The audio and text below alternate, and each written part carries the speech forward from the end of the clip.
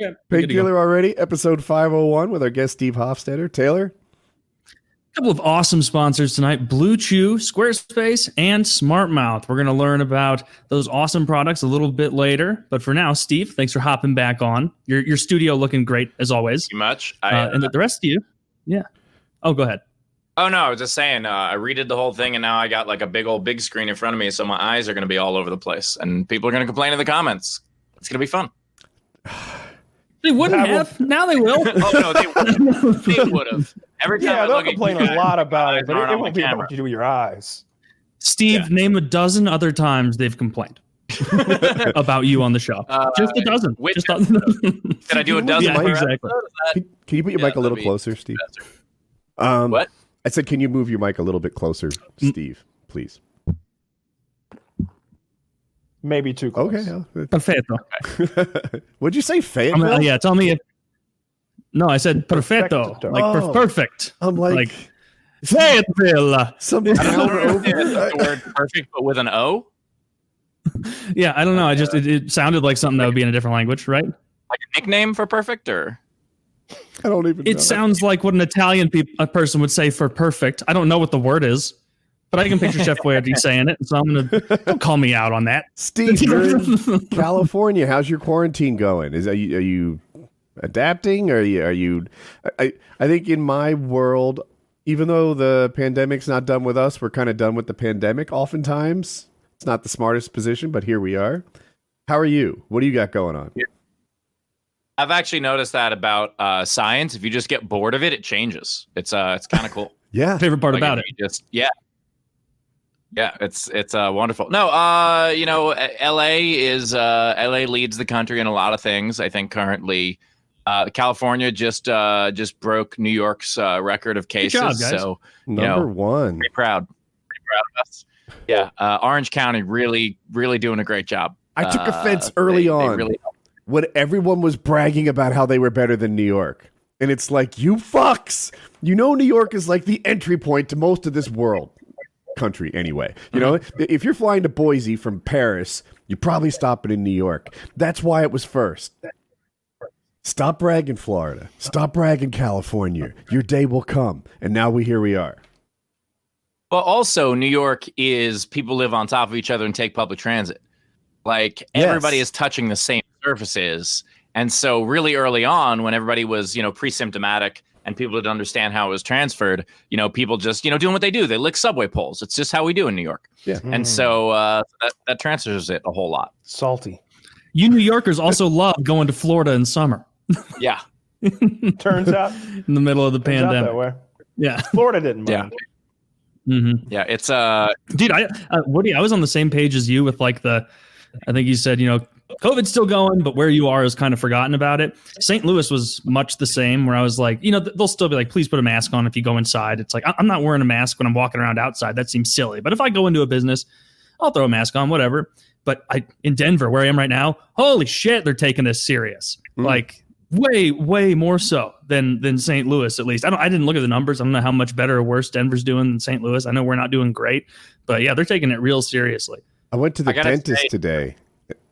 And dude, sorry. Do you want to go, Steve? I went to the dentist today. Oh, I was going to compliment where Kyle's from Georgia, and Georgia is doing a hell of a job. I think their new mandate is if you're going to go bowling, try not to lick the ball. And I think that really keeps you safe. Don't spit That has into the nothing holes. to do with the virus, though. They've been trying to clamp down on the whole ball licking. Now, what you misunderstand here, Steve, is this is the end of the successful 20-year campaign.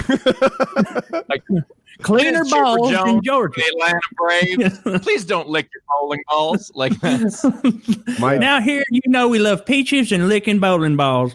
But one of those is dangerous. One of them has no vitamins whatsoever. I can't So, pass that. if this No, thing you is can't. spread by, what is it, little vapors coming out, or particulates or vapors coming out of your mouth or what have you, you'd think the dentist is like one of the worst spots for it. They have a new breath-sucking machine at my dentist that they position next to your mouth the entire time that just vacuums out, I guess, everything. That's just Sir, While sir, she come works on sample me. my elixir and my breath-sucking machine. 100% of your breath sucked into this device, cleans it up, spits it right back out, free of charge. If you need like, to have return you me, call always this had number. this? Which will be, like, call no, this I like the idea that call they're my using burner that cell phone if this doesn't work. when like a famous person goes to the dentist, they just bottle it and sell it on eBay. Yeah, you got Tom Cruise's breath. They got it a week Which, ago. you know what? Say what you will about the guy. I bet he has tremendous breath. His teeth are on point, and they always are. Clearly on the front lines fighting against gingivitis and bad breath. Good for him. That's actually what I've always wanted to say about him. So, Yeah, the whole Scientology thing played out. It's time we throw him some compliments, man. How many decades have we been ripping on Tom Cruise for being short and kind of weird? Let's throw some nice vibes his way, you know? What has he ever done to anyone that we're aware of legally? look, one thing I've always said is if you're part of a fake religion that kidnaps and rapes and kills people, as long as you have fresh breath, that's what you need. Judaism? It's just rude not to. I mean, the other one. Oh, okay. the other one, yeah. With Judaism, we grow long beards to so that way the breath doesn't even get out. So I it's like easy. those. I like. You know how much fish we eat as a people? I like those sideburns that the Hasidic guys rock. Like those. That I don't know why that never. Oh, I caught hate on. those. They look hot. They don't look hot. Like, it looks like you a got hot, little something- uncomfortable way to live. Like I feel like if you're sitting, Oh, and you you're meant like, temperature. Yeah, temperature. yeah, if you're like I contemplating, was terrified for a second. if you're thinking over some big, if you're trying to take over something, maybe perchance, just having something there to sort of twirl around your finger. That's a good point, Steven yeah. Jackson. I like where you're headed with this. Yeah, if you're trying to like Mustache. infiltrate an entire industry and just from within take it over, just twirl those bad boys right there. I really missed you guys. Yeah, man. It's been a while. Yeah. It's been too long. I'm not with I don't them, like them Steve. because it seems like an easy way to lose a fight. A Hasidic Jew. Not in a Yeah, good that's position if what's he's gonna holding get in the a fight. Jews back in hand-to-hand combat. Their hairstyle. I mean, it can't help.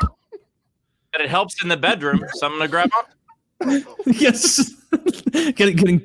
Oh my God. I don't know. I don't even know how I can help in the bedroom. Honest. She's Wait, pulling what? you Get down. creative. If you're not a hair puller, She's pulling you towards the box further in. I maybe? feel like you're fuck weak if you're not pulling hair. You know those like weird little myths you'll believe as a kid, where they'll be like, "Hey, so and so celebrity, ate bugs or something." Like I remember hearing like, Yeah. "Hey, do you know like hardcore Jews? They fuck through a hole in a sheet," and I was like, "What? That can't be Dude. true, but that's so interesting." And I it just kind of logged away in my head until years later I said it to someone. They're like, that's like almost 99%. Like that can't be true. And I was like, damn, this is like a Hellen Keller moment for me. Yeah, obviously it's not true. They're not fucking through a sheet. How would you do it?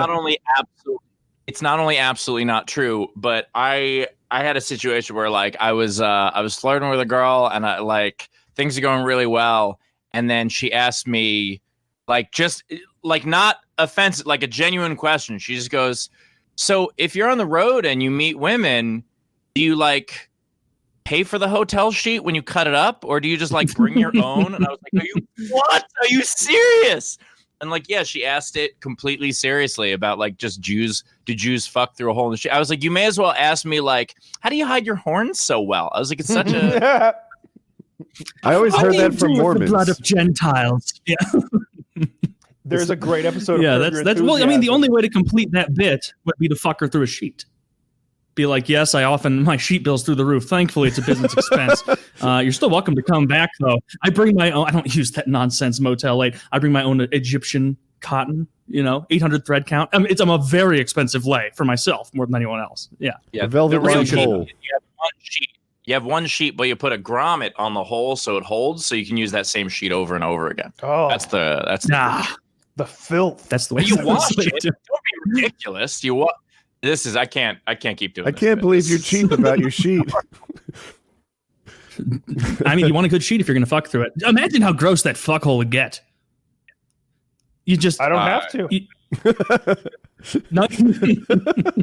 let me look the Hasidic Jew fuck sheet, and I guarantee what I would get is like a bunch of like Times of Israel articles being like, Stop saying we fuck with sheets. It's not true. And that's the thing. It's just such a weird, dehumanizing stereotype. Like it's just such a because it's pointless. It's one of these things where to make someone different, it's such a bizarre way of making someone different. Just the idea of like, imagine if it was just like, all people in St. Louis hit each other in the head with hammers. I mean, it's just like it's a very. So what you're saying is it's based in truth, stereotypes, just exaggerated. Truth. Yeah, that's exactly what Steve is saying, I think. Yeah, you totally nailed it. On a related there was no note, way to get good lighting in this room. It was either blinding or terrible, and now I look like they're like, so and so was a part of the gang. He's going to tell us now about what really happened. It's like, I was a part of the gang for longer than I'd like to admit. Didn't care for it. Taylor, don't you just turn around so the lighting's in front of you than behind you? What? No. I'm in a desk in like the back corner of the room. So it's not a mobile desk. It's attached to the wall. Yeah. Oh, okay. Yeah. As opposed to a table. I guess a table is what I was thinking. Mm-hmm. Yeah, it's just a desk. Otherwise, I would have finagled it around a little bit.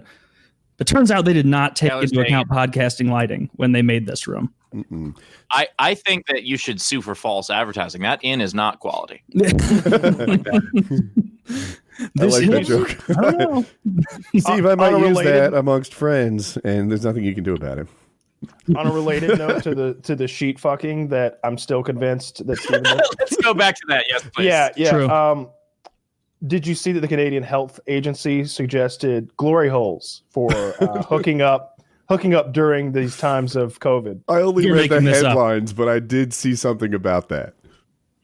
I'm not making it up. This is not an Onion article. This is real. That's so this stupid. Is just written by one person who wants people to go to glory holes. Like this is not. That's exactly what it is. Someone's like, man, all my watering holes been dry recently. I need to, get a little more action over there. According to the Center for Disease Control, the Raleigh Adult Bookstore is perfect for this. They say the best way to avoid COVID is to stick your big dick through the hole at the Starbucks at 5th and Simpson between 9 and 11 a.m. Monday through Thursday. How is that like? And look, I don't know the science behind this. I have not looked it up, but like you've got to be able to transfer it with sex too, right? Like, think, right? Yeah, you can get AIDS that way. This is they also recommend condoms and dental dams. Yeah, and we all know that's propaganda. The Catholic Church told us that much. Praise his name. Whose name? It says using condoms, lubricant, and dental dams may help to further reduce the risk. It sounds like it's an optional thing. They're just like, look, kids are gonna fuck and give this virus to each other, so we gotta try to stem it as much as possible. Listen to this. On the same website where I found this, I also found this article about a Michigan man who is accused of killing and eating grinder hookups. His name is Kevin Bacon. No relation to the actor, I'm sure. And he is facing a lawsuit from a second alleged victim who survived an incident straight out of a horror movie. Jesus Christ. He strung him up by the ankles and 8 parts of his body, including his testicles. Is this a real website? No. Yes! Probably. I mean, it exists. What is I mean, I'm not making this up right now. But like, what is the? And also, by the way, the idea that like that guy's he's suing, like that's what you do when someone tries to like. What do you sue for? $75,000 in damages in connection with the incident. Apparently, $75,000 in damage. Well, he only ate my elbow, so it's not that bad. So I'd give a little bit of elbow meat for $75,000. Look, if you take the weenus, I mean, that's the what do you do with this? I'm sure that grows back. I guess he's accused of neglect, gross negligence, battery, and false imprisonment in the lawsuit. It states the facts of the case are straight out of a horror movie. The poor victim traveled all the way to New York from Michigan. Excuse me, to Michigan from New York for the purposes of engaging in consensual BDSM with the defendant. The defendant does not look like the kind of man who could pull someone across the country. But also, I want to take a look. I'm curious how like desperate someone has to be. I mean, obviously, this is horrible that he went through this, and I really do hope he gets these $75,000 of life changing money. But the idea that like you're in New York, look, if you're in the middle of nowhere, and and you're experimenting with your sexuality and you're trying to meet somebody, I understand driving across country, but if you're in New York, like you can't meet someone a little closer. Yeah, they were discussing doing something a little more extreme than what they're saying in this article. There Definitely so, you because just hit the fucking nail on the head. You're exactly right, Steve. You don't fuck off all the way to Michigan from New York. You can find someone in New York to engage in your shit with you. This is not the full story, folks. This is not the full story. Not even close. If you have to go across the country to find from New York, I should add. To find someone who's into what you're into some fucked up shit. Like this has got to be some real dark stuff. Like I got a feeling this guy wanted his testicles eaten or something. Remember that case where like in Germany or like Norway or something like that, where some guy posted an ad who was like, I think the way it actually went was some guy posted like, I would love to kill you and eat you. And some guy responded like, that's so funny. Just the other day I thought I want to be killed and eaten. And then they get together and the guy kills and eats him. And then they're like, you can't just kill and eat people. And he's like, he responded to my Craigslist ad saying I want to be killed and eaten. And they're like, dude, even so, that's fucked. We got to send you to jail for something. They're like, we matched on Eater. I like it. On Eater. The only 2 users of the site. Tremendously low revisiting rates from the users. Yeah, Taylor, constantly that mic plummeting. is too close. I want to say that what they did was they cut off the victim's like dick and or balls, and together they consumed them. Yes, I think you're right. They like sauteed it up Lecter style, and then they both enjoyed a little testicle tartare or something. Yeah. So pretty gross. I wouldn't want to eat anyone's testicles. That's ridiculous. You don't serve that like ceviche style. Like you got to actually cook it. Like that. Yeah, you do. Yeah, you know what would be such a bummer is if like you finally find someone who's willing to let you kill and eat them, and you do it and you cook it and you're like, it just isn't very good.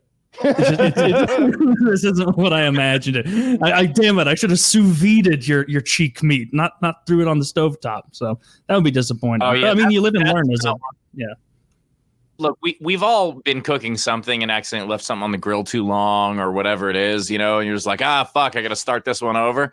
But if Woody's being like, no, perfect every time. No, I'm like, what you? Woody's like, no, yourself? never cooked anything. What do you mean? You just say, "Wife, I'm hungry," and then it kind of just shows up. If you're tapping your watch at 12:30 still, what's with this woman?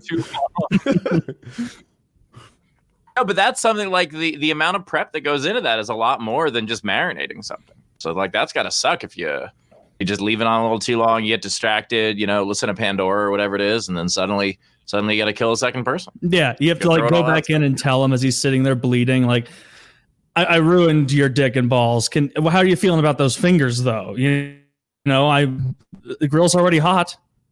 I feel like if I were going to be killed and you are tied up. Yeah. We could do a salad. Here. Wouldn't it be cool to do it in a sequence in such a way that you got to eat yourself a little bit too? Yeah, that's what we're describing. No, that's horrific. Yeah, that is what happened, but that's terrifying. Yeah, I'm sorry, I'm multitasking, but yeah, that I like where your head's at. I like where your head's at. Yeah, I never really considered that the victim would also get to have a bite. That and there's if you watch if you read the book or you watch the TV show Hannibal, or if you watch the movie, actually, the movie, he one of his victims, he like over the course of a long period of time, like cuts him into pieces, and each night they eat a different piece of him, and like as it's ongoing, at first he's in a wheelchair and one of his legs gone, and then there's 2 legs gone, and then he's only got 1 arm, and then by the end he's like, here you go. He's like feeding him his own arm because the guy doesn't have a fucking arm anymore. And the guy's just the guy in the show is so, the guy who's being cut up is another serial killer, and he's so out of it. Like even sitting there like just as a stump of a person, he's like, so Hannibal, how are you going to escape this in the end? What's your plan?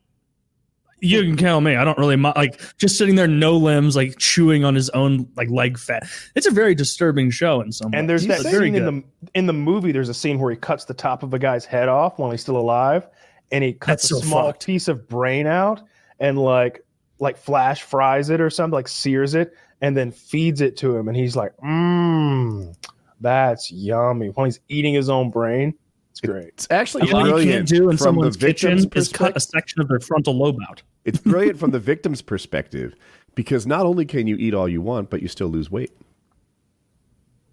That's I mean, that's a new diet fad. That's what's. I see it coming. Yeah, I mean, you lose legs, but you're lighter. I mean, it's gonna be hard to work out afterwards, so you gotta diet this way. Once, How are your workouts going, Steve? Last time you were here, you showing off your forearms. You're looking buff as fuck. How is it? Thank you. They were. I started doing like this core machine because I couldn't go to a gym anymore. So I started doing this core machine at home, and it was working really well. And I did this crazy that I don't know what the fuck happened, but I started having these like crazy headaches, and I was really worried. Like I went and got a CAT scan because I was having headaches for a month, and I went and got a CAT scan, and they took an extra 3 days to tell me that it was okay. And one of the major causes of headaches is stress. And I was like, hey, you don't think it might be stressful to think that your brain is bleeding for an extra 3 days? Do you think that might not be good for this condition? But yeah, it turns out I hurt something in my neck, and like my shoulder was trying to compensate for it. And so like I've been able to work out for a couple weeks because of it. So I'm a scrawny pandemic piece of shit. That's what's going on. Dude, that's the balance, man. Like there are times when my enthusiasm is greater than my durability. That's what I'm looking for. And it's like, fuck, I just gotta like take a break. For me, it's been elbows for like a year and a half now. Those are the first part of my body to need a break. Well, that's the first part we serve, so that's perfect. Oh, perfect. No, it's just something where like I would probably be okay at this point, but until the headaches are completely gone, like I don't want to fuck with it. Like I don't want to, because when you're working out and something hurts, other muscles will compensate for that. And I'm worried about straining something the wrong way. My form is garbage anyway. So, that's part of why I'm afraid of free weights. Like I mainly use circuit machines, which is why it sucks to not go to the gym, because I know that my form sucks.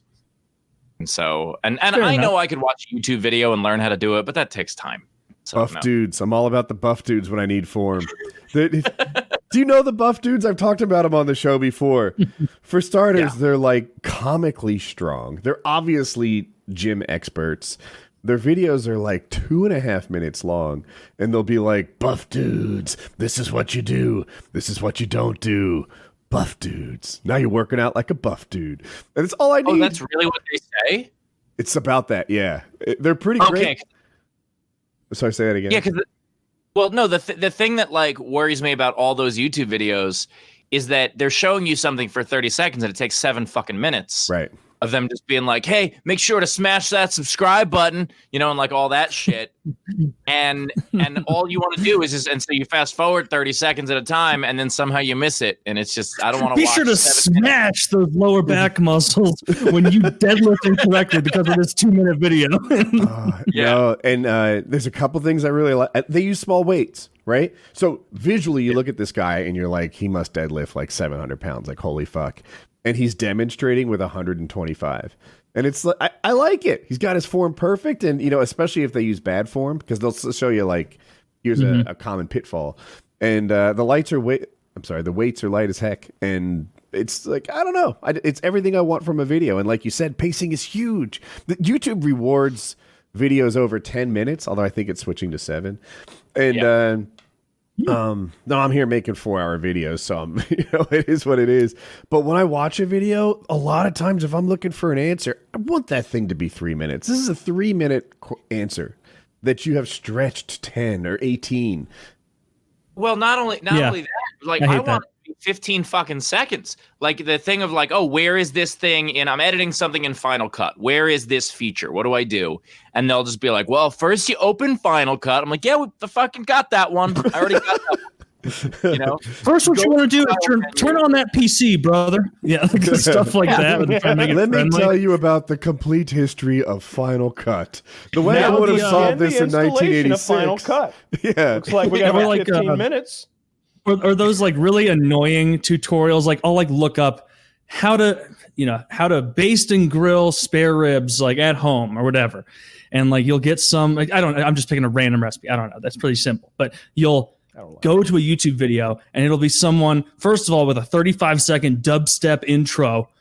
And then it'll be like, first, what you're going to do is you're going to take your fucking onion powder and your fucking onion salt and you're going to season the fuck out of that motherfucking bitch cunt. And it's like, geez, like, stop trying to make cooking so intense. Just tell me what I need to do. Do you know exactly what I'm talking about? And then you grab that and you tenderize the shit out of that chicken breast. And it's like, oh god, what kind of cooking videos are these? I don't know. It's funny, I watch a lot of cooking videos, and I've never seen this. You've never seen angry cooking videos? Keller, I'll be honest. Are they literally called angry cooking videos? I think that you are watching porn where they happen to cook. I think that's what's happening. Yeah. I'm like, damn, why do they never finish the recipes? They just end up fucking. I'm on step 4 of making my own pho at home, and then he starts sucking his dick. I wear pants with my apron, but you do you, baby. You're gonna season that ramen, and then you're gonna get your cock hard and fuck the chef. Season that ramen, then season that rump.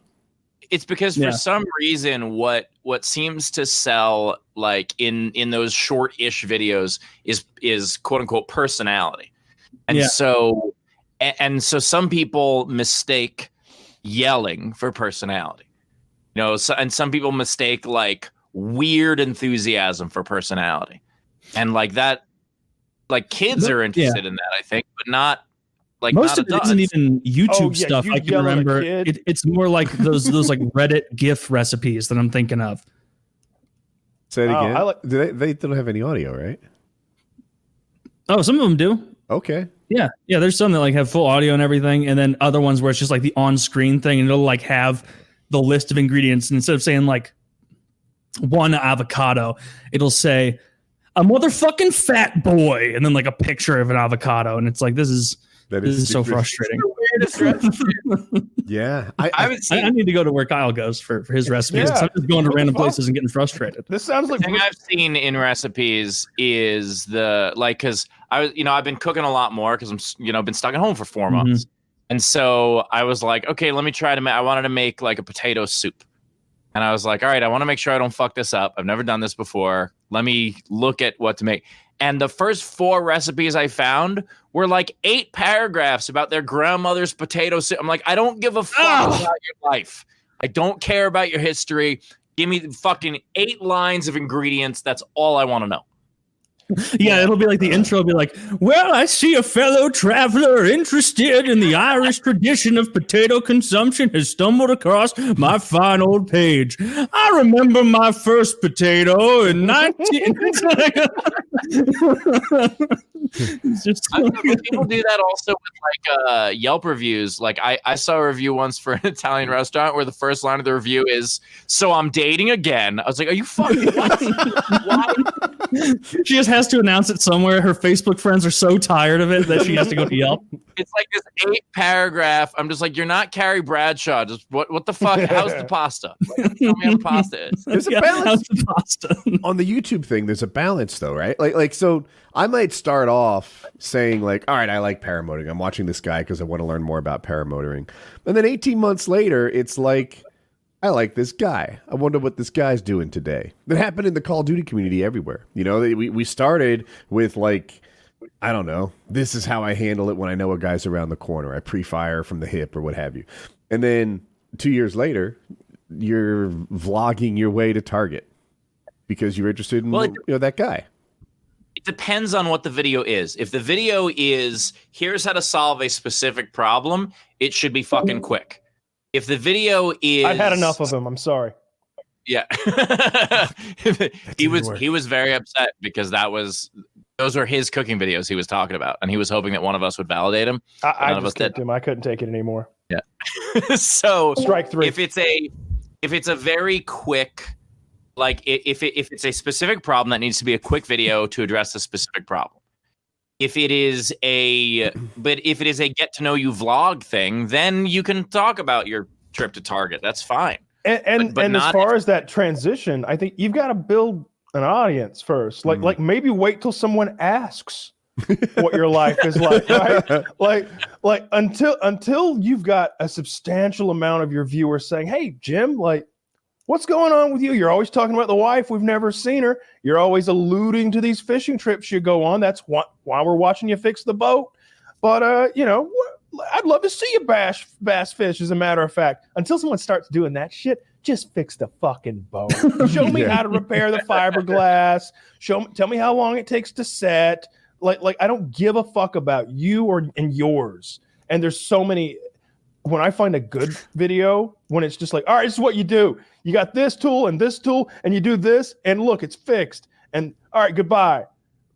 I didn't need a goodbye from you. All right. Be like, now the trick to getting this lug nut undone is a lot of WD-40 and some elbow grease. Now this one right here, more fucked than my marriage. I'm miserable. I hate myself. My children don't respect me. Let's just go ahead and squirt some WD-40 on this one. See if we can get it done. Actually, I might like Once this again, channel. Nothing ever works for Johnny. Nothing ever works for Johnny. You're kind of selling me on Johnny. I think I might sub. Yeah, just some guy who doesn't know how to fix anything. Just son of a fucking bitch. God, my wife. I can't even finish the video. just some man. This is a good ass channel idea. My favorite, I've talked about it before, but it was when I was trying to fix the washing machine, and there were only 2 videos on YouTube to fix the brand of washing machine that we had. And one of them was 27 minutes long, and the other was 47 seconds long. And I was like, easy decision. And I clicked the 40-second video, and the guy's like, well, they made this thing like a fucking spaceship. And if you really want to take it apart and get to the drain plug, you got to take the top off, the door off, the back panel off. It's about 18 10-millimeter bolts. And then you want to pull this off. Don't break the wires. And then you'll have access to the drain plug below. Fuck all that, though. And he pulls out a Sawzall and goes, and just cuts the ugliest, most jagged hole you've ever seen in the bottom center of his washing machine. Reaches through that jagged hole carefully, goes click, click, and we got it.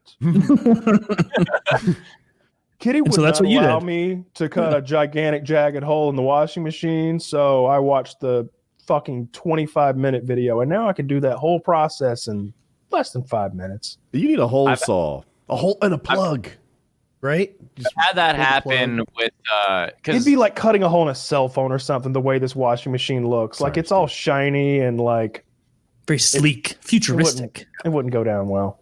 Well, touring, I'm always renting different cars, and so sometimes 95% of cars have a gas cap in a place that makes sense. And you could figure out where the release is. It makes sense. Every now and then, like there'll be one where they're like, isn't this clever? It's hidden behind the taillight. You're like, but why? Why is it there? And so like every now and then I would have to just be like, where the fuck is this? And so the Americans still give us more respect. We will show them by fucking with their gas caps. They will not suspect it must be reached under the dash and flicked twice. They will be so frustrated their fat American chest bursts through at the Phillips 66. That's what it will be. I had a similar thing to Kyle though, where there was like 2 videos. And one was like 10 minutes long and one was 8 seconds. And I was like, let me look at the 8-second one. And it was literally, they just go, yeah, it's stupid. It's over here. And they showed I was at a gas station completely baffled. And I don't know what to do. I'm looking around. I'm playing with the gas, like the door itself. And I can't figure anything out. I'm looking all over. And some guy watched me struggle for like 7 or 8 minutes. And then he took pity on me and just walked over, got it for me, and I was really grateful. Did you see the video where the guy's walking around his Tesla trying to figure out where yeah, what if a gas in? Oh, it was so good. It has to be fake. Was right? it a guy though? It was. It was fake, Shocking. right? I don't know. I don't know if it was fake or not. The people watching it were giggling their ass off Who and buys filming a it. Tesla? Like, See, thinking that's why it I'm was having a free hard from the dealer. time. It was like I think it still had the dealer plates on it. But see, that's even more suspect, right? Like, you You should know more. A salesman just went over this thing top to bottom and was like, "Yeah, and the charging port's back here, and you didn't want the $8,000 charger for your house, so you'll need to do this and that." And I saw a woman. I saw a woman at a gas station the other day, not me with my own eyes, but a video. And she was doing that thing. I'm sure we've all pulled up to the wrong side of the I've seen pump, that video. That right? was so good. But we immediately fix that mistake. We have enough spatial reasoning to be like, it's on the other side. So I'll pretty need to put easy. the other side against a pump. She fails at it 4 fucking the U-turn, times. the U-turn, the U-turn. She's and the best part is she's an awful parking lot driver. So she's doing like 8-point turns or something like that to like get turned around. And she, like you might think, well, okay, so she pulled up with the wrong side of the pump. She had to correct 8 times, and then she got the right side against the pump. No, she put the wrong side on a different pump, and then she did it again. And every time she does it, she gets out, hands on hips, and is like, "Fuck, physics is just a constant, huh? All right, well, let's try again." Of all phrases that woman said, physics is a constant is definitely not one of them. No. Dude, sometimes I meet people, right? Do y'all have any right-handed pumps? I feel persecuted. What were you saying? I remember that video because she's the one where like you'll see on like the third attempt, she'll like be first turn into the 8-point turn. You're like, oh, so she's just gonna back up now and get the correct side right on that perfect little slot. Oh no, okay, she's continuing to turn and again and she's back where she started. It's not like she had layups. It's like a calligraphy K. It is the most ridiculous. Like I love it. It's great. Yeah. What are you saying, Woody? It's past, but dude. So when I had my Tacoma's a smaller truck. I thought I was good at driving. I was like, I'm a good driver. I do everything I aspire to do. I'm not claiming to be a race car driver, but if I want the truck here, that's where it goes. Then I got a full size truck. Now I just warn people, like, buckle up. I'm not very good at this. This is gonna be a problem. And thank God it has these like aerial cameras where if you're going slow, you get this like bird's eye view of what's happening. And that helps a ton. But I'm better now than I was 2 years ago. But it is a struggle. I don't always get it first time. I think as vehicles have changed, they do need to change class of license. Like if you don't know how to drive something bigger than a car, you shouldn't be allowed to drive something bigger than a car. Because I see people all the time who have no idea how fucking wide their truck is, and they're in 2 lanes. Or they're parking across 3 spots, or like all this shit because they just don't understand how big their car is. The more like, spots you shouldn't be able to drive the car. That one bugs me because so I'll pull in and I might be on the line or straddling it. But here's the trick. Yeah, they let you fix it, right? You can take a second swipe at it if you want. I'll pull in and I'll be like, yeah, that one was kind of a 2 out of 10. State law. One spot, one try. State law. Yeah, no, you'll never find me parked badly, but you won't know that was the 4th try. Did I ever tell you guys? I actually think that you can tell a lot about a person by how much they're willing to fix a bad parking job. Like you can tell if someone's a decent human being because we all make that mistake. Every one of us, pulls into a spot with, it could be like a street spot where there's, room for 2 cars. You're too far from the driveway, whatever it is. Like there's a million different ways to do that. But not fixing it is the shit part. And so I was, it was around the holidays and I had to go to a mall. I fucking hate going to a mall around the holidays. It's the worst. But there were no spots and we're driving around. And I see there's one spot and this guy is parked as if he aimed for the middle line, like for the line in between to go in like under his car.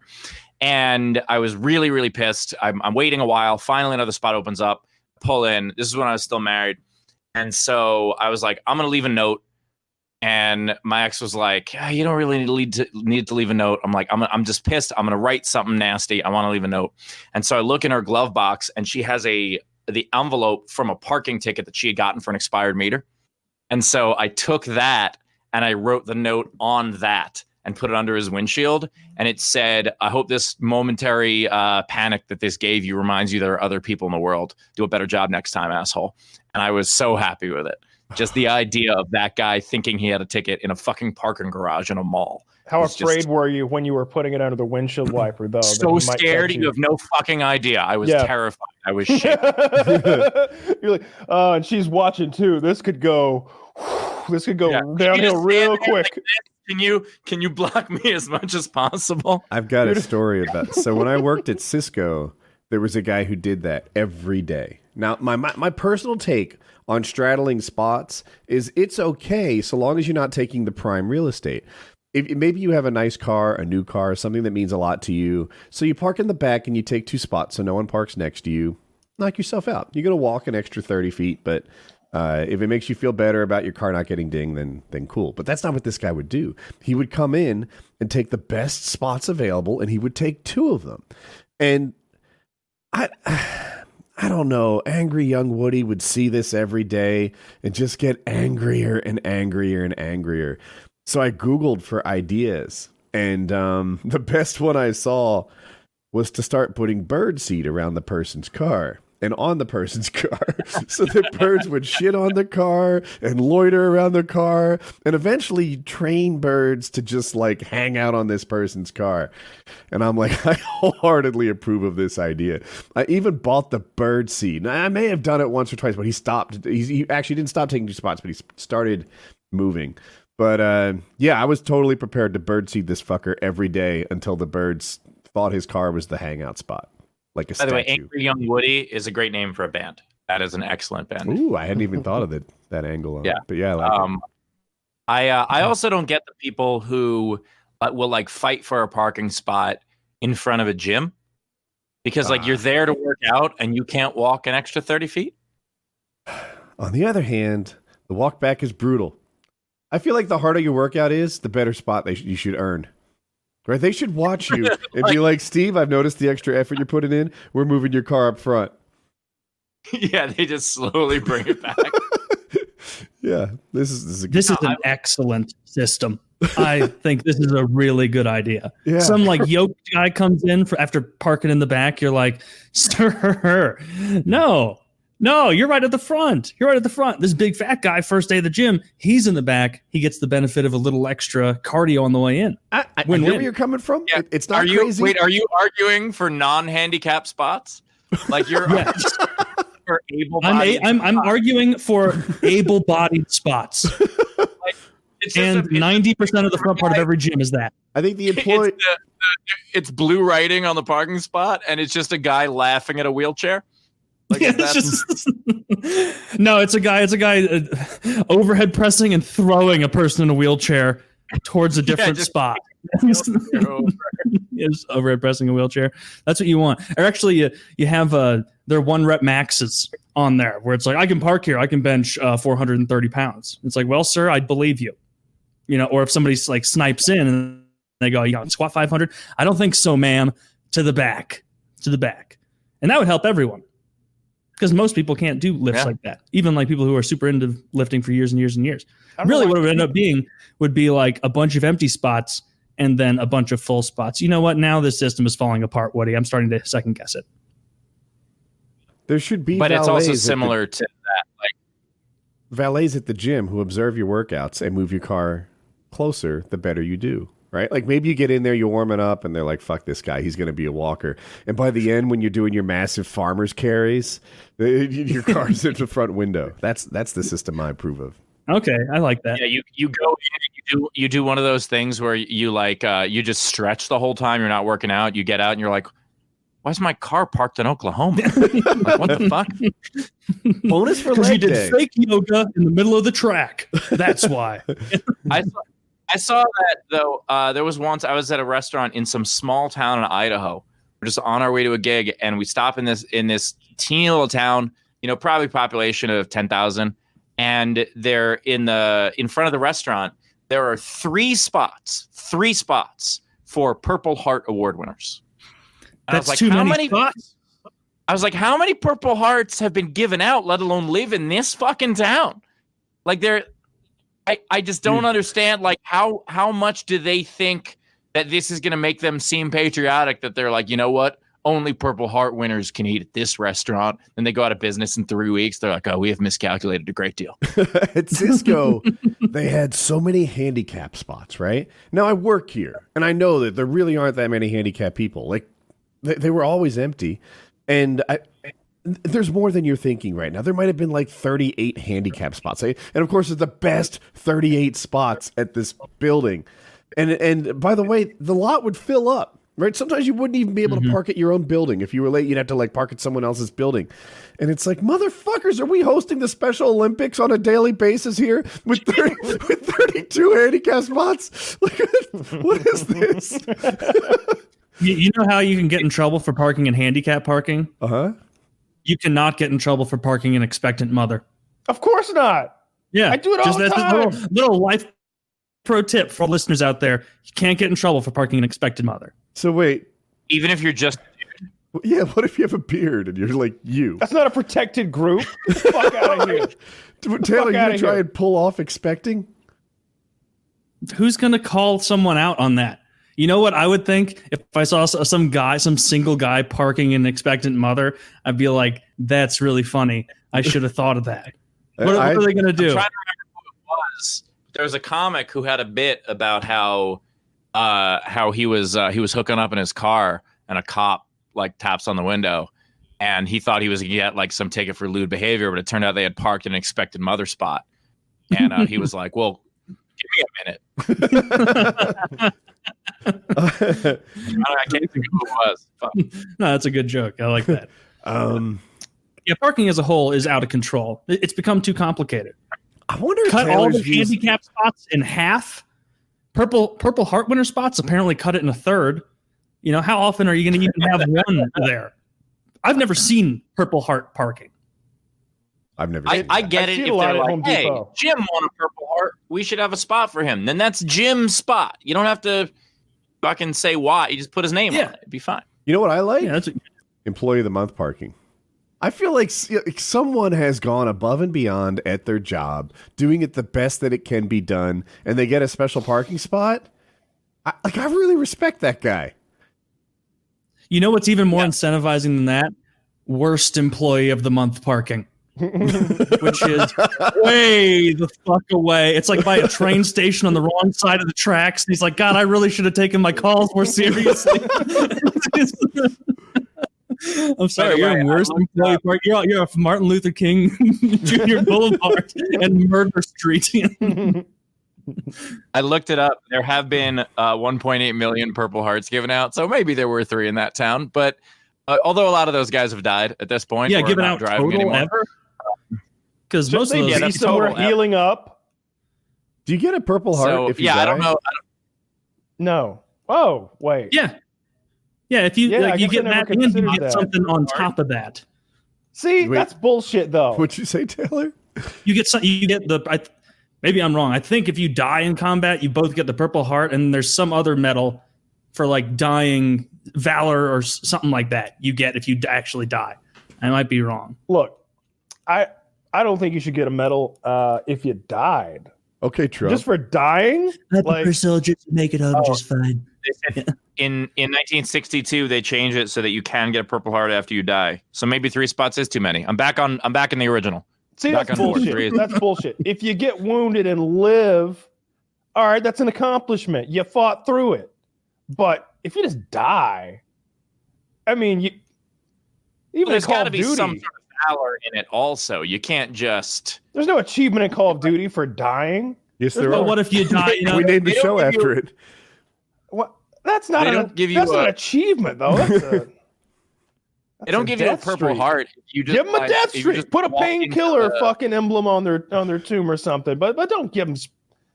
I guess they're not gonna get special parking if they're dead. Show name means? Jesus Christ! Hey, you park the hearse right here. Wait, what? What does the show name mean? I just like. You don't want to know. What was the name of that? It's super nerdy. It's a thing from a video game. It's fine. Okay. I mean, quickly, I was playing If you die 3 times, you get this streak called Painkiller, and it makes it so you have more health. Next time it's a little harder to kill him. And Wings complained that someone had Painkiller already because our teammates were so good, people were dying in just minutes into the game. They had like 3 deaths already. And he said, Painkiller already? In a funny way, and it became the show name. There it is. Ah, that makes sense. So that's glad you asked. Yeah. So that's something where they reward. It's like a Mario Kart thing where they reward you for losing. Yes. Yeah. And now it's too late to change the name, so it's a dumb name. Yeah. Call of Duty has a history of trying to make the game like accessible to new players, and if you're a very good player, those attributes frustrate you. It's like if I'm better than you, hypothetically, I should win every time. But in Call of Duty, I'll probably win 2/3 of the time. And that can we were bouncing around with each other ideas for the show, and I was shot down over and over on the idea for Taylor and Friends. I kind of like it now. Great ideas. Shot to the bottom all the time. Understandable. Oh. There was do you guys ever play winter games for the Commodore 64? This is like a very, very old computer game. No. So winter games. It was you guys might be too young. Woody might be too old for it. I'm in the sweet spot. But the the idea was basically, so it's the Olympics. You know, the whole game was various different Olympic events, and one was figure skating. And if you fell enough times, you got a perfect score. It was, I don't know if it was a purposeful glitch or just something wrong with the game, but if you fell the most number of times, you would get all 10s and like, or per 6s, whatever the fuck the perfect score is in skating. And so like there were 2 ways to play. It was like try to hit all the jumps or try to fucking fall on your face. And I've seen comics have sets like that. Like they fall so much that people are like, okay, I like this. Bill Burr in Philadelphia. Yeah. No, Bill Burr in Philadelphia started on the ice and then landed a fucking quadruple jump. Like that set was amazing.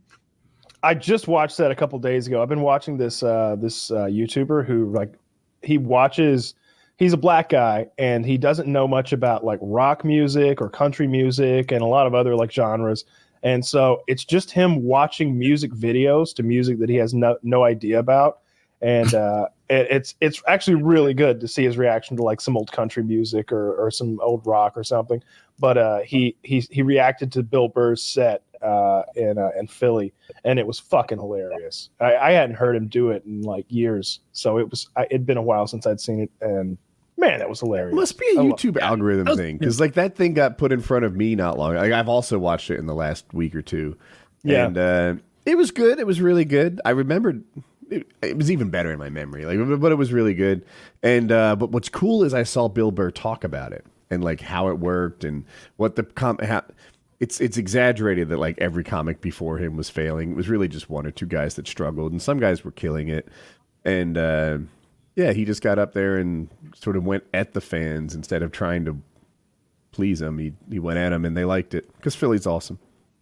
There was a show I did at the Fringe in Edinburgh where I didn't really understand how this show worked. It was this late night show. It's called Late and Live, and it is notorious for just a really rowdy crowd. And so I went up there, and like you can't get them to listen at all.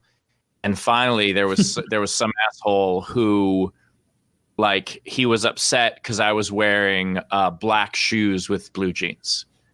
And he was like trying to give me shit about it. And I was like, I don't care enough to be upset by this. And he was just, this rich kid with a fucking, pink shirt with like the collar half popped and like drinking wine at this like rowdy show. It was ridiculous.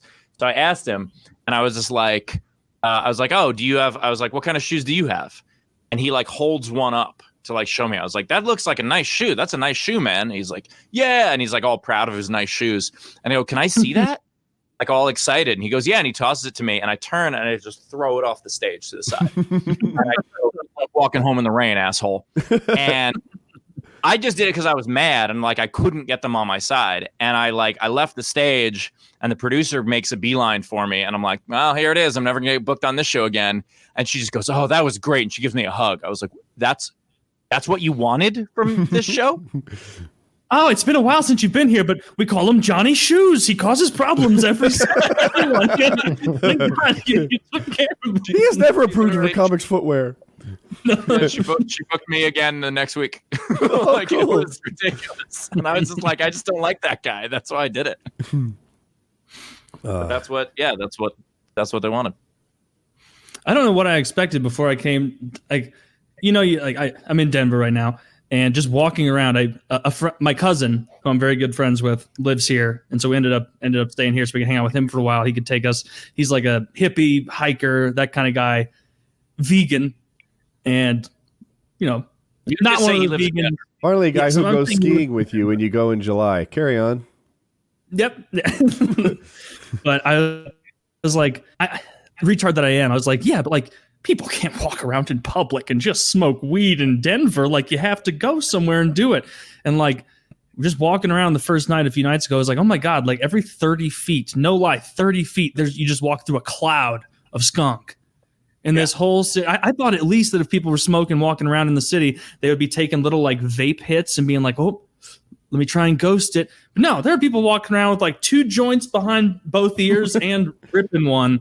And it's like, man, this place rocks. Can you get a contact from that at all? Like, is it? Yeah. No, you're outside. Like everything's, you can smell it, but like it's blowing away. It'd be like saying like, Denver. You know how you can smell cigarette smoke, Woody? You've never gotten a nicotine buzz off cigarette smoke, right? I wouldn't think so. Yeah. Same thing as that. Yeah. Like you'd have to be like sitting there in a tiny little box, airtight, and then someone just going, yeah, like directly into your face over and over. Yeah, that would get it done. But yeah, that's crazy. Like, they really don't care here. Denver right now is like cigarettes in New York in the 40s. Like it's everywhere. But the toughest thing about Denver now is like it's so difficult to get anything done. Like I don't know if you've experienced this, Taylor, but the last time I was there, like just trying to order a fucking sandwich because every clerk is high. Yeah. Like everyone is high out of their fucking mind. And you're just like, hey, can I get a sandwich? And they're like, yeah, can you get me one? It's like, no, Dude, there have been like 2 different times on this trip. A sandwich. That sounds real good. Call back later. I got to take care of something. Yeah. There have literally been 2 different times on this trip so far that like it's late at night. Like we'll go to a bar, hang out with my cousin, his friends, my girlfriend, whatever. And like, I'm baked to shit. And they'll come over and be like, what do you want? And I'll be like, oh, I'll try this beer, that beer, whatever. And like, they leave. Like 10 minutes later, I'll be like, are they like brewing all of this fresh for like our table of 4 people, 5 people? And then this is twice in 4 days.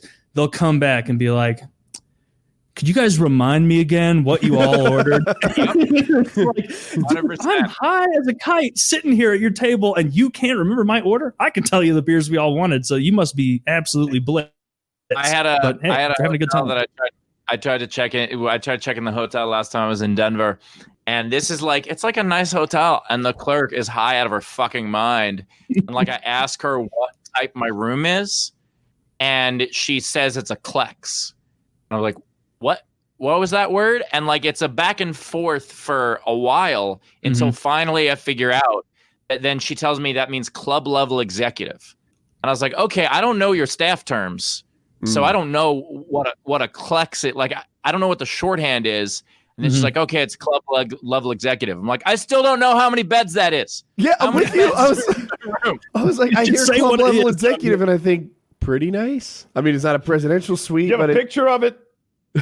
Is that one nice bed? 2 okay beds?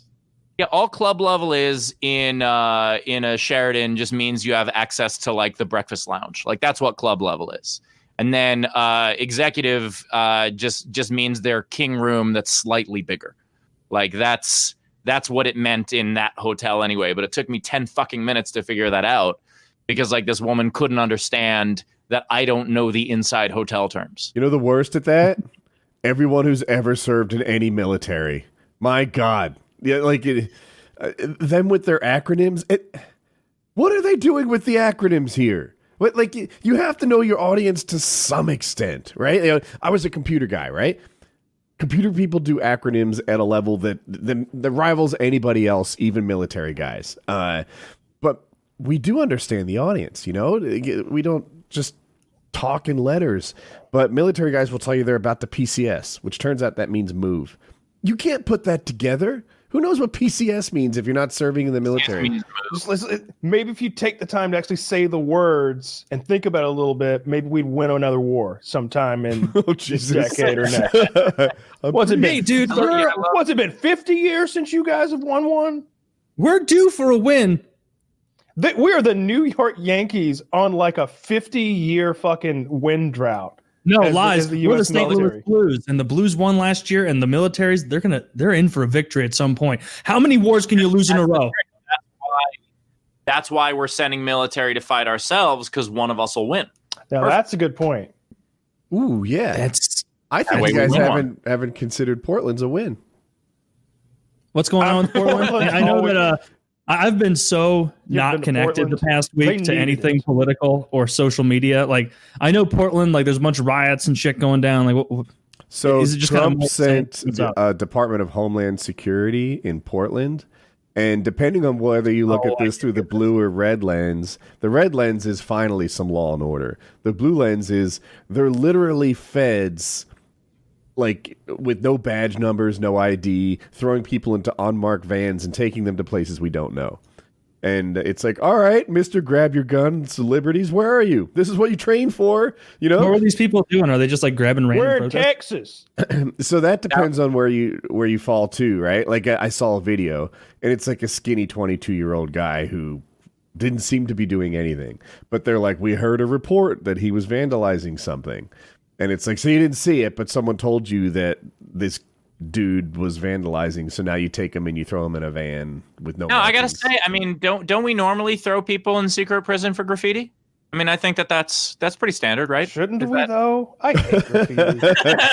Right? Like it should be a case by case basis. If it's a nice fucking Da Vinci over there with your swear words under the bridge, hey, swear words under the bridge are different. If it's a really nice, like if they catch somebody graffitiing and it's like, damn, that's a cool ass picture of like a safari, like a lion and a giraffe. All right, you're fine. But if it's like you just spray painted fuck in bad font, you're going to jail. Fuck. What's wrong with you? Yeah. You're using stars and money signs on your insults and graffiti, straight to jail. There's a C in fuck. F-U-Q? What are you, Korean? What is that? What? It should be a quality-based crime. You know, if you make a quality bit of art, you're good to go. If it's not good quality, that's the risk you take. You know, and I get to be the judge. Growing up in New York in the 80s, I definitely had an appreciation for like good graffiti. There was a lot of really like good graffiti.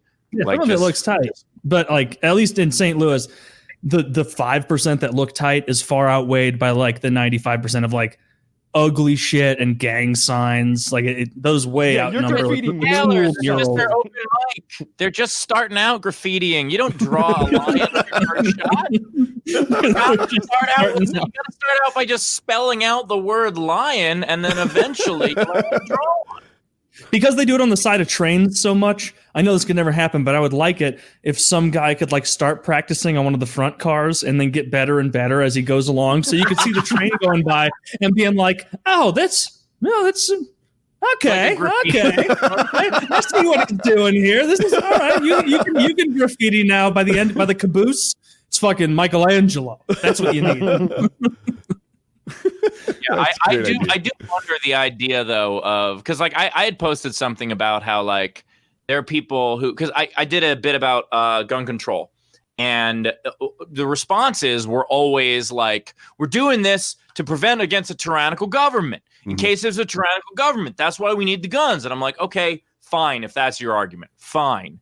But now that there are soldiers in the streets, why are you with the soldiers? Like, why are you on that side? You've been saying you're against this the whole time. That skinny 22-year-old who may or may not have graffiti deserves what he gets, maybe. Yeah. Show us what he graffitied. Yeah, I don't know.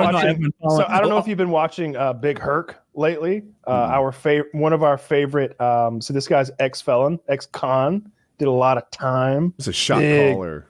Big, swole black guy, as they say.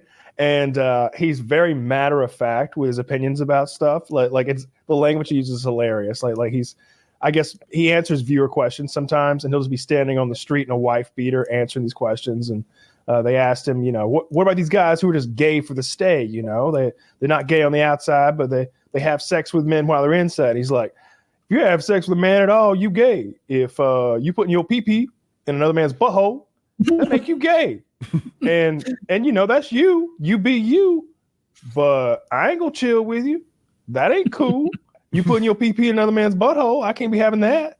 Did you really say pee-pee? This guy's cool. Yeah. And so I guess he was reacting to that, what do they call themselves, CHAZ or something, that like autonomous group that had set up in that was the Seattle thing. Yeah. In Seattle. They had taken over a police station like 3 weeks ago when it was going on. He was like, y'all fucked.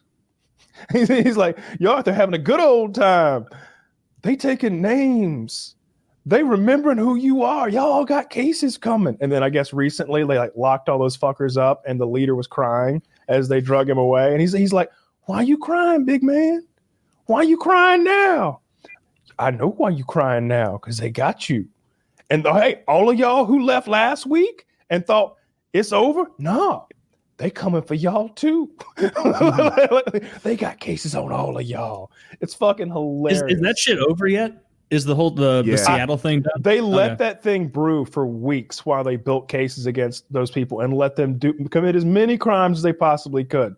And then they arrested them all. Dude, imagine how much that would suck if you're just some like guy who works at a construction site or at the bank as a teller, and then it's like, guess what? These 6 blocks belong to us. And you're like, I still got to go to work, guys. Like, can I still go to the construction site? Can I still go to the bank?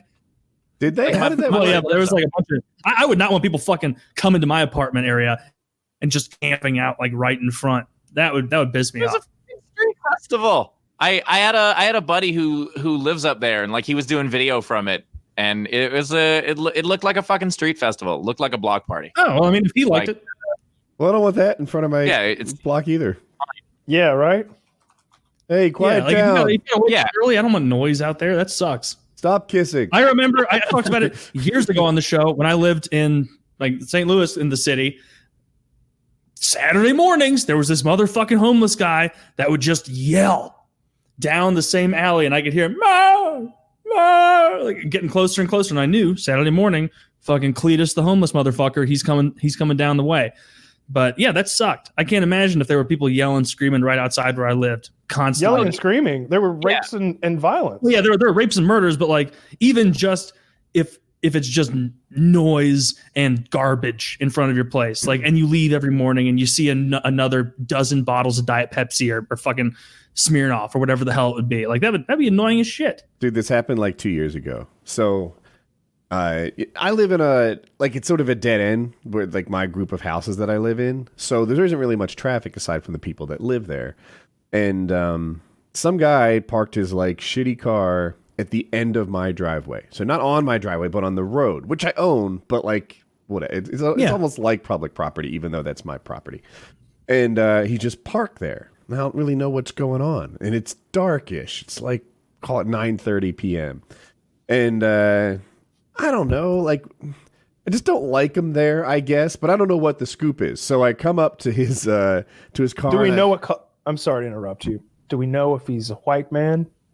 No, we don't know, but I do now. So you're very can't take that kind of chance. So I knock on his window and I ask him if he needs any help, right? Because best case scenario, benefit of the doubt, is he's having car trouble in front of my house. Mm-hmm. And he's like, no, man, I got this. I'm just trying to get my fuck on. And then this girl who I didn't really see, like, shows me her head, and he's having sex. He considers like in front of my house to be a private little place where you get your fuck on. Kyle? sound by the little voice you did and the verbiage, not a white guy. He is a white guy, although he might be appropriating some culture here. Okay. Yeah. Or He's just at trying the to get very his least, fuck on. you are.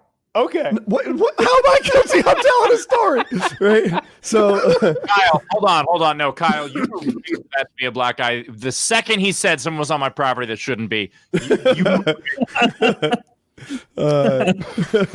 so were like, I'm going to find any clue whatsoever that he was. He's like, anyway, so I processed this for a second, right? And there he is, and there's his girl, and I'm like, last time. You can't come back and do this anymore. And we came to an agreement, and I don't think he ever came back, and I'm pretty sure he Dude, Woody, that's a climaxed. very cool guy of the week how long moment did of you. I like that. I'm in the running. How long, did it take, You're in the running so far. how long did it take him to finish? I didn't time. Oh, you didn't stay there and watch? That would be funny if you were like, all right, well, wrap it up. like, you can Okay, come. but I've got rules about this. I don't know why he's the front-facing camera for that. That's a bad idea. Get her leg up higher. There. He gets tired, and you're just like, I'll push you, buddy. Don't worry, I'm here for you. Do you need me to hold her ankle? Oh, God. You wouldn't need the trunk open if you didn't have a smart car. Just fucking there. Have you ever good gotten, of you to let them nut? do any of us have any of us ever been caught or have any interesting car sex stories? I have a car sex story, but I wasn't caught. It was just I had just gotten a new car, and I was hooking up with a date in the car, and so she's blowing me, but she doesn't want to swallow, and she's like, "Where do you want to come?" And I was like, "Not on the upholstery. Like, just this is a brand new car. So let's figure out another place because this is not. I'm not coming on my car right now." Fair enough. Yeah, so where'd you come? On her tits. I'm a gentleman. Oh, you trusted your aim. Okay, fair enough. that's good. I've Well, you do it from close range. I'm not a hero. You get in the back. I'm gonna sit on the dash and fire it through the captain seats into the back of the Honda Odyssey. not all of these pulses are going the same distance. We got a problem here. I don't think I've ever been caught in a I would have car. bought a Honda Odyssey, but thank you. I fucked in the parking garage of the O'Hare Airport in a car. And Sure, we never got caught, but every time we were in the backseat of the car, and like obviously the car's moving, and like someone else was climbing up, it would just be like oh, okay, that's not a security, that's not a cop. All right, keep going. And that was it. Very anticlimactic. We did both climax, but it didn't. We didn't get caught. I've done a few things at the airport with the windows tinted and people literally right outside the window getting in their car and just being like, "Don't move. They can't see us if we don't move." Its vision is based on movement. She's like, "Is that Jurassic Park?" I'm like, and you see the little water cups stirring. I would always run into this situation where like I would fly lots of girls in, and so like we would be driving back to my house from the airport, which was 2 hours. So maybe we get started before we got back to my house. And so she would be giving me head and her like ass was in the window. And then I underestimated just how tinted my windows were, so like the truck driver next to us is like, honk, honk. Yeah. And didn't help the windows were down. Yeah. They were down. And she was actually shitting outside the window. That was the weirdest part of it. My pussy's freezing. I don't know what you were thinking. The windows are tinted, but the convertible top was down. We definitely like one time didn't even make it back from the airport. I was like, we could just go to a park or something before we get to my house, and so we did that, and we were having sex in my truck, and it's in the back seat, and I don't think it was for us, but there was like park security with sirens and lights that was like, driving toward us really fast, but the road that came to us was super curvy, so we had like tons of time to like, all right, zip it up, we gotta go, and just had to escape the park because I would not want to get caught. I don't know if there's any legal ramifications from that. You always hear those horror stories of the guys who become fucking sex offenders because they're fucking their girlfriend in a slightly public place, or like something peeing like outside, or pissing in like you're drunk, doing the responsible thing, walking home from the bar, and you just take a piss in a like a playground because it's 11 p.m. at night. The kids are at fucking home. It's not like you did it during broad daylight between episodes of Blue's Clues. All right, it's nighttime. I know a guy who got, I pull up to the chain link fence. I open my overcoat. I pee through it. All the kids at the elementary school are playing soccer, and suddenly I'm the sex offender. It's bullshit. Look, suddenly, I'm the candy man. I'm sorry. Look at all these Smarties I got. Come on. I'm sorry, officer. When did it become illegal to ask a third grader if they wanted to make $20? When did this become a crime, sir? I believe I'm protected. I've got like a "Don't Tread on Me" cape on. I should be able to say that. Yeah, that's all I have on. Yeah, just the "Don't Tread on Me" cape. Money pockets sewed into the cape. We're we definitely around here.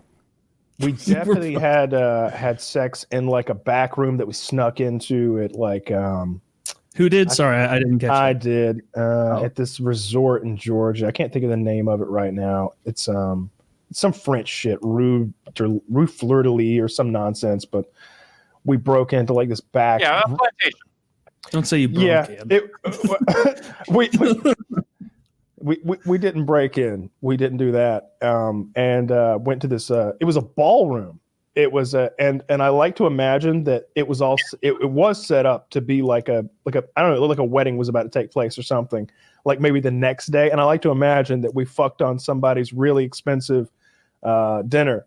And I don't think I came though, because I was super nervous about getting caught because it seemed like what we were doing could be perceived as illegal. Did you fake it or just fuck some and get out? I literally said, like, I don't think this is a good idea. We got to go somewhere else.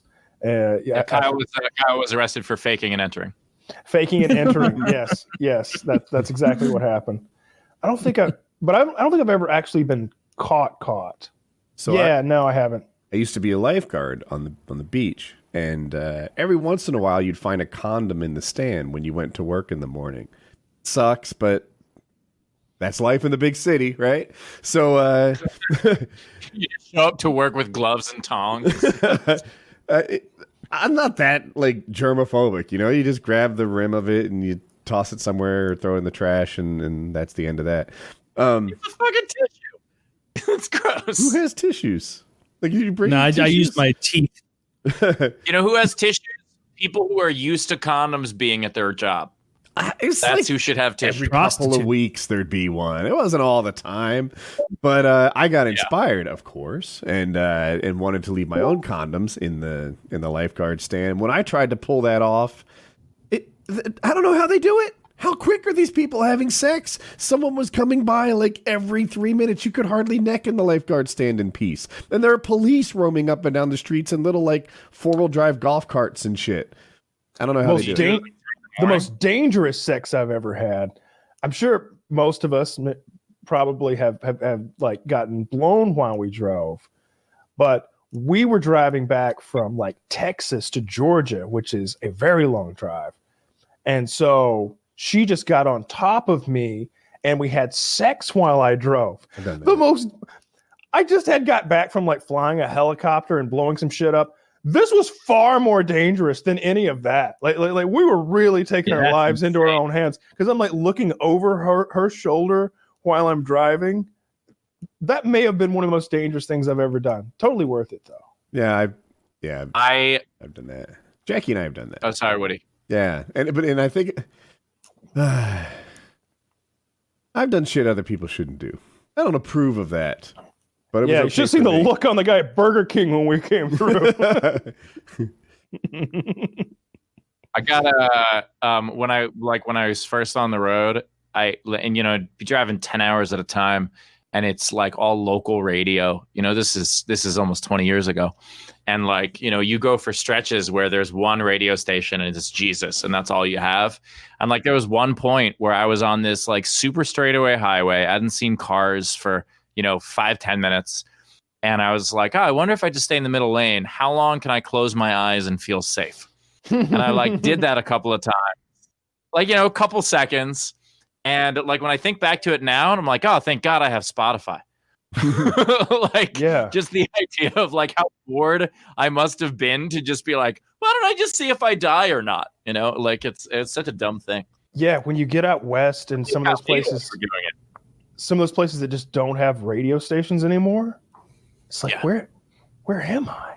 There's no radio stations at all? I've been places with no radio, or like the one station that you'll hit scan and it'll just roll over forever and then come right back around to the station that you were just on that you hate. You were trying to leave, yeah. The one that you hate. There's so many parts of the country that have absolutely no radio signal, like because especially if you're like in the mountains, like there are places where you can go probably a half hour with zero radio signal.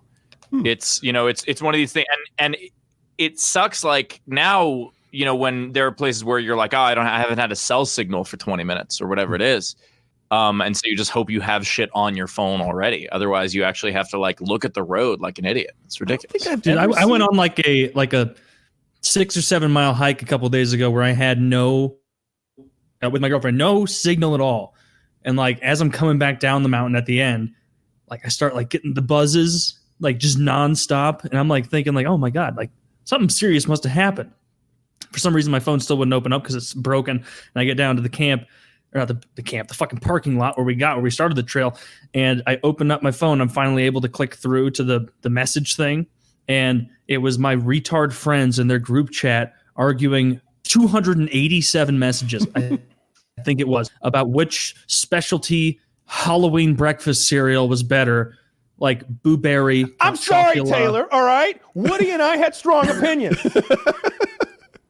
It started out just leave the chat. I know. Leave the it chat. started out just normal cereal, and then they moved on to Halloween, and it was like it's too much. Taylor, I have disagreed with a lot of the things that the hosts have said on this show. If you tell me you're a Count Chocula person, I'm fucking out right now.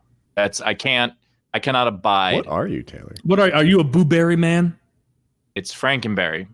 You got to go Frankenberry all the way. Frankenberry? Wait, what flavor is Frankenberry? I remember Blueberry. I don't even fucking know. I'm just naming the flavors of that. What is your favorite cereal? Forget about the holiday bullshit. My favorite Frosted Flakes.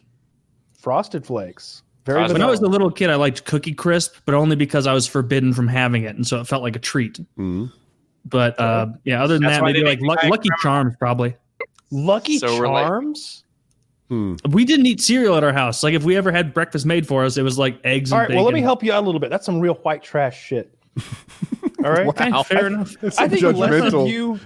I think less of you. I think less of you as a man now. All right? Like you went from like right up here. Way down here. You're way Kyle, down what's a here more now. appropriate cereal? They don't always have to be Lucky Charms. Fuck you with those nasty ass marshmallows. Even the cereal part looks like the rejects from a better cereal. It's like all of the misformed pieces from an actual good cereal, and they made Lucky Charms with the leftovers. Dude, even when I was like 7 years old, I remember his little rhyme. And instead of clovers and blue moons and whatever, something and balloons. Yeah, I thought that he was saying balloons twice, like 2020 rapper style, where you can't think of another word to rhyme, so you use the same word. And I remember even being like 7, being like, "That's fucking bullshit that he rhymes blue moons with blue moons." Like come up with a better jingle. But then I found out later it was blue moons with balloons. My favorite cereal is Cinnamon Toast Crunch. That is the correct answer. Cinnamon Toast Crunch is a cereal you can eat without milk, which is rare. Absolutely. It's a cereal that makes good ice cream, even. Like Cinnamon Toast Crunch ice cream is fucking good.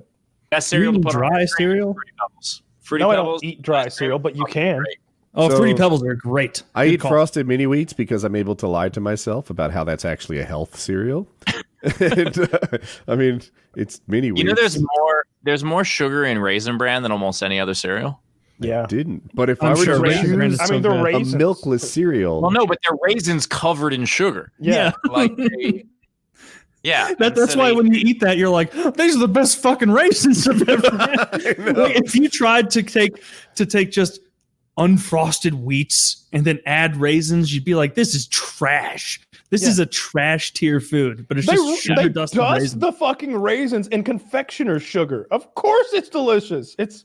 dude, I don't know how that got a healthy rap. Almost every one of those, if you look at like all the Kashi Go Lean, like all that shit, it is just all sugar. Yeah. It's like they market it as healthy and it's garbage. They just all they do is take all not the fat calories out, introduce sugar calories, then they can say low fat, no fat. I don't have breakfast. And not only that, I don't have breakfast all the time. But here's the deal. We watch this little girl now, and she loves blueberries. So I will take frosted mini wheats, a health food, and then take fistfuls of blueberries, which I think are vegetables, and lie to myself about this healthy breakfast that I'm having. And it's glorious. blueberries have sugar, but they're pretty healthy, actually. Blueberries they taste are too good to be healthy. Antioxidants. A lot of antioxidants in the blueberry. Berries are unbelievably expensive. Are they? Like, I'm probably having a $9 bowl of cereal because multiple fistfuls. Like if you want a nice menagerie of berries, like blackberries, blueberries, raspberries, everything, it's so fucking expensive. It's like $5. What year is it that you're eating menageries of berries? I'm saying if you happen to want one. Are you a single berry man? I can't be satisfied by a single berry, my friend. I need the whole spectrum of berries. What does your berry selection have to do with? I'm actually polyberry, so because I feel like he's eating like a medieval times king or something. Like he's got like the big fruit bowl full of. Just because I eat tomato slices off of lead plates doesn't mean that I'm in the Middle Ages. This come from the land of America.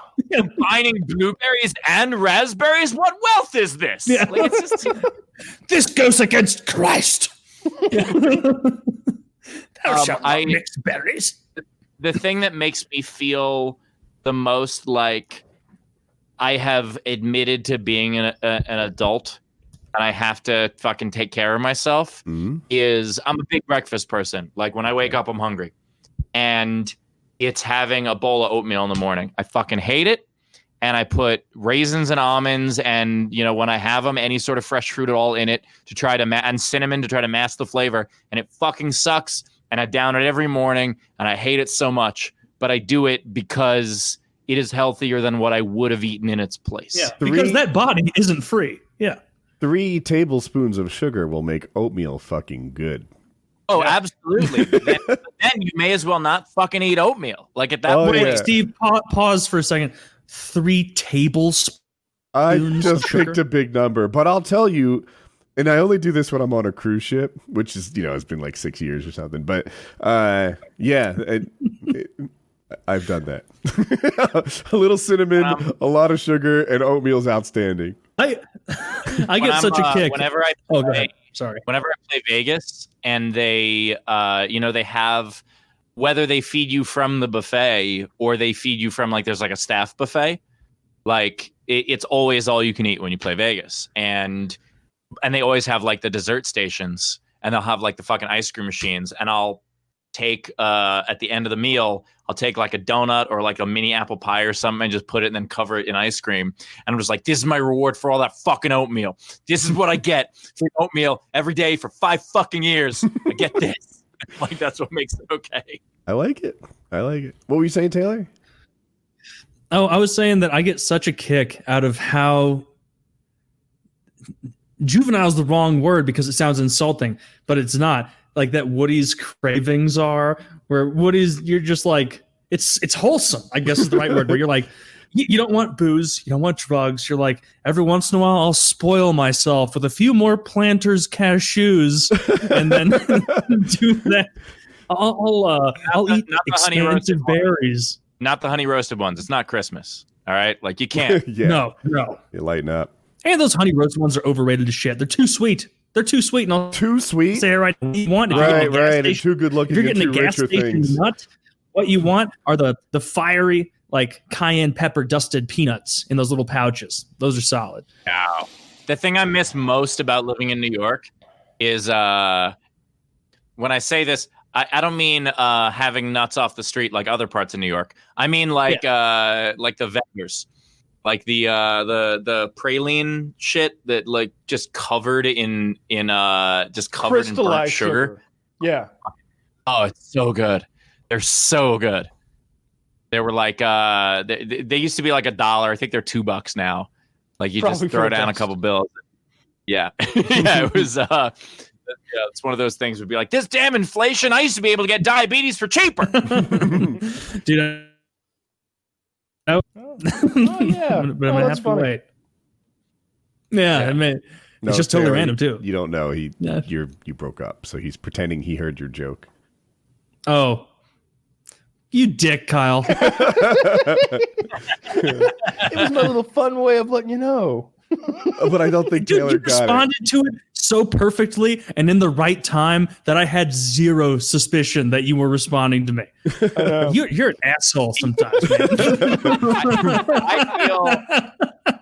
I feel sympathy for this though, because the amount of time, like the reason, like most of the time when I'm on the show, you know, when the world was open and I was touring, like I had to plan being on PKA around when I was touring, because the idea of doing this kind of show, the idea of going 3 to 4 hours expecting good hotel internet, like that's the kind of thing where you write an email, you put it in your outbox and you wait and hope it sends before you finish.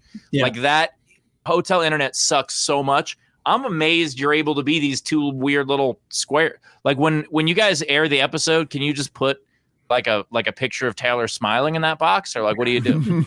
Am I looking bad here? Because I like right before we started, CHAZ was like, "Hey, you pretty much every hotel you can go and pay for premium internet, and then that should be better." And so like right before we started, I went and I bought the daily premium thing. Okay. And so hopefully that makes it okay. And it's good 95%, maybe better. It's almost always perfect. It's just very rarely. You know how audio most of my mistakes are probably coming from me holding my mic incorrectly. If audio glitches for even a second, like people, I want to say I'm acting like it's me, but like humans find that less forgivable than say video glitching for just a second. You know, am I the only one who can't see his video? Yes. Yeah. Oh, you can't see my video. Hold on, let me turn it off and back on again and see. No, I've had his video for ages. Oh yeah, for mine, he's just been those two little fucking Discord boxes that just do this the whole time. Oh, that sucks. And then that's been the whole time. I assumed you shut off your video because your internet was so bad that you're like, well, maybe I'll just do the audio. No, I've done that before, but yeah, if Woody and Kyle can see me, that means I'm being recorded. Can you see me at all now, Steve? No? No, I'm just imagining your happy face. Oh, thanks, man. My fat fucking happy face. No, Taylor, you've been fine 99% of the show. That's good. Yeah, as long as you guys have it, doesn't matter what the fuck it looks like on my end. So yeah, same sentiment. I have these like stories that I saved, and before we real quick, sorry, before Taylor, we jump into there, we're going to hear from a couple of awesome companies that represent our show and help us out, support us. Blue Chew and Squarespace. Blue Chew.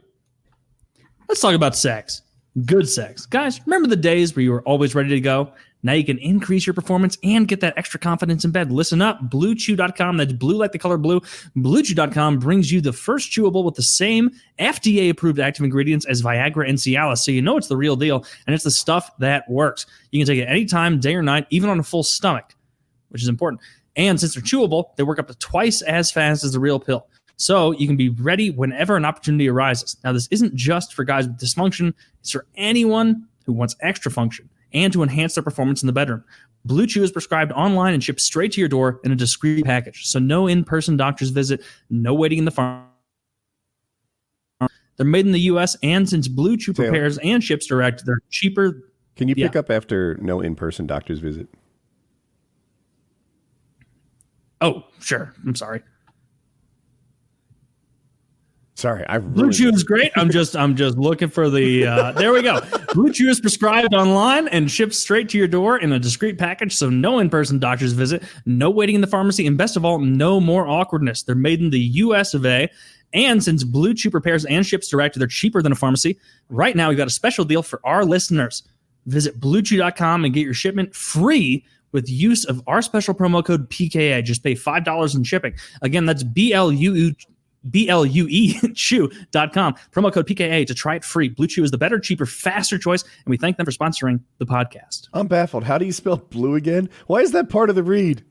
Who is their customer base? They're like, it's like BLEW because they're like, maybe oh, right. Yeah, right. My understanding is that they want to make sure that people know it's the color blue instead of BLEW, because the amount they have in the ad about that, a bunch of people were typing in BLEW, which is hilarious.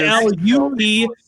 Hey, that's the wrong one. That one's not right. BLUE, like the color blue chew.com/PKA. So check that out. Another wonderful company we're going to hear from tonight is Squarespace. This episode of PKA is brought to you by our good friends over at Squarespace. From personal blogs and e-commerce destinations to marketing tools and analytics that'll help your business succeed, Squarespace is the all-in-one platform where you can build and establish a beautiful online presence and run your business with ease. Problem, because in addition to configuring third-party domains, customers can also purchase domains directly through Squarespace. Over 200 TLDs are currently available for purchase, and each domain with Squarespace comes with a beautiful parking page and free Whois privacy. There's nothing to install, patch, or upgrade ever. They take care of all that for you. You won't need any plugins to get you going. You can hit the ground running with your new website by utilizing Squarespace's award-winning templates. Everyone should have their own corner of the internet, and with that, you'll want to just that with ease. Taylor, Squarespace's sites are... Pick up after your own corner of the internet, please.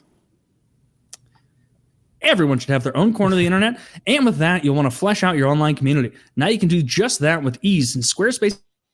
Fuck! System and fully... Am I out again?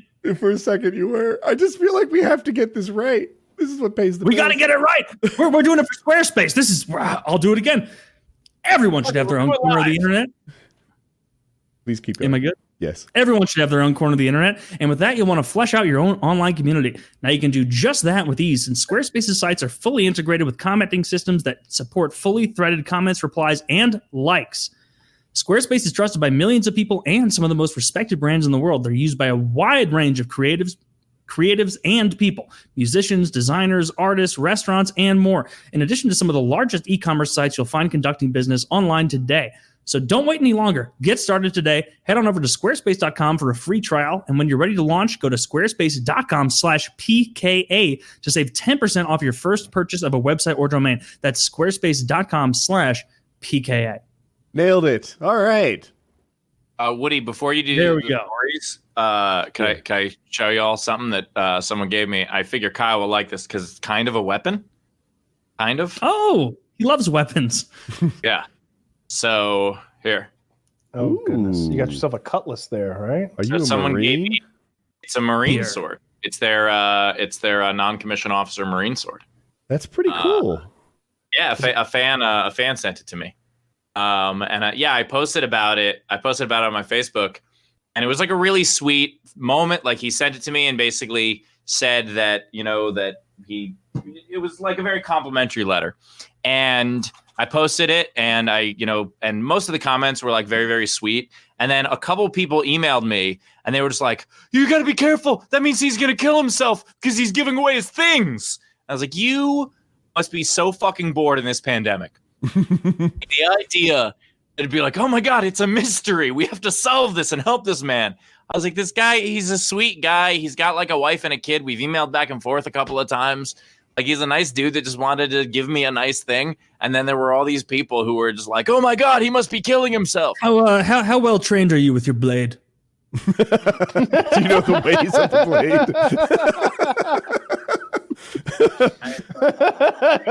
Yeah, watch, here's my training. Could you, per se, cut 7 Aquafinas?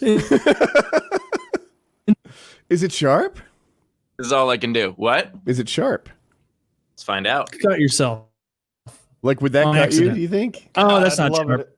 It's I think it's been done. It's ceremonial. The guy hasn't been a Marine since 2006. Okay. So it's the ceremonial sword is normally for like it's like weddings, or like cutting a cake or doing the Dude, whole shit like could go down anywhere. hour thing, etc. But what's fun is one of the things I did with my studio is the door is like a secret bookcase now. I've been home alone for not now. What? Not now. It's not a secret anymore. Yeah, now it still is. So like when the door is closed, it just looks like there's a bookcase there, and the sword is hanging up right outside of it, and like it's right on my bedroom is like right down the hall. And so if there's any intruder, I just get out, I grab the sword, go in the secret bookcase, and then wait there for them to kill me. Yeah. And then they eventually find me and kill me. But meanwhile, I'll have a cool ornamental sword. So. I guarantee the intruders will never search the bookcase. Yeah. What if they're looking to read? Yeah. You don't think that's possible, Kyle? You don't think someone bursts into a home and goes, "Do you think they have the Iliad?" I already read that one. What about the Odyssey? Yeah. No, like, damn it. They're arguing about Homer's epics. Yeah. Let's call him with the butt of a fucking high point. And then I come out and try to stab them with a non-pointy sword. It works perfectly. It's I'll be safe. It'll be fine. Man, we got lucky, man. It's fucking lucky that guy came out with a dull ass sword and had no idea how to use it.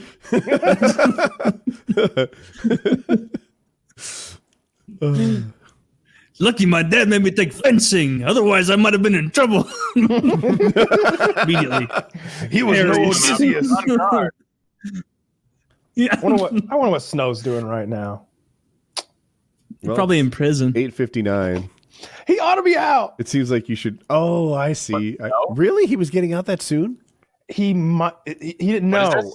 My one of my friends from prison. He had done many years and had an unknown amount of time left because of the way the federal prison system works. Like they could have given him like a lot of house arrest plus like halfway house, and he could have gotten out like in January of this year, I think, or February, something like that. Or they could have fucked him and he could have, not literally, but also probably not. He's hard to fuck. He'd be hard to fuck and you wouldn't enjoy it. And but he maybe this fall, if it didn't happen earlier in the year. I don't know. I wonder what he's up to right now. Are you allowed to contact him? No, I don't think so. No.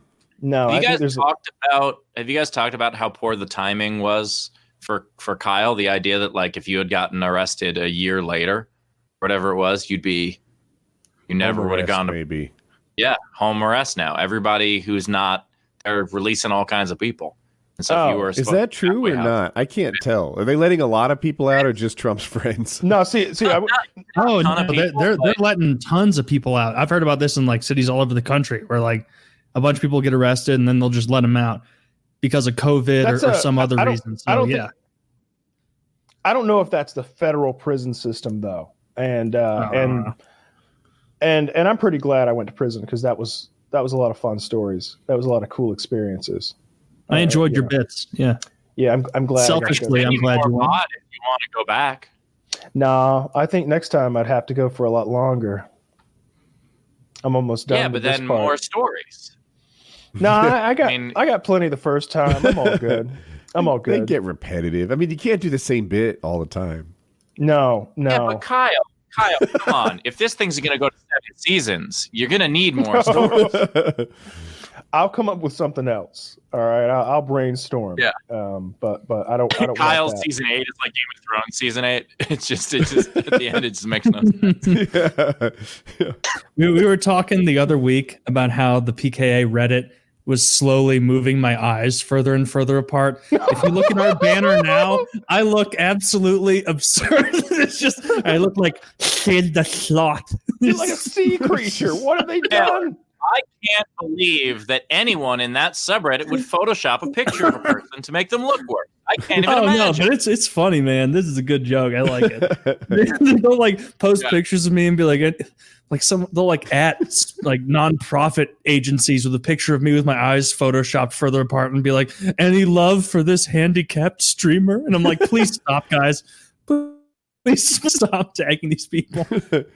Your eyes have moved so You're like, we wide. need to raise money for him to get internet on the road. Yeah, the eyes are so wide. They had to widen your My head. face looks thinner.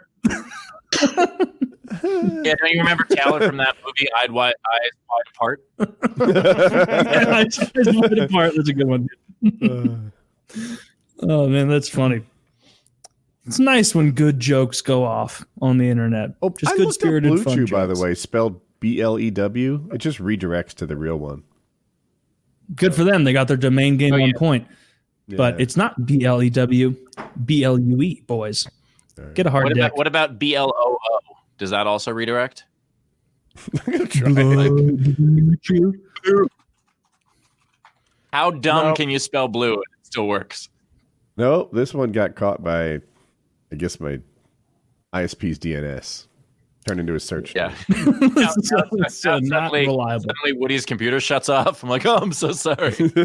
Oh, that's a very different kind of website, boys. I'm going to tell you right now. That's what I we're on a thought list. the other Blue Chew was going to be. It was going to be like bad oral sex or something like that. Like, combination of What sort about- of blow and chewing. No? Oh, What about BLUE? that's chewingblow.com. CHOO? Is that just like a kid's book? Like a train? No, that's for You don't really have to check. that's for like an Asian American running for office. That's Blue Chew for Congress. Not CHU. Oh, not CHU. Okay, never mind then. Yeah, just Well, a then I'm out of Democrat. jokes on that one. It's a website placeholder. It's not cool. My sleep schedule's so fucked up, man. Yeah? I had to set an alarm for the show. What? I thought you were solid, dude. No, He's inverted. No, Wait, Kyle, don't you hold remember on. he played I thought Rust you were again? solid for a long time. You I was solid for a long time. And then they It's been said, tap, tap, tap. Kyle, do you want to play Rust? And he's like, I do. You know I do. You know I What time are you waking up now? Because He woke up what for the time are you waking show. up now, Kyle? Because very recently you were getting up early ass in the morning, going to bed reasonable hours. Was it Rust once again? Yeah. That was the mistress that led you away from it? Yeah. I mean, I'm on a schedule. I sleep 8 hours a night. I do the same stuff every day, but I woke up today at 5:45 p.m. Yeah. He sleeps from 12 to Oh, 8. that's- It's a nice that's later healthy than sleep schedule, most just the people. wrong AM PM. Yeah, it's the AM PM. It's completely inverted. You can't say you sleep out 8 hours a night when it's not at night. Oh, I sleep 8 hours a day. You sleep 8 hours a morning. Yeah. In the Yeah. afternoon, Yeah, I go to sleep in the early morn. How is your kinda- squad doing on Rust? We play duos, just Mitty and I. Okay. But we've been on a 4-day wipe cycle, so we haven't played in a few days. I think they actually wiped today, so we'll probably get on tonight and start a new wipe. Get I think back into it. Rust, that's just a cover. It's because the Japanese stock markets are open at different hours, and so he has to make sure he's Konnichiwa. Dunks. Yeah, that's it. yeah. That's it. I've been Yeah, I'm doing something investing heavily in productive. Fiji water. I'm not mining for ore all night. Yeah. It's not it. Question for you guys, because you guys are way more gamers than I am. Okay. When did games decide to put errands in as part of the game? Like, why is that Like a fetch thing quest? in I love playing Grand Theft, and I hate how often you have to just drive in traffic. And I'm just like, why does this take 7 minutes for me to get to this fucking thing for the quest? And then that happens in Red Dead Redemption also. You have to run errands for your wife, right? Like there's I'm playing Red Dead right now, and you're right. The trick is I ignore any quest that I don't like, and so I'll like go to a dot and some woman will be like, some criminal stole all my canned peaches. I need someone. And I'll just be like, good day. And then just leave. That's what you need. You can't, because it always gives you an option to comfort or antagonize. And antagonize is the funniest option ever given in a video game, because like, it'll just be like some woman, there was a homeless woman who is like in the streets and like, I only have enough money for one more chicken pot pie. I would love one more. And you like, I thought that there was a chance that if you give the right homeless person some kind of money, that you might like get a wish granted, like a genie or something, or at least some like real piece of equipment. Cowboys, right. Like they might be like, oh, then you could use my husband's old revolver and something cool. Turns out no, because I gave one bitch money, this NPC bitch, and then it turned out later I was riding by, she's wearing a dress, she's looking nice, and so I got off my horse and I murdered her, and then I stole my money back. But then it turned out the police in that area were very upset with me. But, where'd you steal it's your a really money fun back? game. Did you get I it like from the girl or the dress shop. No, I killed her and then I for loot, and I stole my money back, and then I got like a silver ring, and that was about it. It really wasn't worth it. I had to pay like a $400 fine, which is a lot in Red Dead. Yeah, plus it sounds just because I murdered her, but also it was only like a $16 fine for murdering her. It was when I post office and killed 24 cops that the rate really went up. Oh man, Red Dead is fun, man. It's good. My character, I've said it before, I haven't let him shower the entire time. And my chat will be like, dude, please let your character shower. He's disgusting. And he'll like walk into social situations and he'll be like, Arthur, you ready to get going here? And he's like, yeah, I'll go to the bar and get the distraction going. And then you walk up there and they're like, whew, smells like someone hasn't had a bath in a coon's age. And you're just there, stinky, sweaty, disgusting. Yeah, pretending to be a cowboy is great. It's a lot of fun. All those parts of it sound fun, but like the idea of like in Grand Theft, you can't not do the errand. Like you have to, in order to get to the place where the next thing is, you have to drive. Like if you don't have if you have a helicopter. Are you talking about GTA 5? What? GTA 5 you're talking about right now? Oh, I thought you said PKA 5, and I'm like, oh, that was a while ago. GTA 5. Yeah. GTA 5, yeah. Which is basically LA, which is part of why I find it fun. Like there was one where I decided to I had a standoff with cops on the roof of the Comedy Store. That was kind of cool. That's it. Yeah, it's a ton of fun. GTA 5 is, I think, the most fun I've ever had streaming a game, because it is like the dialogue is genuinely funny. And it gives you so many little ways to play with it that I really. Is that the one where you play as the black guy though? You can play as Trevor is the crazy redneck white guy, and then you got Michael, who's the he's the mobster sensible guy. but still a little bit crazy guy, and then you've got, I think it's Franklin, the black guy, who's the best at driving, who has like that ability where you can hit both sticks if you're playing on controller and slow down your turn. And so, like, if you're racing, you want Franklin. If you're shooting, you want Tucker, I guess, that guy, because his ability is called like meth rage. Because then if you use his meth rage, suddenly he can aim and fire at a rate that nobody else can, and so that's what you want. I think Trevor is one of the most fun characters. Oh, he's hilarious too.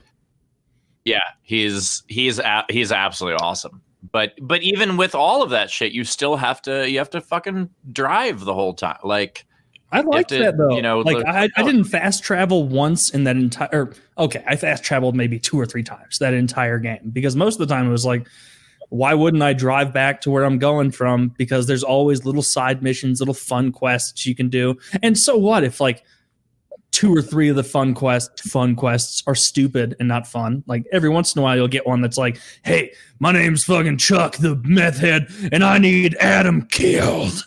And it's like, yes, this is the kind of mission I'm doing. I'm going to go kill Adam for you. I don't care if you're giving me bootleg moonshine that's going to make me blind. I'm not going to use the reward anyway. I just want something to do. Like, that's what you want. I think I don't like it because I live in LA and I'm like, fuck, I got to take the 405 again? Like, I had to do that earlier today. Playing this game earlier today. But the difference is when you get off the 405 and you're in a residential street, in real life, you can't hit the gas and mow over dozens of people. I mean, you can't. Speak Well, for yourself. fair enough, I suppose. But that was fun in the game to just fuck people up for no reason. And that was the best part of GTA. I hope they come out with GTA 6 soon, but I feel like those games only come out, every 8 years, 9 years? The last one was so successful, you would think that they would make a new one, in 2 or 3 years, but it seems They've like made so much money off of the add-ons, though. Yeah, they're like we can just milk this forever. What they've been doing is they've just been expanding the world, and just adding other things you can do, and people have the game already, and they're excited by it. It's I play this iPhone game, or I guess it's probably an Android too, but it's called Empires and Puzzles, and it's one of these a grind game. And sounds fun, man. You play a little bit every day, but it's addicting because they keep adding these little new things to it, and so it's really fucking addicting. Do you ever give in? Give in and pay, where they're like, "Hey, your cathedral will be finished in 3 days unless you shell out the $4 and get it finished right now." Have you ever given into the temptation? I've definitely spent money on that game, absolutely. And I have no problem with it because I play it every day, and I've played it every day for over a year. It keeps me sane because it's something with comedy. It is so difficult to do something and know what the result is going to be. You have to just put so much out there and just hope one of the things you do happens to work. And what I love about that game is if I do this little thing will happen. If I do that little thing will happen. The results of your actions. It's the one thing in my life I can control is this fucking iPhone game. And so I absolutely love this game, and I have no problem putting money into it because it keeps me sane. Oh, Taylor, did you hear Woody talking about what he was doing when he came back out of breath on the last episode? No, what the hell was that about? He was figure out what was up? Yeah. So he was gonna talk about steroids, right? And the conspiracy theory that we were all on steroids. And so he figured if he was gonna look like maybe he was on steroids, he should get a pump.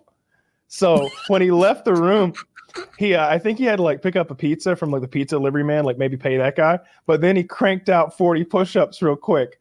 And so when he was hoping when he came back, he'd have a good pump going on. But instead, he just came back a little bit red-faced and out of breath with a different shirt on. With a different shirt on. I guess he got a little sweaty, maybe. I don't know. But that's what was going on. That's what steroids do. They make you red-faced, they make you out of breath, and they make you change your shirt every time. They're very difficult. Dude, the amount of response I've gotten on my I haven't been on social media that much, so maybe it's just me not checking Twitter as often, and so it seems like a lot more. But people have really resonated with the truth I was spitting about Hellen Keller last week.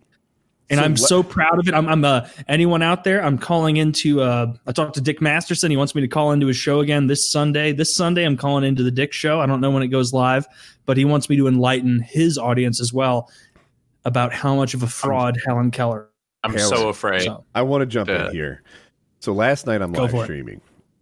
And when you were giving me the Hellen Keller spiel, I bought it hook, line, and sinker. I was 110% Team Taylor that this fucking woman is a fraud who generations of Americans, generations of humans have been baffled by this woman who couldn't speak, who I guess she could speak. She couldn't see and she couldn't hear. And then I watched videos. Taylor, she's much more capable than you said she was. I watched and I'm listening to her talk, and then she has the other person. I'm like, that's the same thing. I heard her talking. Hey, Woody, why did all of her speeches, public engagements, and books cease as soon as Anne Sullivan died? Well, why wouldn't she continue to speak her truth to everyone who wanted to know it? Taylor, as soon as her teacher died, falling for the lies of Big Sullivan. Activism and her abilities disappear. That's Taylor, fucking weird. I'm dude. listening to her talk, and then I listen to Anne Sullivan, and it's like, oh my God, that's what she said. So on my live stream, I'm like, guys, Taylor said she signed into her palm, right? You could actually hear her say all these words, and I'm trying to show my stream what Hellen Keller's capabilities really were. I say, they fucking donation bomb me. Whenever you donate 15 seconds of Shucks You plays, and you you couldn't hear a goddamn thing on the video because they were like just bombarding like $3 at a time. We're not interested, lads. We're not interested in this nonsense propaganda of Anne Sullivan training Hellen Keller to say certain things.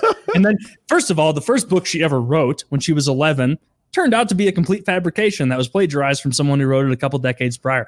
Entirely. That's how I wrote when I was 11. Now, and when you were 11, no, it was Anne Sullivan writing through this savant. And then Anne Sullivan realized, oh, you know, nobody's going to buy this. I should wait a few more years. And then she writes all of her books, gets everything published through Hellen Keller. And then it's crazy. It's almost like as soon as she died, Hellen Keller no longer had any takes about anything ever. It's just weird. I'm unfamiliar. So if I'm understanding the context, Hellen Keller's teacher was named Anne Sullivan. What teacher of what? Oh shit. So Anne Sullivan was the one who taught her how to sign and communicate. And what really happened is that Hellen Keller's parents were rich. They didn't want to admit that. I'm giving the abridged version. Hellen Keller's parents, rich, very, very privileged, did not want to admit that they had a daughter who was retarded. And so they basically got a teacher, and they picked different teachers. This is something else I didn't even bring up. They went through different teachers, and so many teachers were like, yeah, there's no fucking way, dude. And then Anne Sullivan shows up, and they're paying her a handsy sum. And she's like, oh, well, it turns out your daughter, she's not only not blind deaf, she's got a lot of political opinions. She's got a lot of astute and well-researched opinions that she couldn't possibly know. And then immediately, or very soon after, she begins espousing the same beliefs as Anne Sullivan. And like I said, when Anne Sullivan died, all of these beliefs, all these speeches, all these books dried up. And so I put it together that she was retarded. Why would you say she had no access to that? You're saying Hellen Keller couldn't Google this stuff like anybody else? Yeah, Taylor. No, if you put Google in front of her, she wouldn't know what to do. Taylor, tell him what the title to your little spiel was. Oh, Hellen Keller's Secret Retard. My favorite part. That's my favorite part. I still got a couple copies of it printed out at home. Very, very salient. I bet you do. He had some out at work. I bet that manifesto is getting thicker by the day over there. God knows what. That's what I do. My manifesto is 100% about Hellen Keller. And also, this bitch said this, and it's made up. And it's like, why did he do this? Kyle, it seems thicker than it is because of all the braille. It raises to make the pages twice as thick. Yeah. So. That's true. Yeah, it looks like a big book. Not really. It's just got bumps all over it. Yeah, it's. I guess I'm on board. You know, I wasn't beforehand, but I'm pretty sure you could. They totally shut me down when I was trying to like show the Hellen Keller video and demonstrate her capabilities. And boys, don't you stop. Do not allow propaganda to be spoken without response. What are you saying? Her capabilities? You're saying that she was more able than she let on, or no, more able than Taylor let on. So, like when Taylor said, "You know, this thing's a big scam," what Hellen Keller would do is sign into Anne Sullivan's palm, and then Anne Sullivan would tell you what she just said. And I'm like, that does sound wildly suspicious, right? Like, you know, we speak in the secret palm sign language code, and I use that's bullshit. So then I went to YouTube and started watching some Hellen Keller videos, and she's just talking. She's saying things, and how do you know that's actually Hellen Keller and not a psyop? Hellen Keller. Touche. Yeah, I guess you got me there. She's talking the same way a parrot does. The same way a parrot talks is the way she talks. Like with her feathers? What do you mean? No, like Hellen Keller is mimicking sounds that she's heard in the past. There's even a thing there where Helen's got her like hands on the mouth of Anne Sullivan, and Anne Sullivan's like, and when I go, and Hellen Keller go, It's like, and when I go, and Helen goes, wait a goddamn minute.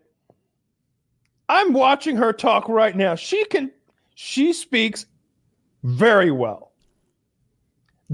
These are post-production effects. Black and white. Give a link. I want to see it. Black and white. Yeah, Kyle. Link. I'm gonna try to timestamp it for you. I will not abide any discussion that she is not a retard. That's why it's believable. Kyle's going through the Kyle. same He made it steps. black and white. I am. All right. He made it black and white, so it's believable. That's the key. That's how they get you. Oh, you're watching Hellen Keller Speaks Out. All right. Cue up. No propaganda film. I'm at 206. Let me just poison the well here. Heavily edited. Clearly, there's some Adobe work in here. Tell me when you're at 206. I am. Okay, hold on. Oh, wait, hold on a second. I gotta Okay. Yeah, I'm ready. figure this out on this. I don't have the chat up. I'll just, you know what? Just fucking do it without me. All It's right. fine. Ready, It'll be fine. set, play. Disappointment in not being able to speak normally. It is the acute disappointment in not being able to speak normally. Longingly, I think how much more good I Bullshit. have done. Keller wants a cracker. Longingly, I feel how much more good I could have done if I had acquired normal speech. But within this sorrowful experience, Incredible. I understand. No, lies. It's fucking After incredible. this sort of I'm inspired. experience, I literally am understand inspired more because like just so we're all on the same page. All I know human Steve isn't watching, so let me striving. describe. This woman who cannot see or hear and has been like that since she was like 14 months old or some shit 19. has learned to speak by touching the lips of her teacher while she says a word and then signing that word into her hand so she knows what word is being said. Where's the rest of them? Based on that, she is having a full fucking conversation and saying that one of her life's greatest regrets is that she can't speak normally. And she's speaking well enough that I can understand like 90% of it. It's like someone with a very strong accent. If you've ever heard a deaf person speak, how there's a really kind of like odd tone to it and they don't, but she's moving her lips based on memory of touching someone's lips, and she's having a legitimate conversation and speaking eloquently. Why did she never speak after Anne Sullivan died? Wait. New theory. Hellen Keller was completely able the entire time, Oh, and it was faked in order to show the improvement. Hellen that, Keller, secret fake. Okay. Well, I even said on the show there were 3 options, only one of which is impossible. One option, she is a retard and she's being manipulated like a parrot. Second option, she is faking deaf, dumb, and blind. Third option, she's the first deaf, dumb, blind woman to be able to make astute political observations about things she's never seen. Only one of those is totally impossible. How good was she at pinball? That'll tell us. Probably not good. I don't think they had that yet. I know the song. I'm with you. Thank you. Taylor's I gone. just found a YouTube video, Meet the Deaf Blind Lawyer Fighting for People. I'm not sure she's the only deaf-blind person to communicate. Here's a 17-minute video of various deaf-blind people communicating. And you know what? A lot of that, I know And it looks like exactly it was the made in 17. 1970, so I'm pretty sure there's been a lot more deaf-blind people who can communicate since. You know what? I know exactly the deaf-blind study you're citing because I looked into this when I was talking about Hellen Keller. And a lot of what you're about to look at there are people who went deaf at 14 and blind at 17 because of scarlet fever. And so obviously they have the requisite skill set in order to engage in conversation if they need to. If that's true, why are they signing into each other's hands? How long is that video? 17 minutes. I'm saying nobody who's 19 that months. long. All right, we got to get off Hellen Keller. Taylor's like, this is really upsetting for me. I can't now hear it's time to switch subjects. No, the truth does not come out. The truth is found last episode, my friends. What kills so Taylor will sometimes just define a truth. Like, no one has ever done this before and ever done this since. If you don't think that you're a fool. Moving on. It's just like, what? That needs to be fact checked. Nope. Okay. Yeah, never mind. Look, Fact checks are bad. When you denied the Holocaust, I was a little off put, but now this Hellen Keller stuff, I really can't. Wait, that was your conspiracy theory. That's not how I remember it. That was Taylor. Oh, okay. That was me. Just kidding. Yeah, I've been doing retarded ones the whole time. The Denver airport one, that was a solid one. I walked around the Denver airport a little bit when I got here. The murals in that place, it's fucking weird. It is weird. Did you see the horse? There's no way to deny it. It is weird. Did you see the statue outside? Yeah, I saw Lucifer, the big horse, like with the red glowing eyes. The Denver airport is fucking weird. There's an odd aesthetic. It's fucking really gargoyles at baggage claim. What the fuck is up with that? What's the wait? You're asking that everyone in the city is high. And you're wondering why the airport looks weird? Yeah, but because the airport was built decades ago, way before they were all chill with pot. Yeah. Well, way before it was legalized, but it's not like they legalized pot in Denver and suddenly people were like, I've heard a lot about this. Can we give it a try? Like it's Denver has been like the home of mushrooms forever. Hey, where are mushrooms? Dude, I talked to that's funny you say that because just 2 days ago, I was talking to my cousin, who obviously lives here, and I was like, dude, we want to find like a really cool, like semi-difficult hiking trail to take. And my cousin was like, oh, dude, I know a guy who knows the best areas in Colorado Springs. And this motherfucker took us like a guided tour through the most difficult hike I've ever done. And it turns out that he shows up with his dog and in a tie-dye shirt. And the whole time he's talking about how he's major in like mycology, like mushroom studies. And so every time he sees a mushroom, he's like going over to the side being like, oh dude, we could like fry this up, or like, oh, here's one of the ones that we could like cut up and like trip on. It was like, I kind of wanted someone to just tell me where to go. more than the whole like drug lecture. The same way on a bunch of shrooms, man. Damn, you have to, bro. It's like, yeah, but do we go left or right here? Well, now in LA, because you could just get pot delivered to you.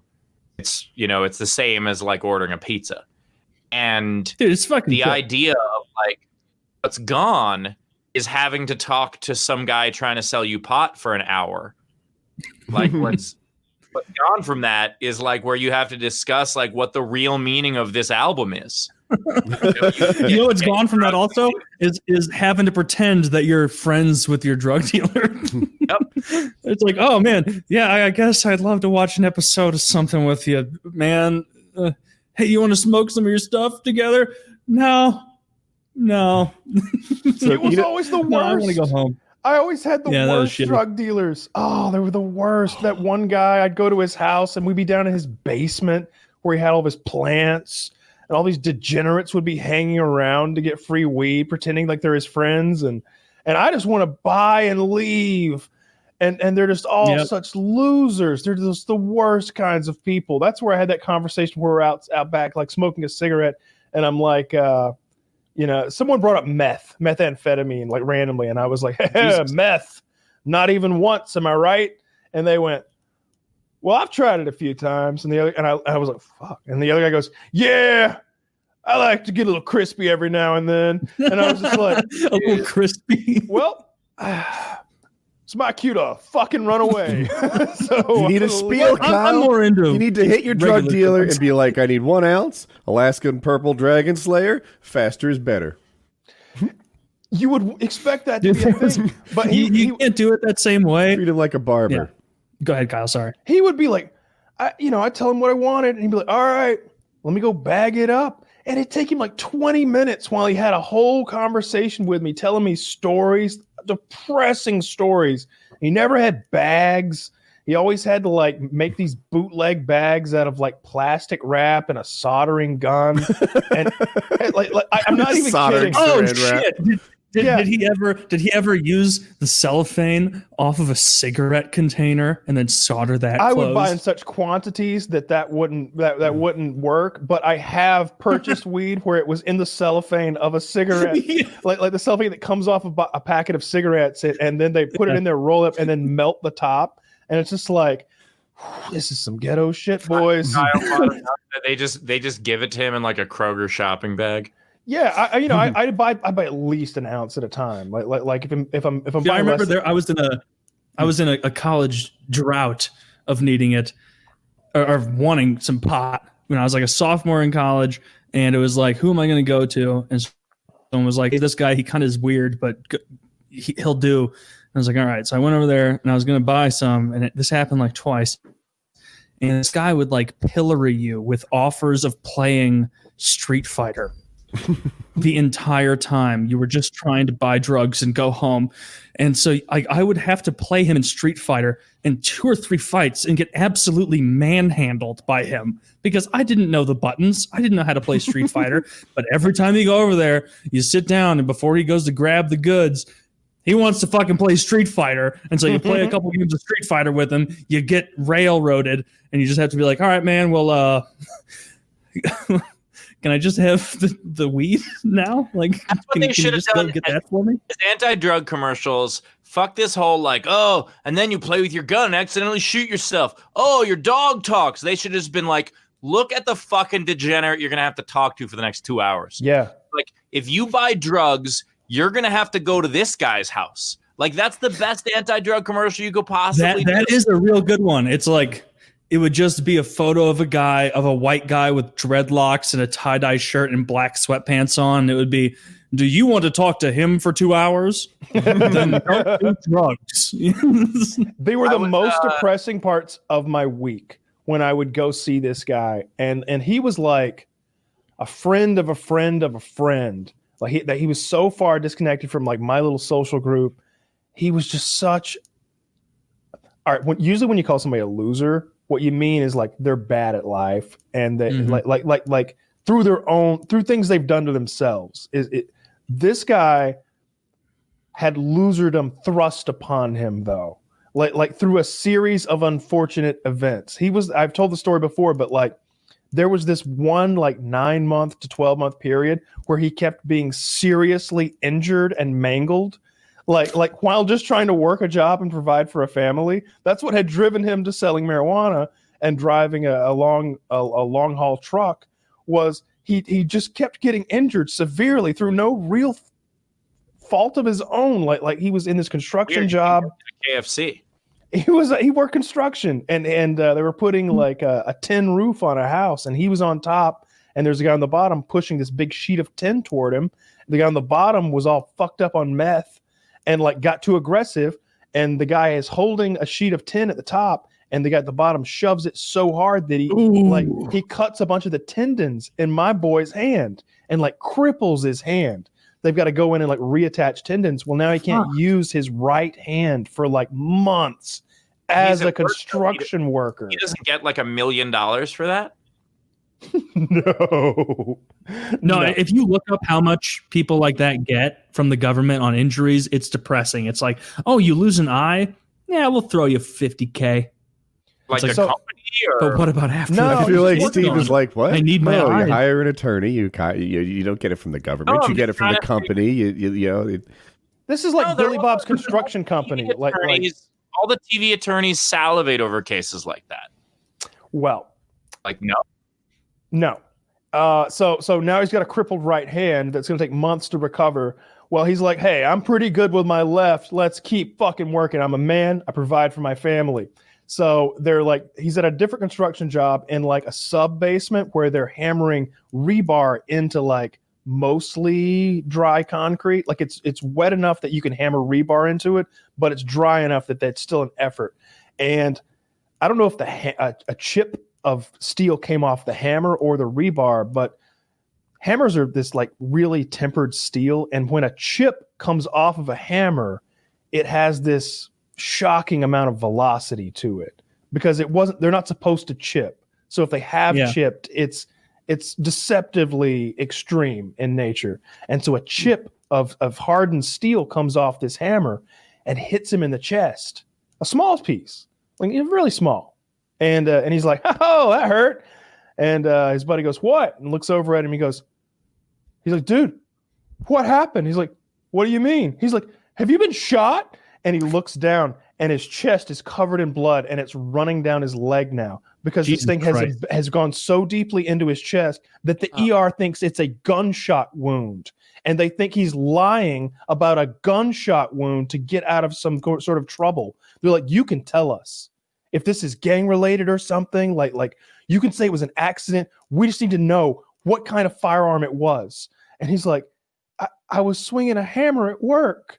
And they're like, sure you were. So finally, I don't even think they got the chip out. I don't think they could get it out. So they just patch him back up. And so now he's got this chip of steel in a not so healthy spot inside his chest now. He's like, well, my troubles have to be behind me. No, I need something. I need a recreational vehicle. I'd love to just have some fun in my spare time while I'm on workman's compensation. I'd like to get a four-wheeler, an ATV. So he goes to this guy's house to buy a used ATV on the cheap. And he's in the guy's backyard. The sun's going down. It's getting pretty dark. And he's got one hand, his bad hand, operating the throttle. Rum, rum, rum. And his left hand, he's sort of got like swaying by his side, hanging loosely.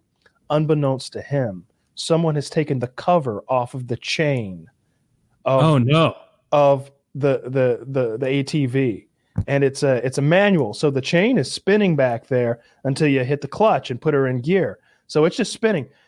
His hand goes into the chain and gets drug into the sprocket. It cuts off one finger. It cuts the tip off another, and it mangles the third.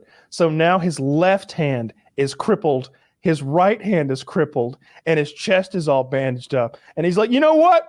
I'm going to sell some weed. I'm just going to sell some weed. Can't nobody hurt me if I'm in my basement watering my weed plants. Well, did he grow it?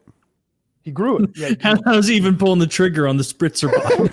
I'll get the electric spritzer. And the electric spritzer. Nothing bad can happen to me as long as I'm here. I'll drive my big rig. I'll provide for my wife and child. So I've been going to him for a few months now, and I feel awful for him. So I always buy a little extra. Like I pay him well. Like he's like, yeah, it's $2.90 for an ounce. And I'm like, here's $300. You know, I'm the good guy. Here's your extra, here's your $10 tip or whatever. But I'll try to I had these long, awful conversations with him about how awful his life is. And he's always giving me discounts on stuff and asking my advice on various aspects of his life.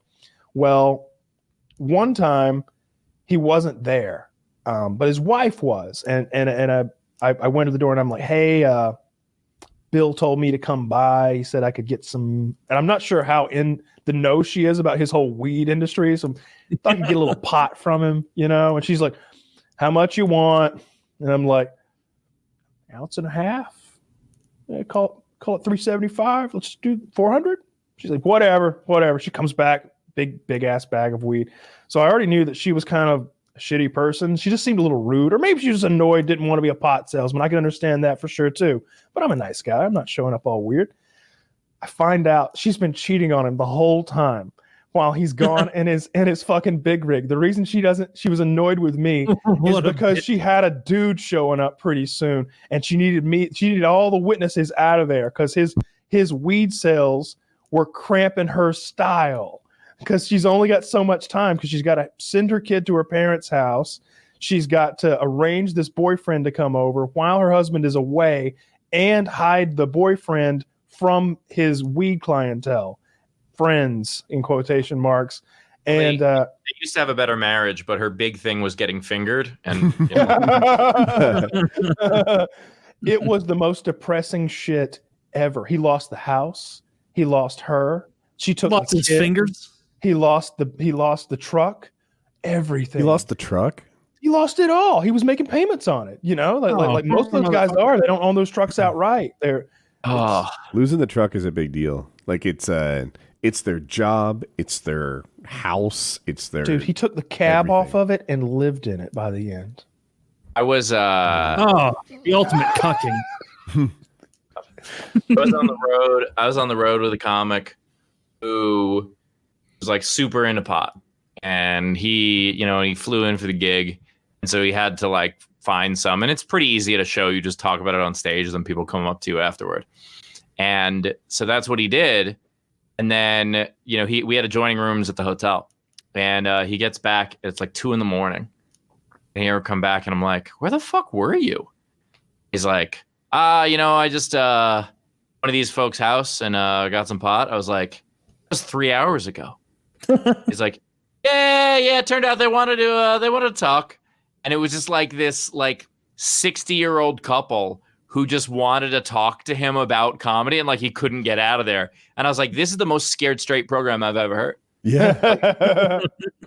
The idea that you might end up in some it's not even about going, oh, you had to go to a dangerous neighborhood to get your drugs. Like, no, you had to go to some suburban people and just listen to them for 3 fucking hours. Like, that's even if free pot, I imagine, sucks, right? Like, here's a scenario I'm inventing in my head. Ooh, Steve talks about pot on stage. Steve likes pot.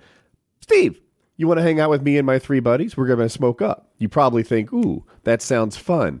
Then me and my 3 buddies, who have no personality to offer to this situation, say, Steve, private performance, please. Be funny. Now you're on stage again. Earn your tokes. Yeah, it's funny you mentioned that, Woody. What happens? There was a guy in your chat last night. I tuned in for like a few minutes and watched live when you were talking to Wings. It was when you just had started talking to him. And no, I actually saw this watching the video after the fact. Somebody was like, I guess you brought up weed or something, or I noticed there was a notepad on your desktop that said something about weed. They give me donations, and so that I don't forget to respond to them, and they'll easily ask questions, I take notes and come back to them. But I just remember somebody was like, yeah, come to Colorado, Woody. I'll smoke you out. And I'm thinking, like, do they not know this man? Like, would this man really travel to another state and hang out with a stranger to save $10? Like, Woody's cheap, but he's not insane. Oh, that exact thing is like, look, okay, like that sword is a gorgeous gift, and I very much appreciate that. But I can't tell you how many times someone has messaged me, been like, hey, if you're ever passing through city you probably will never go to, man, you can stay on my couch. And I'm like, how? No. Look, first year I was on the road, absolutely. 18 years ago, that was for sure what I did because I had to. But the idea that, like, as an adult, I'm still looking to fucking couch surf, like, or even like the idea of like, oh man, come over, I'll cook you dinner. And I'm like, I'd rather just pay for a meal, because half the time it's going to be a lovely conversation from a wonderful person, but I'm not willing to roll that dice. I am not willing for the other half the time. And look, one of my favorite memories on the road. Welcome to my house. Yeah, one of my Would favorite you like to memories see my mod collection? I was All right, fuck me. It was my second year on the road, and it was a shit gig in Florida. And this old couple comes over and just says, hey, you guys probably don't get to eat many home cooked meals on the road. You know, we'd be happy to have you over for dinner. And we were torn about it, but we're like, you know what? We were broke, and we're like, yeah. So we went over. And because I talked about being a baseball fan on stage, they had like the local high school baseball coach. They invited him over. He had like coached some future major leaguers. Yeah, this was a guy who had a couple of previous people he coached make the majors.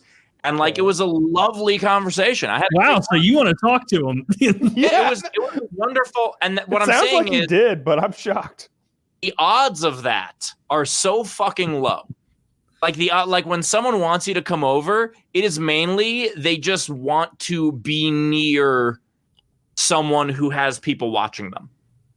And then they want you to entertain them in person the way, or they want to be like, you know, secret best friends or whatever it is. Like, it's just, I'm not willing to roll that dice. You know what I get it in the form of? Like, hey, Woody, I'm watching your videos. You seem really cool. Let's have a beer. And it's like, all right. Couple things here. One, I'm rolling the dice on hanging out with a stranger, which I don't really need to do. Two, I have to drink beer the whole time. Like, this just fucking sounds awful to me. You don't know me at all. Clearly, if you think that's a good time. Yeah, right. Yeah. You know, like that's I get that. I get that from people being like, "Oh, I'm such a huge fan. I'd love to buy you a beer." I'm like, I've been sober for 16 years, and I talk about it a lot. How big of a fan are you that you want to buy me a beer?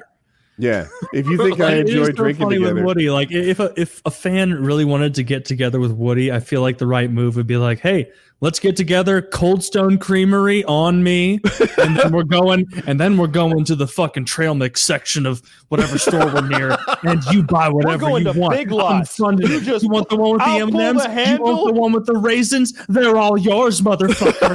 Like, that's the way you get Woody on one of these going meetings. to Give him some Sam's Cold Club. Stone Creamery and a bunch of nuts and treats.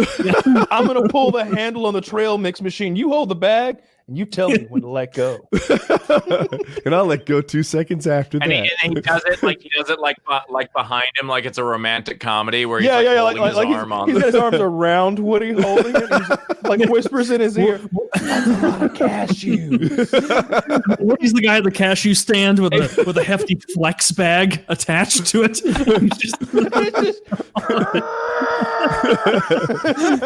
She can't take no more, Captain. She can do it. I'm She can take a phone Woody. more cashews. Offering to buy Woody a beer is like someone saying to me, like, "Hey, let's hang out. I'll take you to Sunday Mass." Like, it's Yeah, it's like someone going to me, "Hey, you want a salad?" No. It's not like any salads, like even the ones that have like tons of chicken in it and stuff. Oh no, I was more just joking. Like, yeah, I eat salads with tons of chicken or salmon. I didn't realize that. I learned like salads, post 40 that some salads are actually good meals. I thought salads were just lettuce and tomatoes and the other things. It all depends on if they pile a bunch of meat onto a salad. It's not a bad meal. Yeah, not bad at all. Yeah, dude. First day I tried to eat healthy. I was in the middle of nowhere, Delhi, New York, and trying to go to a gig. And I went to this restaurant, and I was like, let me get a salad, and I wasn't happy about it to begin with. I was like, let me get a salad, and it was like some chicken salad or whatever. And I had to ask them. I was like, grilled chicken, please, no bacon. And I was like, do you have any? I was like, what kind of dressings do you have? They're like, well, we have ranch. I'm like, do you have any like olive oil and vinegar or anything? They're like, well, we have light ranch. Like, light buttermilk, perfect. It was me asking them for no dressing. I may as well have been like, where can I try on my prom dress? Like the reaction they gave me. They couldn't give you. Hey, do you have the ingredients vinegar and oil back there? Just do that. Yeah. Just do that. Like, well, that sounds absolutely ridiculous. Yeah. Yeah. Can you don't want double thick ranch? There's chunks in it. Yeah. I don't like bacon ranch at all. We have non-bacon ranch. We have sausage bacon ranch. It was sausage bacon ranch. Now I'm trying to eat healthy tonight. I'm gonna get a salad with double bacon ranch on it, and then triple the bacon and add fried steak. The reason I started eating healthy in the first place was I got a false positive for being pre-diabetic, like basically borderline diabetic. And it was just I had a blood sugar spike that day, and when I was getting life insurance. When I took the test again, it was like, oh yeah, it was just a blood sugar spike, you're fine. But for 2 weeks, I was worried that I was pre-diabetic, and I was like examining every choice I had or whatever.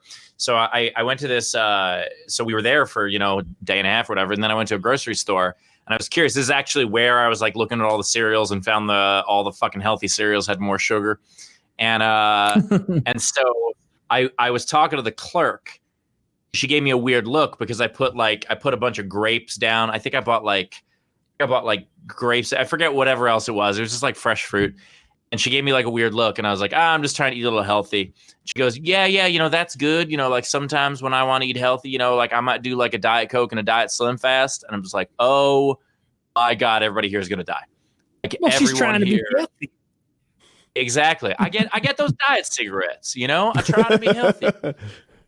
Yeah, I'll try and get the light ones. I hear there's fewer calories in a Marlboro Light than a full. And I also want to be like, you live 3 hours from New York City. How do you have a Southern accent? Where the fuck are you?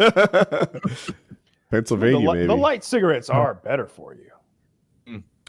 Are they? I mean, they taught us in school that people who use the light cigarettes use more. Does that tie into your life experience? No, like but it's more of a comparison. My understanding, Kyle probably knows more, is that like a light cigarette is like low sodium bacon, where it's like you're still not consuming something that's good for you. You're just consuming this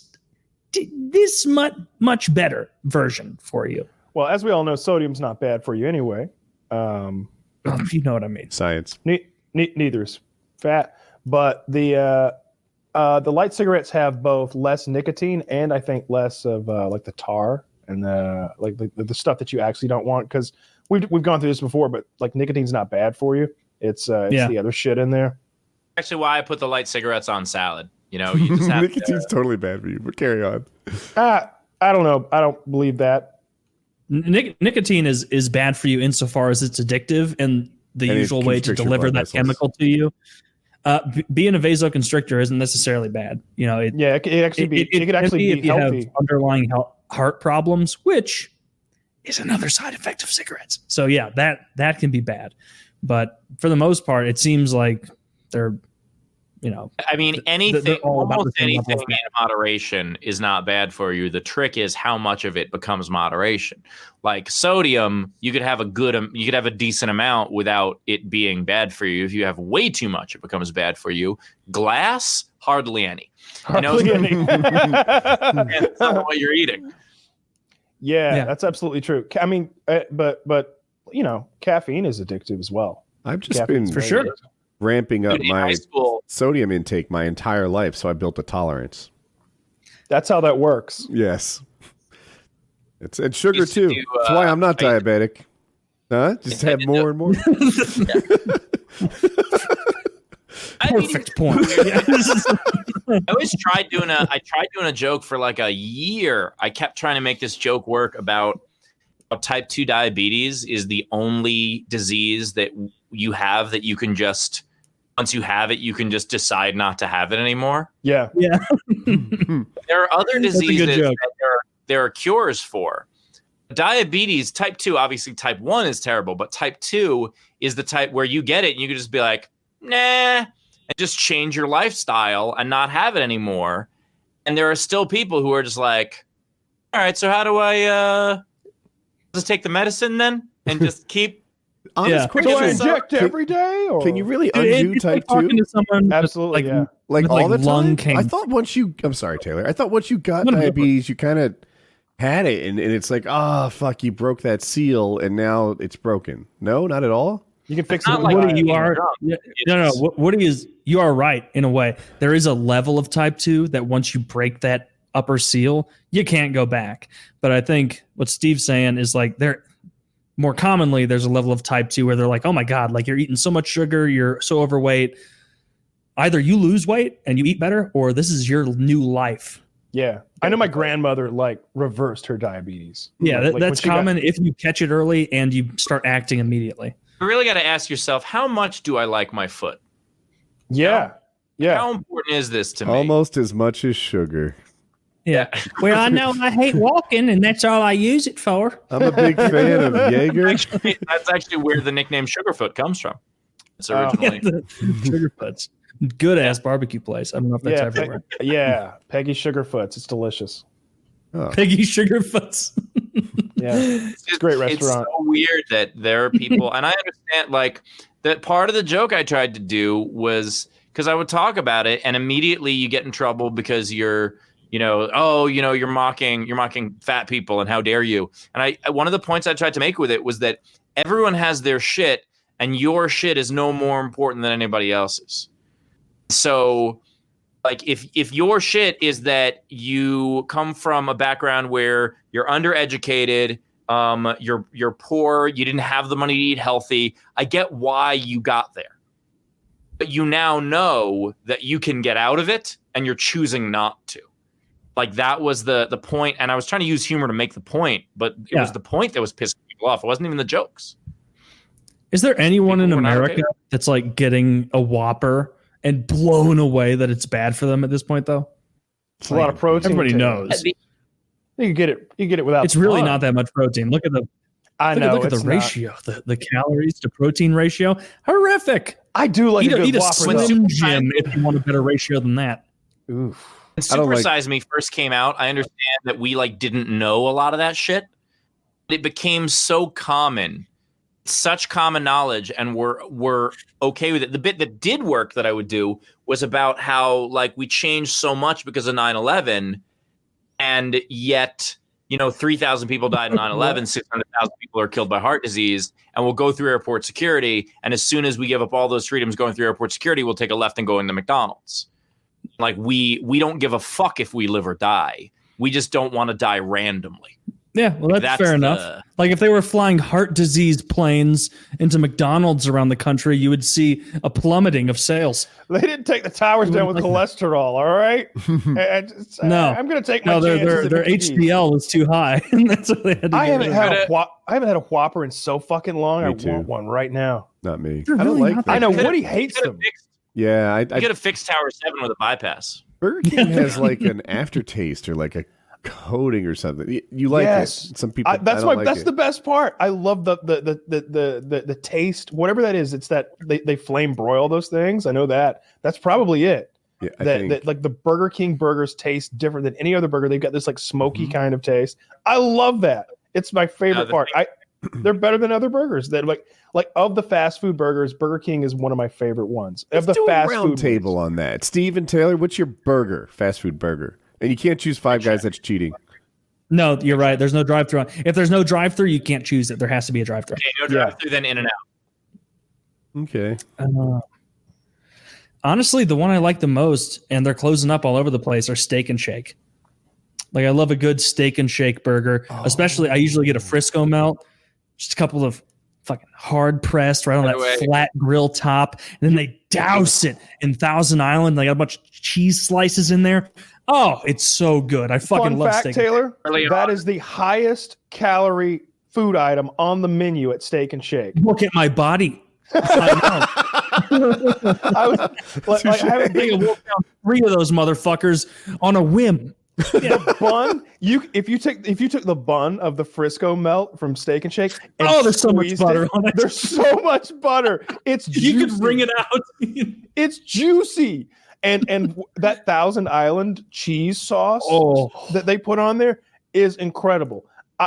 But even when you're driving up to a restaurant, me anyway, if I pull up to a restaurant called Steak and Shake, which is referring to their 80 fucking milkshakes that they make. Oh yeah. And I look at that and I'm just like, I'm just gonna get the hot dog. I have a dumb question. Is Steak and Shake at all related to Cookout? No. They seem the same. No, they're not the same. Different company. I thought Steak and Shake was all over the South. Do you not have Steak and Shake? Yeah, Woody? Really we have Cookout here, and so I don't know Steak and Shake. I can't say it's better, but Cookout sounds the same to me. They also have, I don't know, 30, 80 milkshakes. Like it's they crazy. have an entire board just for the milkshakes and shit. It's next level. Early on when I was on the road, and I was still gave a shit about like kosher somewhat, so I wouldn't mix meat and milk. And my friends used to call that steak or shake. Steak or shake. So you can't have cheeseburgers in that world, huh? Well, in that world, yeah. Now I don't give a fuck. I mean, yeah. No, that's I also threw away that sheet with the hole in it, and now he's eating cheeseburgers. The fact that you can't eat meat and cheese in the same sandwich. This is America. We need to make kosher eating illegal, or at least make them change that rule. That's absurd. You can't. Here's the dumbest thing about that rule, by the way. That's not American. So the dumbest thing about that rule, the reason for that rule, every law that has to do with being kosher comes from being either healthy or being humane. The idea of not mixing meat and milk had to do with the fact that people were eating off their own farm often, and the translation of it is you don't risk stewing a calf in the milk of its mother. That was the premise of it. Yeah, that's dumb. But it's even dumber because people were dumb enough to not understand, they then outlawed can't have cheese and chicken. It's like, but that's not about it. That doesn't come from there. But then you can have chicken and eggs. It's like, but that's the same exact fucking thing. And like once I was old enough to like realize and understand that, I was like, oh fuck this is stupid. So wait, I'm processing this. You're Are like, you sure you can't milk a chicken? Just ruining my palate. Can you not milk a chicken? I've milked a chicken. Right, Kyle's milked chickens before. Chicken milk is a thing, probably. So, it's the best milk. It's like almond milk, but it's a little salty. Are you sure you didn't jerk off a chicken? First of all, you cannot milk a chicken. They are birds. I've learned from the Fockers that you can milk Kyle, anything. Why can't you jerk a rooster off? Because they don't have penis. Because it doesn't have a penis. Because it doesn't fuck. It's true. I remember this. I think we talked about this once. Taylor's so happy. Yeah. Oh, that was a They do a cloacal that kiss. was a nice victory for me. Yeah, but it was only a victory for you because of like usually when people say dumb luck, they mean it's hyperbole. This is literal dumb luck. It's a dumb thing you said, and you lucked into it being somehow factually correct. No, shut up, bitch. I was right. You're like, oh yeah, I knew about the cloacal kiss the whole time. I'm real big into animal husbandry. I'm a student of animal Thing husbandry. that if someone knows and they don't work in that field, it's terrifying knowledge. What is Yeah. a cloacal kiss again? That's They how stand they next to each other. They both put up the little fucked up, like combined They've got pussy these two little asshole genital mouths that just and goes like that. And so the rooster plugs his cloaca right up against hers, and then he just fires out some sperm. Coming It sounds a little like sex. Cloacal Kiss, starring Sandra Bullock. Exactly. It's a not cloacal according to the letter of the law, though. Rape requires penetration, and therefore sex does as well. There's no sex in a cloacal kiss? I'm sorry, No, there's there's no no- penetration? There's no No, penis to fuck. It's one of these. It's not a tongue kiss. It's Right, there's that's how I imagined yeah, it. Yeah. There's it's not this. On the other It's- side, it's ducks do Hell, fuck. it's really They have dirty those when you weird describe spiral it for some reason. Yeah. Through the wave. I mean, so that's a very popular phrase. Yeah.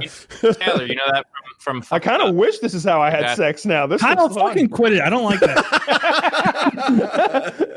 For you non-video watchers, you're really missing out on a disgusting hand gesture, like two cloacal mouths coming at each other, and then just a little bit of penetration as well, and then just this sort of If I were God, You're gonna that's how get us chickens would banned. have sex. This is how we all have sex. Now Wish I I had a understand why cloaca. Kyle's prison time went so quickly. Yeah. All right. Well, real quick, before we jump more into cloacal kissing, we're going to hear a short little message from our final advertisement. Smartmouth. Everybody hates talking to someone with humid, awful breath, and that keeps you from focusing on anything other than finding an excuse to leave. This is how chickens Now I'm have speaking fresh all the time. cloacas.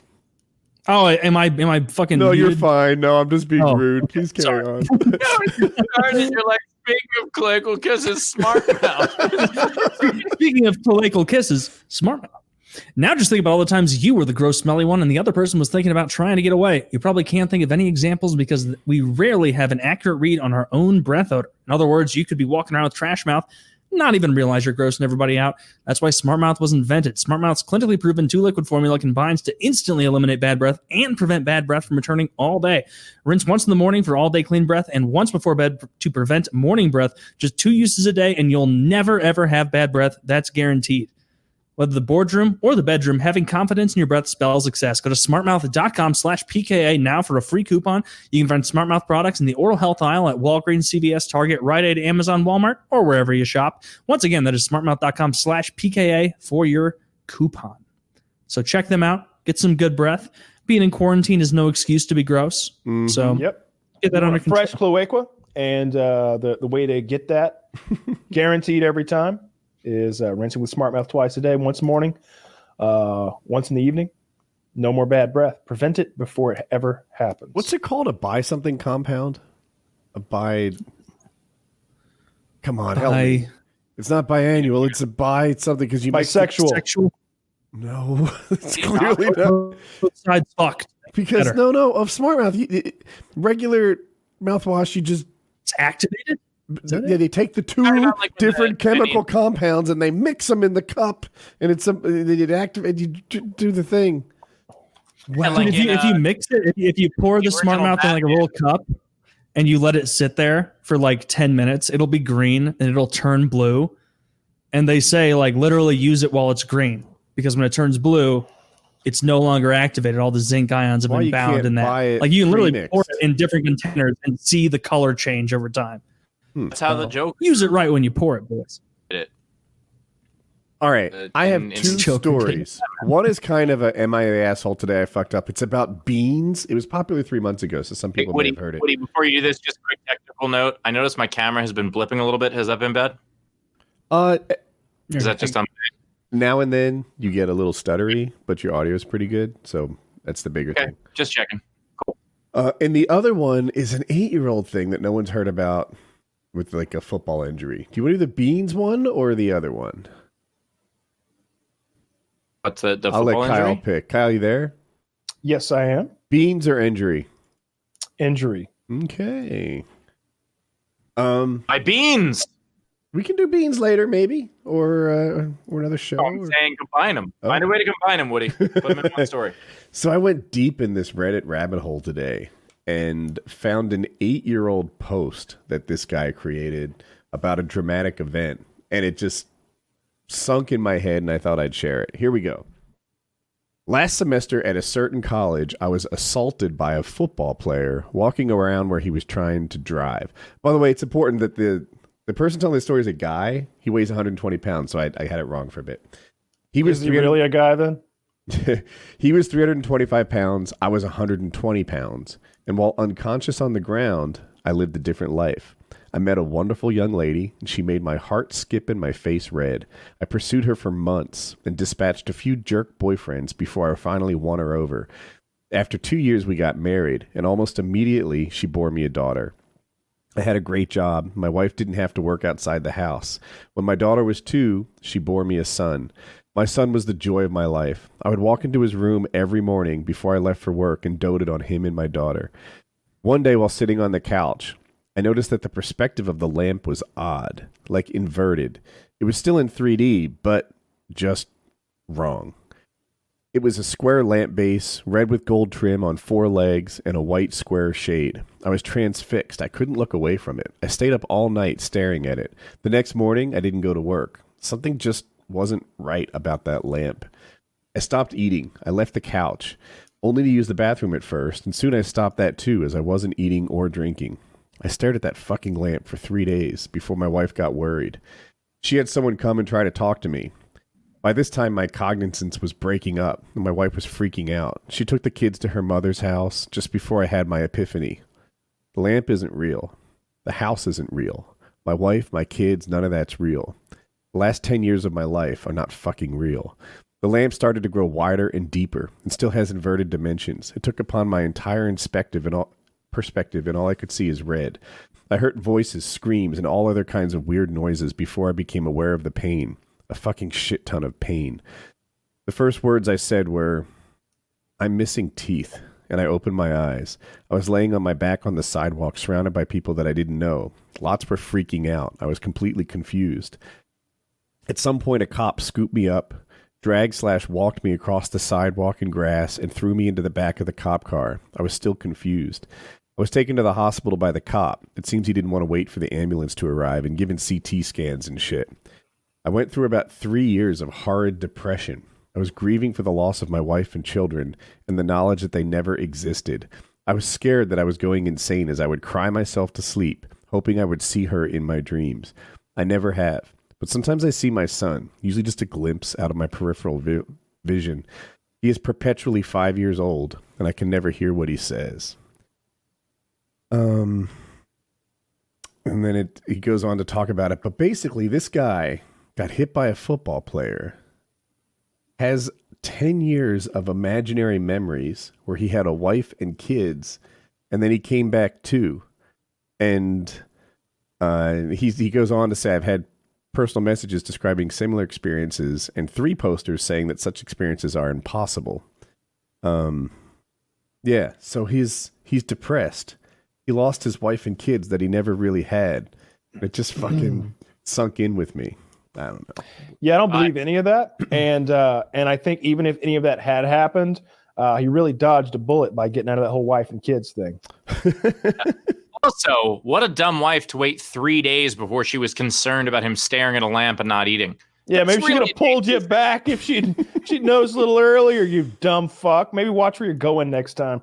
Nah, I don't believe any of that. Post history is like the post before it is just be like, hey, can you guys recommend a good junior high school in the area? Like, what?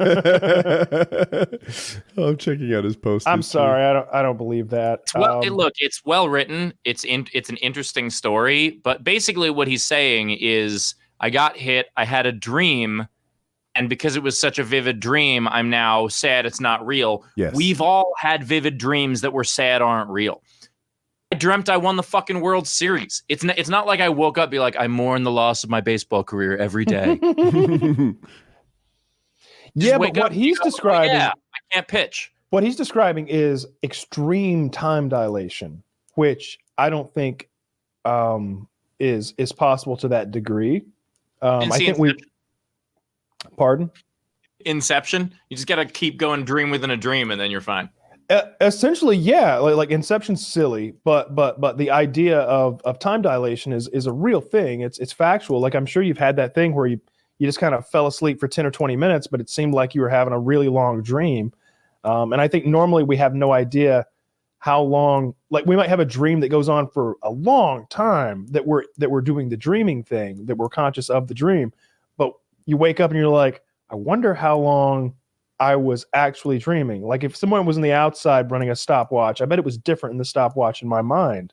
And it is. It absolutely is. But not to the point where lying on the sidewalk before someone can render aid, you experience 10 years of memories. Like, does this guy remember any news reports from 10 years of our future? Like, is there anything like that? Like, of course not. Think so. Right? No, it's just a memory that's implanted while he was unconscious. He actually remembered the stock market and what happened with it, and that'd be helpful. Yeah. Well, I don't think he thinks this really happened, but I think he mourns the loss as if it were real. Oh, well, that's even sadder if he knows it. Like I was under the impression that he was suggesting that for all intents and purposes, while it wasn't real, he didn't go to another dimension per se, but he did experience these things and therefore they are real, right? Like if you fell in love with a woman, like he had a whole courting process that he described where he had to like win her over and beat out other suitors. And then, 2 children, he's talking about 10 years of memories. I don't buy any of that. It'd be a cool Twilight Zone though. I stick with what I said. I don't know. I think my interpretation's on target. I think that he woke up, realized it was all just a dream, but it hurt just as much. And I've experienced that. I agree with the time dilation point that Kyle made. Like, I've had super vivid dreams. I have a tendency to dream very, very vividly sometimes. And like, I'll wake up and remember the whole fucking thing. And over the course of, probably the last 20 minutes I was sleeping for real, because, you're not dreaming that the whole, 6 hours you're sleeping, or in Kyle's case, 8 to 12. But like the idea of that dream, and maybe a dream might take a couple days. Like I've had dreams where it's happened over the course of a couple days. But 10 fucking years of every moment in that, like I do not think that part's possible. Yeah. I take a supplement that helps with lucid dreaming, and it actually has worked because almost every night now I have these really intense, cool dreams.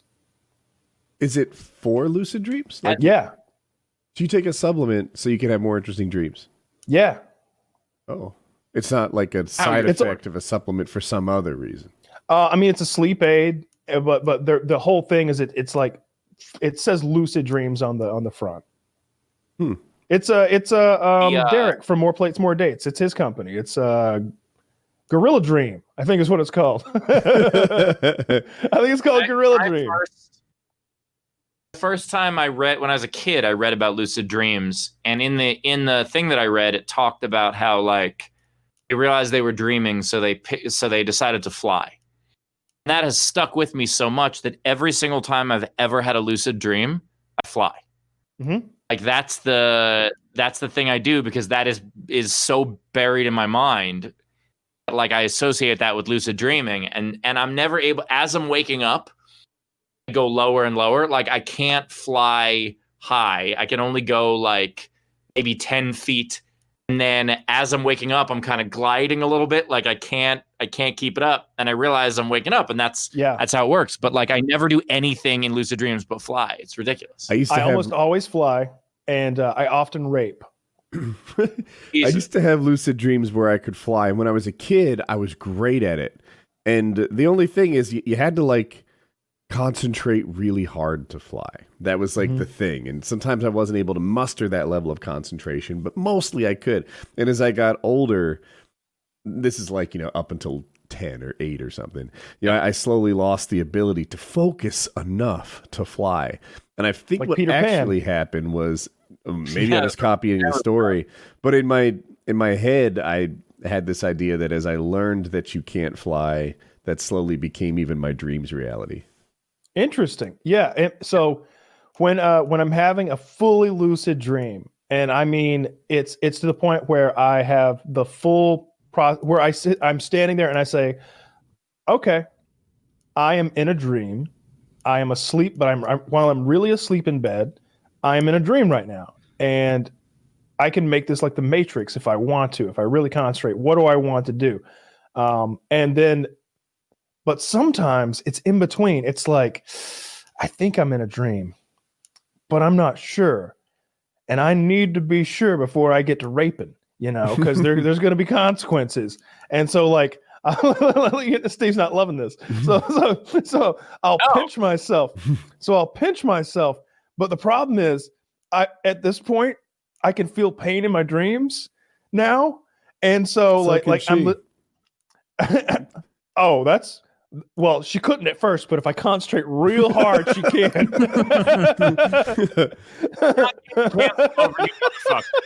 I'm not. What? I refuse for this to be the end. You will not see me laughing at this story at all. So, I'll pinch myself and I'll try to determine if it's a dream. But the problem is, like, now I'll feel pain and I'll be like, well, that did hurt, but did it hurt like it normally hurts? I don't know. I don't pinch myself a lot in real life, I don't remember what. Yeah. And then I'll be like, well, I need some more serious pain here. So I'll stab myself or bite myself, like really try to hurt myself. And then I'll be like, shouldn't that be enough of an indication that it's a dream that you're willing to stab yourself? I need to be sure before I get to raping Taylor. I've been to prison before. You really dot all your I's and cross all your T's in a situation like this. Look, you know what? I was a fool to ask initially. You're right. Thank you. Go cloacal kiss somebody. You need to be sure. This whole thing right now is a dream. It is not a dream. Might be. Because that hurt quite a bit when I pinched myself. I don't know why I didn't mime pinching myself. I literally did pinch myself, and it made no sense. Actually, when I was pinching myself, when I just pinched myself, I didn't feel like it hurt enough, and I was like, uh-oh. Uh-oh. If I'm dreaming, why would I have Steve on the show? Of all people. It's a nightmare. Book someone better. Yeah. If this were Kyle's dream, it would be Woody and I wouldn't be here. It would be like him, Sylvester Stallone, Arnold Schwarzenegger. Who else? Who else 4 would be frames on here? of just Kyle. See, Woody knows. Woody knows. Kyle 1, that was a fantastic joke, and I loved it. Oh, thank you, Kyle 3. Yeah. Can I do that? Have we done the beans and the girlfriend story? We haven't. With bated breath, I await. Yes, I promise you. Beans. I think it's gonna exceed your expectations. Okay, no, I don't have low expectations. I'm very. Oh well, curious. I take it back then. Now it won't. All right, so here it is. Today I fucked up by demanding that my girlfriend show me where she buried the beans in the woods. All right. Oh, God. I admit I posted a version of this relationship in the relationship subreddit the other day, but they closed it with no explanation. Yada yada yada. With all that going on, all right, I'm sorry, let me start over. I assume because they decided it was fake. I can see how they might think that, but this is true. This is a thing that happened and is happening, and now there's more to it. I actually got broken up with it. With all that going on, I know I'm interrupting this on purpose. Every time someone starts a story that way, that's how I know it's true. Yes, with all that going on, we had stocked up on supplies, including some canned goods. I ordered a few weeks ago and 30 cans of beans. 10 black beans, 10 kidney beans, and 10 are pink beans. I also ordered 15 cans of chickpeas. I thought this would be a reasonable amount of beans and chickpeas to have every now and then. It would last for some time. This is 3 months ago. It's coronavirus stocking up. Okay. However, earlier this week, I opened the cabinet because I wanted to make a vegetarian chili using 2 cans of beans. All of the beans were gone. What the hell? So I asked my girlfriend, and she told me she buried all of the beans in the woods. At first, I thought she was joking, but she explained no. She had buried these beans in the woods. What the fuck? I asked her to explain, and she told me that she was afraid that if things get bad, we might have to worry about looters or whatever, and that the beans would be in danger of being stolen. I thought that was completely ridiculous and unlikely, and she got angry at me and said she's protecting our beans. According to her logic, the beans are safely buried in the woods behind our apartment complex, and if we ever need to get some beans, we'll go to the stash, dig up a can or two, but I'd prefer it if we could save them, just in case things get worse. I said, why only bury the beans? Why not bury our more valuable items? She said the canned food was our most valuable item for long-term means, and that since we have fresh food and online grocery deliveries, it would make sense to continue to stockpile more beans. She intends to go bury more beans in the woods every week. This was too insane for me, and I got really upset. I demanded that we go to where the beans are buried, and she refused to tell me. She said that if I knew, she was afraid I would dig up the beans. And I said, damn right I would dig up the beans. And she said, I will never jeopardize the beans. So the following day, I tried to put my foot down. I'm not usually a foot downer, but there are rare issues where compromise is out of the question, and I foolishly decided that this was one of those issues. I demanded to know where the beans were buried, and I told her that if she was going to bury the beans I paid for in the woods, that I would move out. We fought about it, and I kept insisting. In hindsight, I should have just let it go and created my own hidden stash of beans in the apartment and given her time to cool down about this bean buying scenario. But I blew it all out of proportion. And it's weird to bury the beans in the woods, but why do I have to press it? What's the harm at the end of the day? In the grand scheme of things, but I kept demanding her to take me to the beans or at least draw a map or something.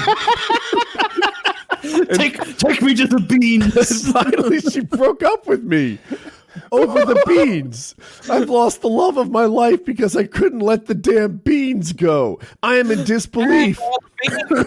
She has moved out. Now, I am not only heartbroken, but I'm now paying full rent instead of 50%, which is a huge and you're financial fresh out of issue. beans. Too long, didn't read. Lost her. I More kept demanding importantly, that my girlfriend 45 showed me where she buried the beans in the woods, and she got so angry at me, she ended our relationship and moved out. My heart is shattered, and my finances are jeopardized because of a bean hoard. No, fuck that bean whore. Fuck that bean burying bitch. All right? This is nonsense. Women have no concept of what fucking society falling apart is. There's gonna be so much rape. It always comes back to rape.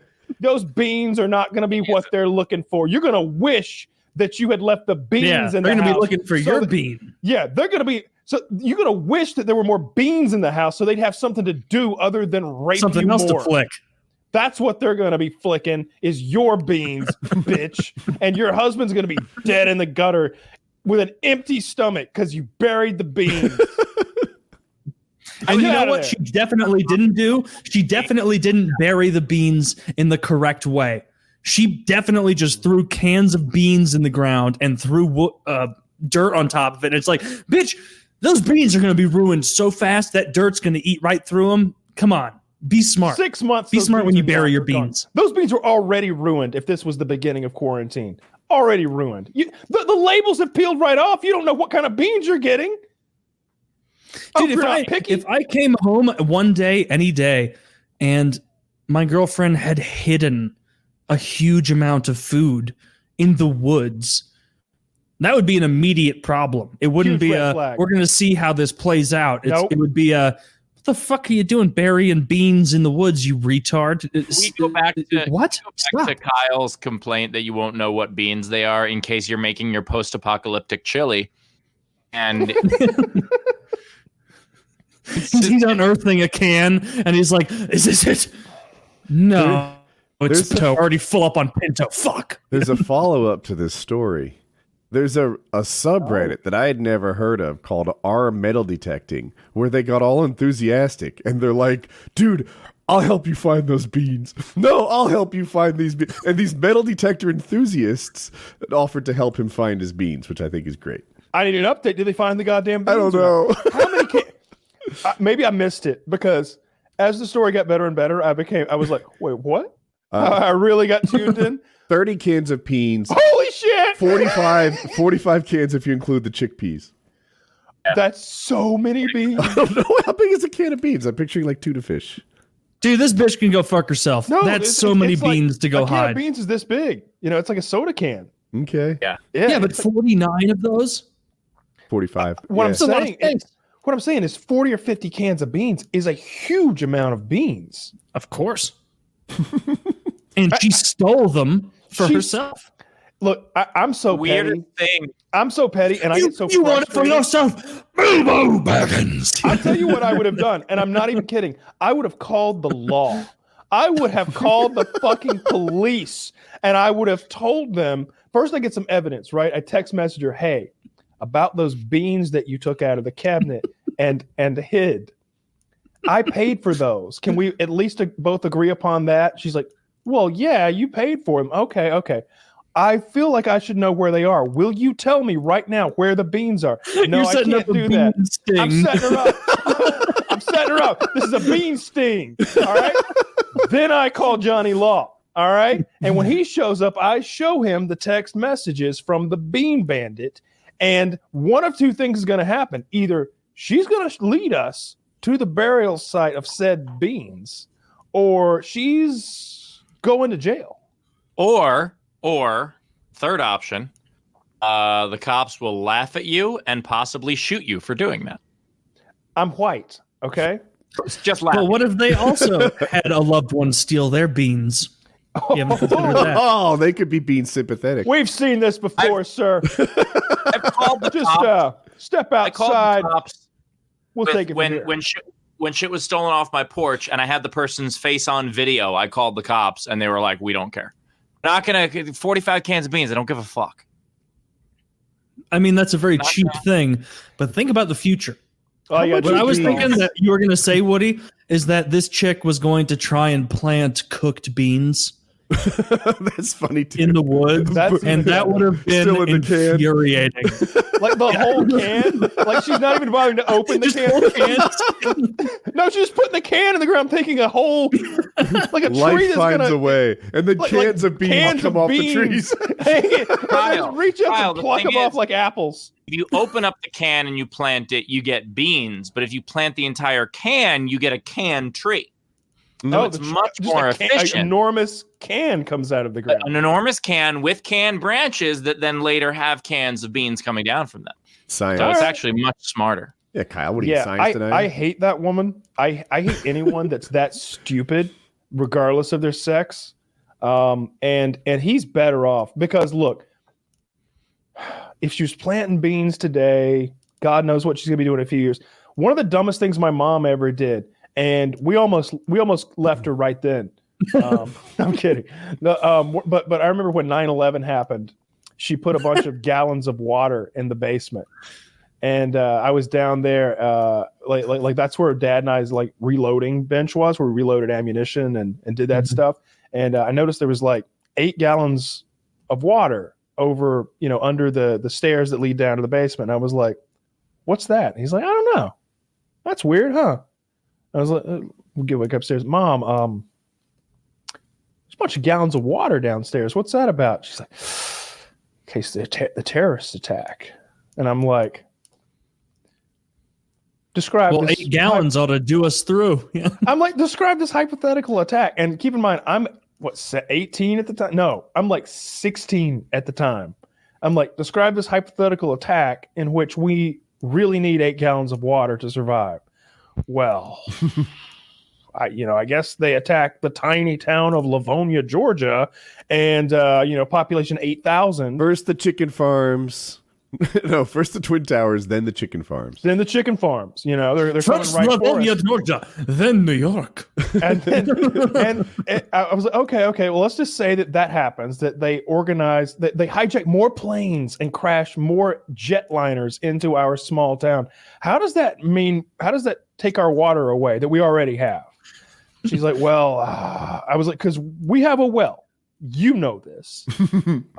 We have a well. In a generator. With enormous amounts Crash of water. into the well.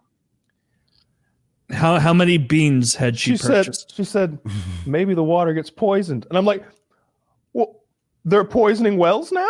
Because they're really bringing it to the little guy. If they're just like stumbling around in the scariest place in the world for a man in a fucking turban, by the way, the deep south of the United States, walking through the woods, I guess, looking for rural areas that live on wells and then poisoning the wells one at a time with, I don't know, a bucket of battery acid. Like, no, listen, Ahmed, it is so retarded they will never suspect.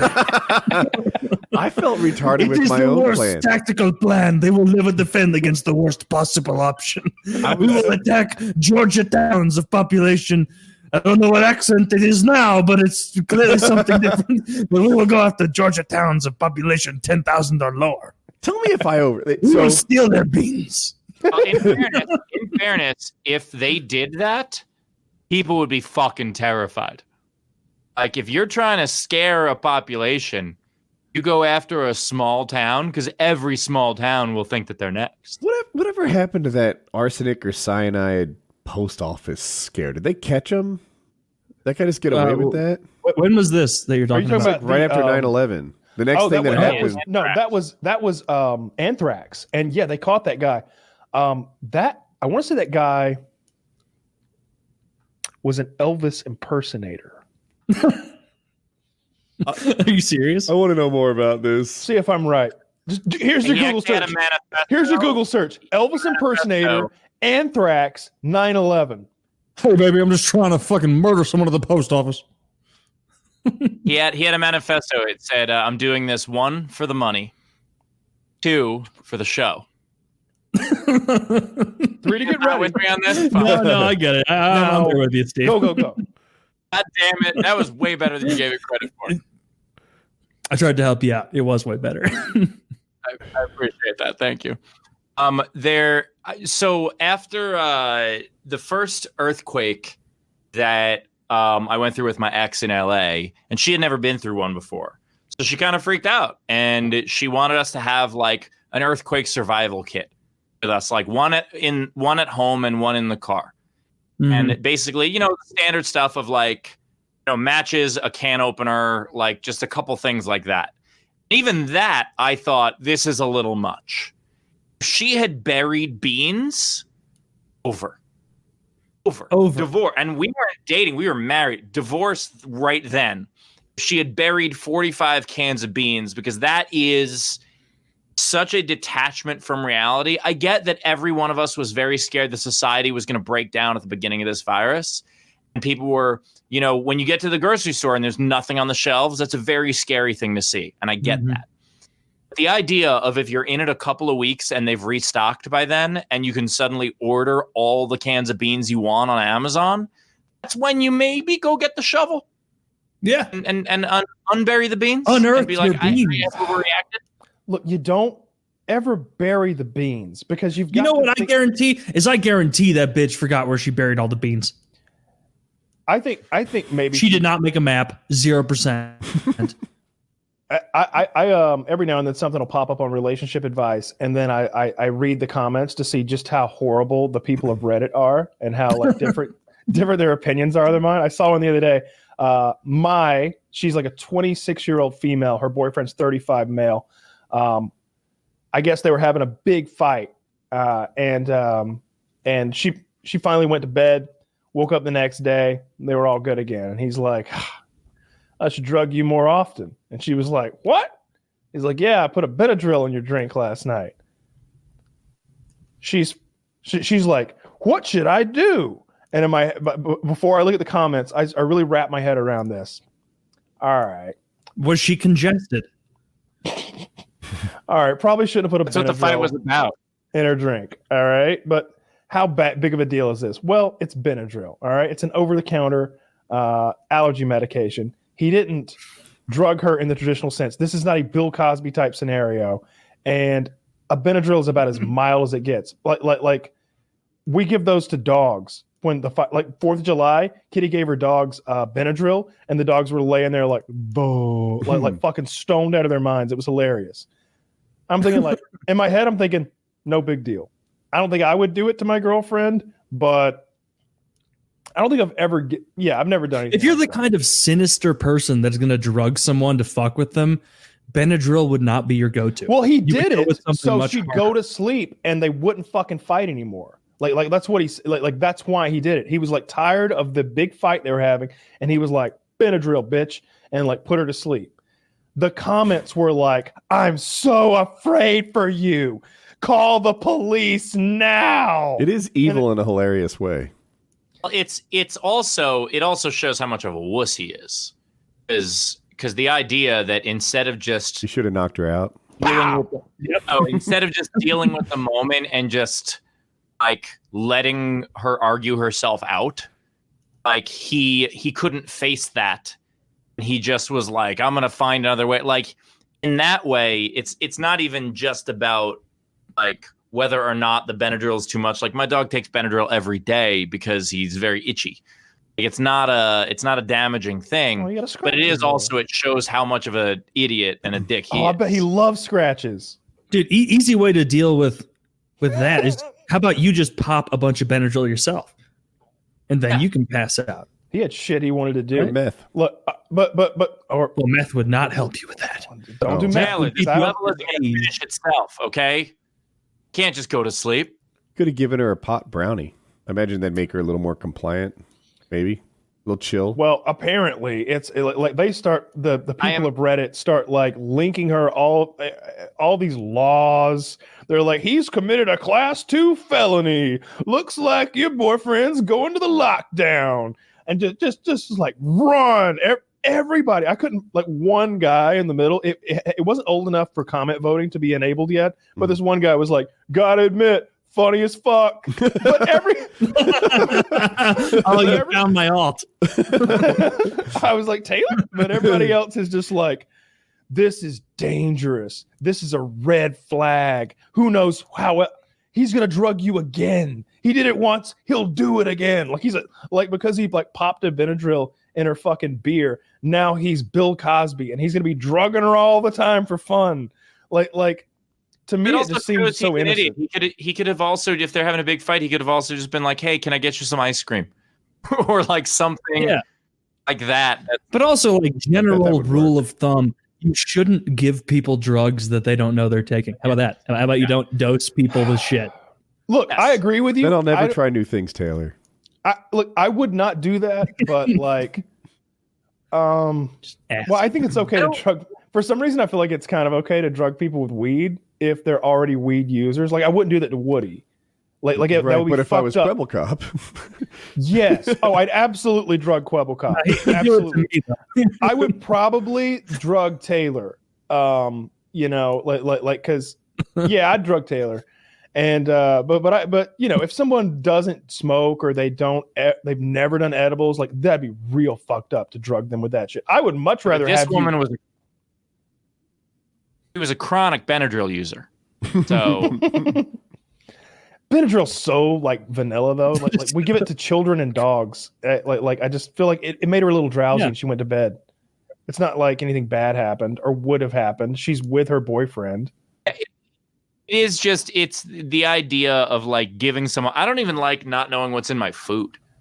I don't even like the idea. Like I don't like lobster. I just don't enjoy. I find it bland.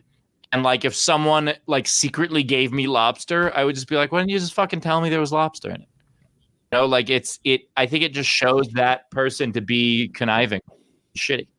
Like I'm not talking he should be arrested. I'm talking about that he's an idiot too. I feel like there's something. I'm mixed. I need to know about more about the relationship, right? I saw one similar to that, Kyle, but the guy slipped his girlfriend a drink, maybe he put vodka in her soda or something like that. Yeah, right. I saw that one too. The subreddit was like wild with how crazy that was. But like, if Jackie did that to me, like, how long have we been together? Like 25 years now? Like it's not a deal breaker. It's like, honey, I didn't want that. Like, let me choose this. But there's enough deposits in the emotional bank account that to is overcome definitely, that's definitely different than someone who you just meet dosing them or we're talking about something in there long-term that boyfriends and girlfriends. Like if we've been together for a fucking year and me popping a Benadryl in your drink is not only grounds for a breakup, but grounds for calling law enforcement. I mean, it's not like I buried your beans. We don't have to call the cops. You're absolutely right. It's not nearly as severe as that, but also, who the fuck gives people Benadryl without their notice? That's I weird. bet it was one of those that dissolved It's on your absolutely tongue weird. too. Wonder how many would take to Also, hypothetically Ooh, put a those ones woman taste out. all right. I'm good with those ones. Here's how I know. Here's how I know they're not in a healthy relationship. She's asking for relationship advice on Reddit. Yeah. That alone. You know how Anyone who has ever dangerous it posted is? that stuff- Oh, What? I was saying, do you know how dangerous it is to ask for advice on the Reddit relationship forum? Because I'm out there with an alt giving terrible advice, and it often gets upvoted highly. Terrible idea advice. Where it's like, it's You time to have- end it all. Call in. They And break people up be over everything. That's exactly right. You need to If you finish. have Just, no one that in seems to your be the Reddit response most of the time, from what I can tell, is that if it's some woman post and being like, hey, my boyfriend gave me a Benadryl and I didn't like it, they'll be like, he's an abuser and a rapist, and you should call the police. And also, my DMs are open. Yeah. And it's like, that- oh, absolutely. dude, this is really lame. Yeah. Yeah, that's what it seems to be. Yeah, here's the whole. Here, I just found it actually, like 41,000 upvotes, and like I'm just gonna go through some of the comments. The Benadryl one or the alcohol? Yeah, the Okay. Benadryl one. This is absolutely terrifying behavior. I notice he was also trying to get you away from your mom's house, trying to keep you away from a support network, maybe? Question mark. Please get out as quickly and safely as you can. A guy who thinks this kind of behavior is no big deal, well, that's just really unpredictable. Don't expect him to behave rationally. What? Like popped you? Have you ever like It's allergy medication. you ever like you come out of the, I mean okay, Woody, you wear glasses.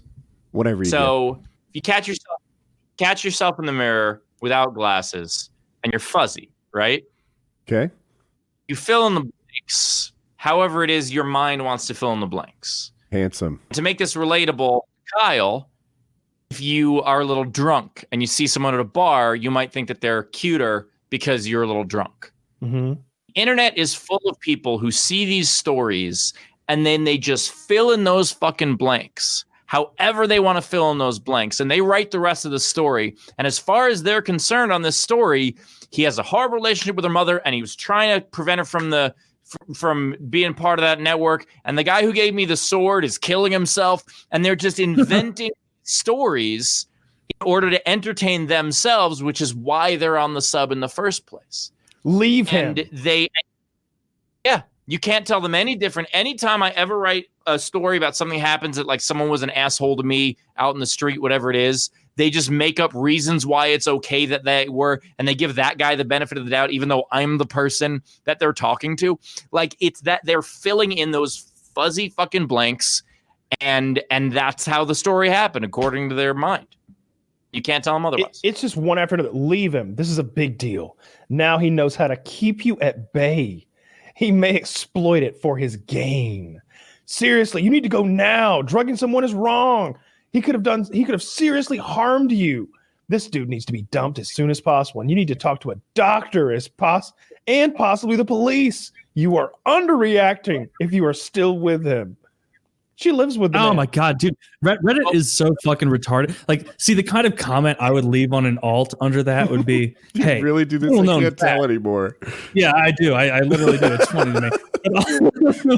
But I'll go in there and I'll be like, hey, quick little fact. Did you know the KGB used Benadryl-like substances in order to inculcate people into the system and manipulate them? Yeah, turns out that's true. Like, I write in that like retarded like Reddit dialect, where it's like a lot of ellipses and like stupid like, oh, you don't believe that? Yeah, well, it's true. You write stuff like that, and then you will get people like upvoting you, and it's like, I just made this shit up whole cloth, and people are buying into it. That's one of the most fun things about Reddit, just making shit up and then seeing a bunch of other people think you know. Well, the guy didn't even know how much it was dangerous, because how does he know how much farm equipment she has to operate that night?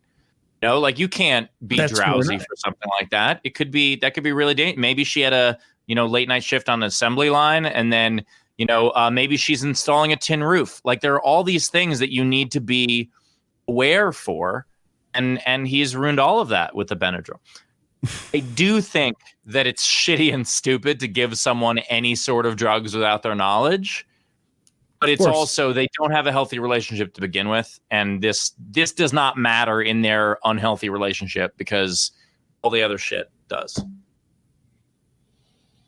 Well, I'm just saying, if you turn to Reddit for relationship advice, end your relationship, because it is full of bitter people who will tell you to avoid any sort of reconciliation whatsoever. If your significant is. other, if you find out that your significant other has turned to Reddit for relationship advice, end the relationship. Like, preempt if my girlfriend ever tells me she has a Reddit account, it's over. It's done.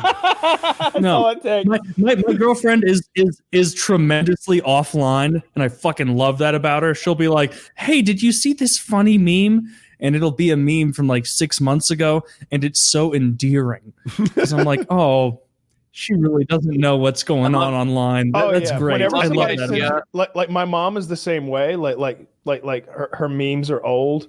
But it's great that I have all the classics memorized. So today I sent her that thing about the biggers. You remember this? Yes. It's where it's where this midget is talking about how they hate tall people and how they call them biggers. And and there's this part where I'm gonna find it. Oh, Jesus. Yeah, you got to find it. That's a very funny clip.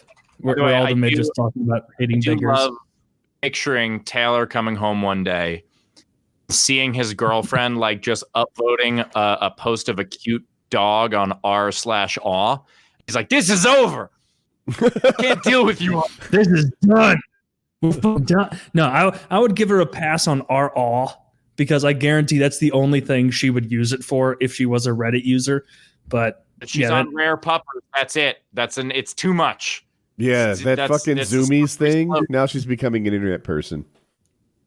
Yeah, she is a white girl in 2020, so she's all about puppers and doggerinos and all that shit.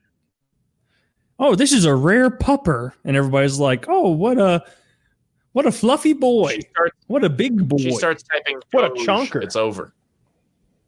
What a chunker! I think she literally said that the other day. Yeah, I gotta shut that shit. She'll be like, "Hey, I went to your." No, she listens to the show all the time, and so there are times where I'll be streaming or whatever, and I'll come out into the kitchen to grab a drink, go to the bathroom, and I'll hear myself talking about something retarded, and be like, "Can you keep my own voice out of the house, please? I don't want to hear my own." Dude, voice. I hate it. Every now and then your I hear hotel internet's doing a great job of that.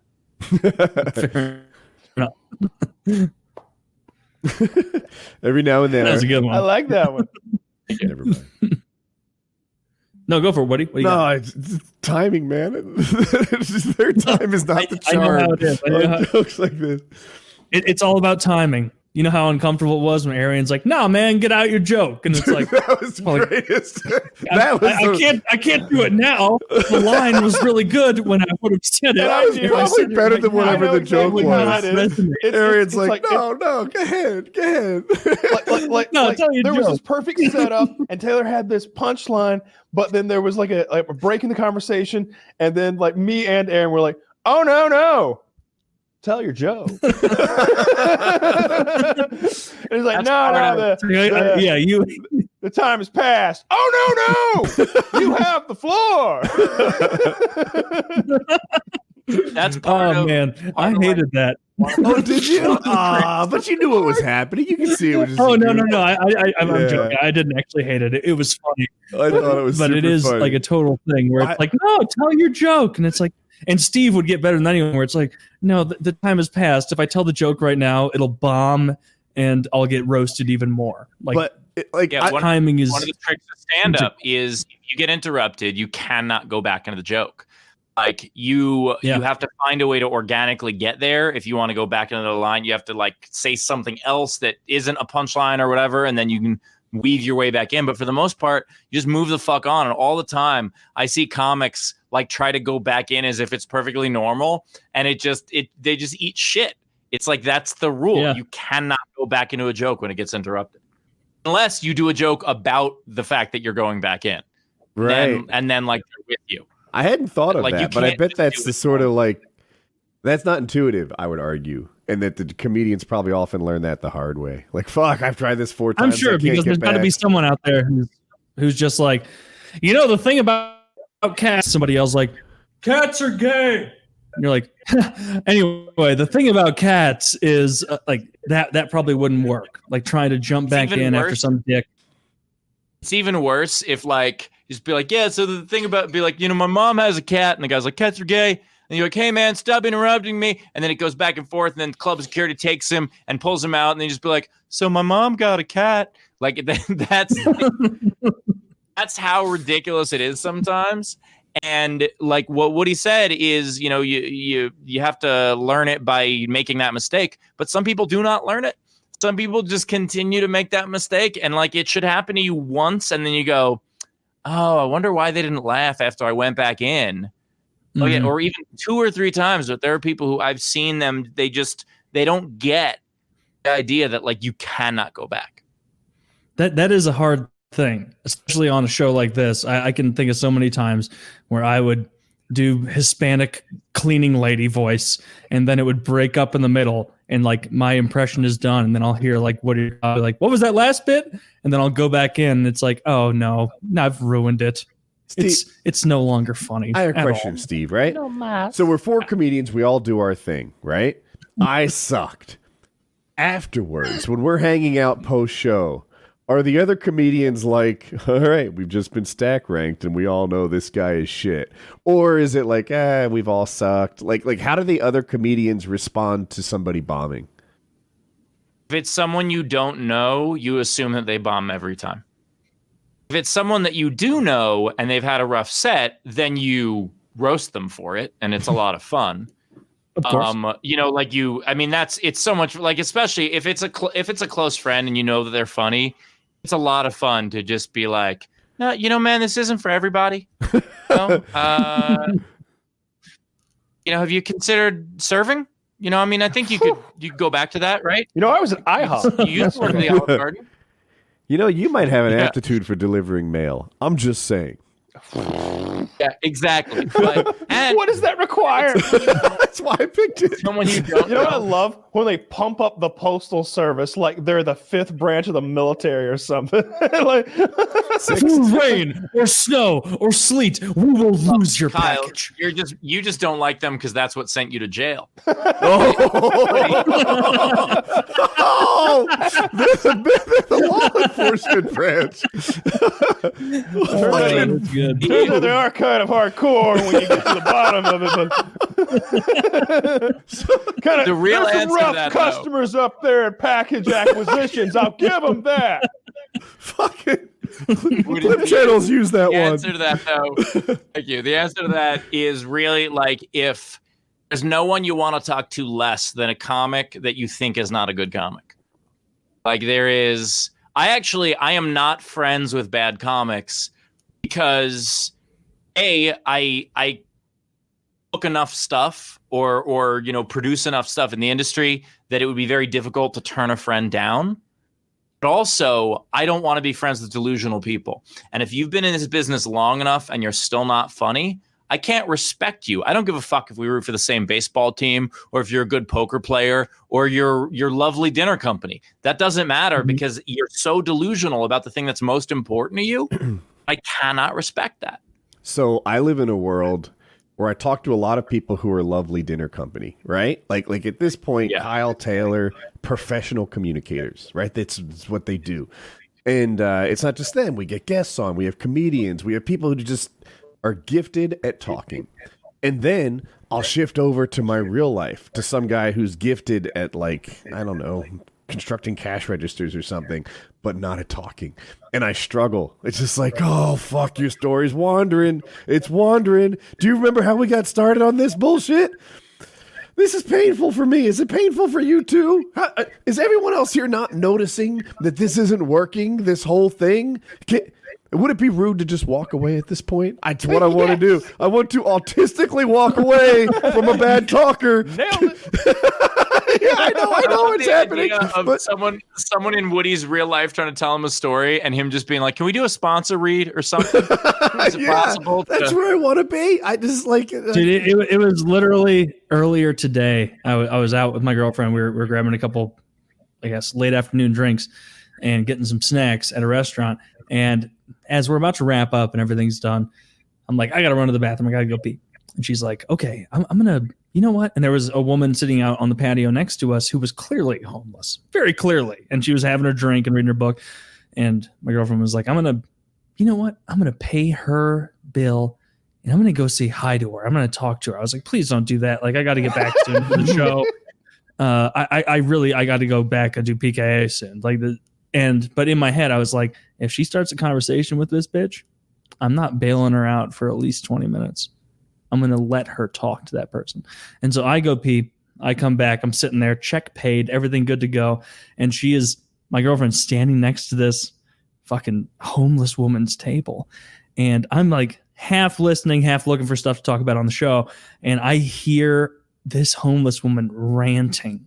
So it was like she was waiting for that one person to listen. And I heard Jews half a dozen times in there where it'd just be and the Jews and Jews also. And it was like, this is, you know what? I'm going to let her fucking simmer with this person that she's decided to talk to. And so I let her simmer for about 15 minutes until I was eventually like, hey, hon, I got to start PKA soon. We got to get back. And then she like came away. But yes, very clearly she regretted that decision because that homeless lady was fucking insane.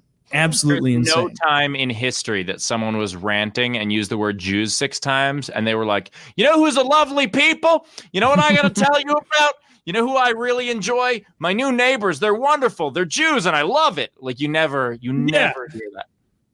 A bunch of Jews moved into my town, and now our sports teams are better. It was a little sketchy how she was saying Jew with so much Jew. Like every now and then, I have gone on the road with like a comic I don't know, and they're like hard to talk to. And that's so weird to me because most comics have opinions about everything. They might be terrible opinions. We will talk shit about anything. You could tell me something I've never heard about before, and I'll instantly have an opinion about it. Like, and I may be being a dick about it, but it's a conversation. And if I'm ever on the road with someone who like I can't talk to, I'm just like, how are you ever going to make it as a comic? Like, I don't understand. You're not a professional communicator, as you said, Woody. Obama used to say that about his senators. He's like, by and large, everyone who is a senator up here has won a popularity contest. So, mostly, you know, they're pretty nice guys to spend time with. He's like, but every once in a while, it's like, how did you get this job? You know? How did you become senator?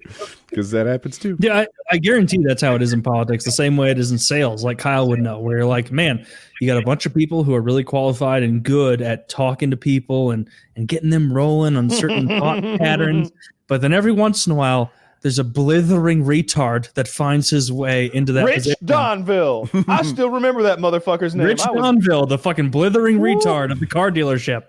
Dude, he needed the money too. That was the worst part.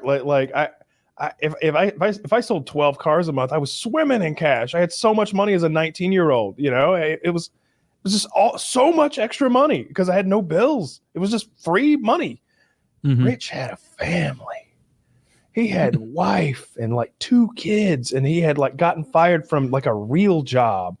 Like, I don't know what he did before, but he had all of his old suits from his old job, and like he'd come in there with his hair all slicked back and the dark circles that got darker every day under his eyes, and his suits that got more and more wrinkled by the don't day. Respect me, eyes. Picture Gil.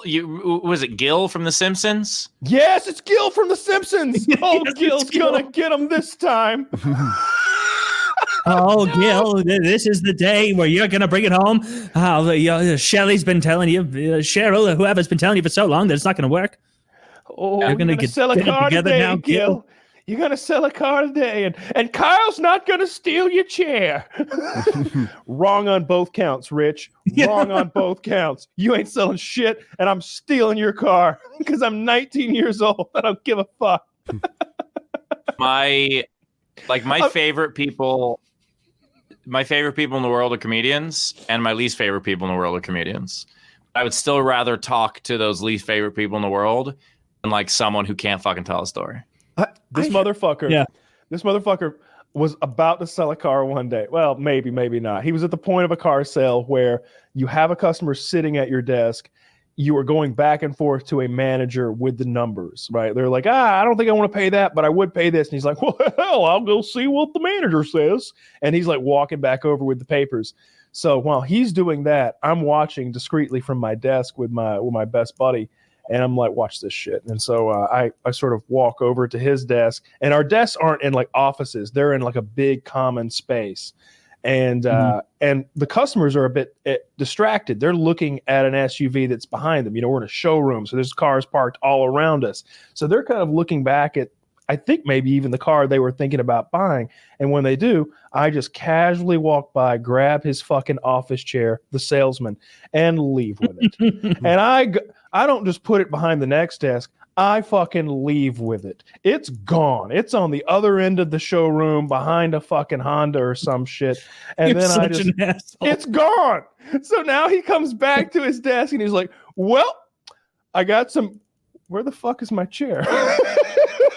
And you can tell he's just so awkward because he doesn't have a chair now, but he wants to present these numbers. You can tell he's been thinking about what he's going to say when he gets back to this desk.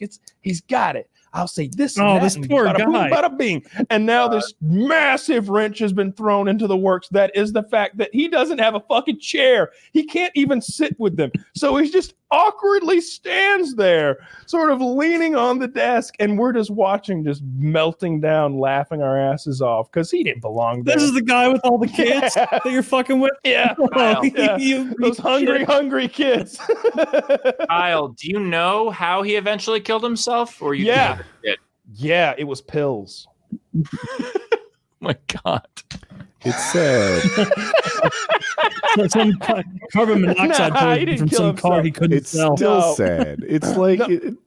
he didn't. Well, we had to push him out, like it's like I don't know what to describe it as. It's like we're in the ocean and everybody's sort of kicking and treading water for survival, and we've only got 8 gallons of water because that's all Mom put in the boat. And you just look over there and you're like, that guy is really having a hard time treading water. You should check under the stairs. There might be more water. I think that maybe if he were to die today, we'd all have more water, and maybe the Coast Guard finds us. And that was the situation with Rich. There was only so much water. So if I understand this right, you're 19. You have so much money, more than you know what to do with. You're so fabulously rich. I'm just buying paintball stuff. Every weekend that I don't have time to use. So what you should do is bully this poor guy with a wife and children who's having a hard time. He's at a real low point in his life, so that you can have more Coast Guard water or something. That's exactly what we did. And he was moved from sales, quote unquote. He was actually told that he was not going to be selling cars anymore because he couldn't sell cars. He was never going to be able to sell cars. He was wasting his time there and just prolonging the slow death that is a bad car salesman's life. And so they moved him to like this internet department. So then he worked for us as like a secretary, which was much better. Now he would like butter customers up over the internet, and then he would come to someone like me and he's like, all right, Kyle, this guy's coming in to look at this truck. He can do this, and that. And then I'd sell him a fucking car because I can do that. And he just couldn't do it. He was never going to make it. We were putting him out of his misery while entertaining ourselves because we were working fucking 80 hours a week. Woody, I think what you missed in the story, the moral of the story is that Kyle's a hero. Yeah, there's an act of kindness where he saved this guy from making more money. I saved lots of people from making more money. And yeah, absolutely. No, he wasn't going to sell him a car because he couldn't sell him a car. What he was doing was wasting water. He was wasting customers. And we all hated that. Like you're not going to sell every customer a car, but there's a percentage at which that of failure, at which point you're just like, dude's just dribbling it all. Remember when Frodo, I hope Taylor's hearing this part. Remember when Frodo and Sam are climbing up the fucking mountain of doom at the end, and Don't spoil it. and Frodo's out of fucking water, and Sam's like, here, have some of mine. And Frodo grabs Sam's water and he like spills it all down his chin. He's wasted a huge amount of the few drops they have left. That was Rich. Rich needed to go. And so we got rid of him. And we did that to lots of people. If somebody came in and they were good at car sales, we couldn't fuck them up. If I took a good salesman's fucking chair, he'd have come in there like the Fonz and like slid on the desk or something. Or he'd have told them all to come with him. Rich had a meltdown by the end of that day. Like he got pissed. He got all red-faced. Like, oh, where's my chair? People are taking my chair. Get out of here, Rich. Go back to the BBC. I gotta say, Kyle, I wasn't on your side until the Lord of the Rings analogy, and now I get it.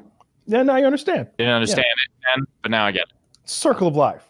There's only so much water. There's 25 fucking people drinking out of it. They add a 26th person, and if that person can't fucking drink without dribbling it down their chin, we don't want them there. It doesn't matter that Kyle had more water than he knew what to do with.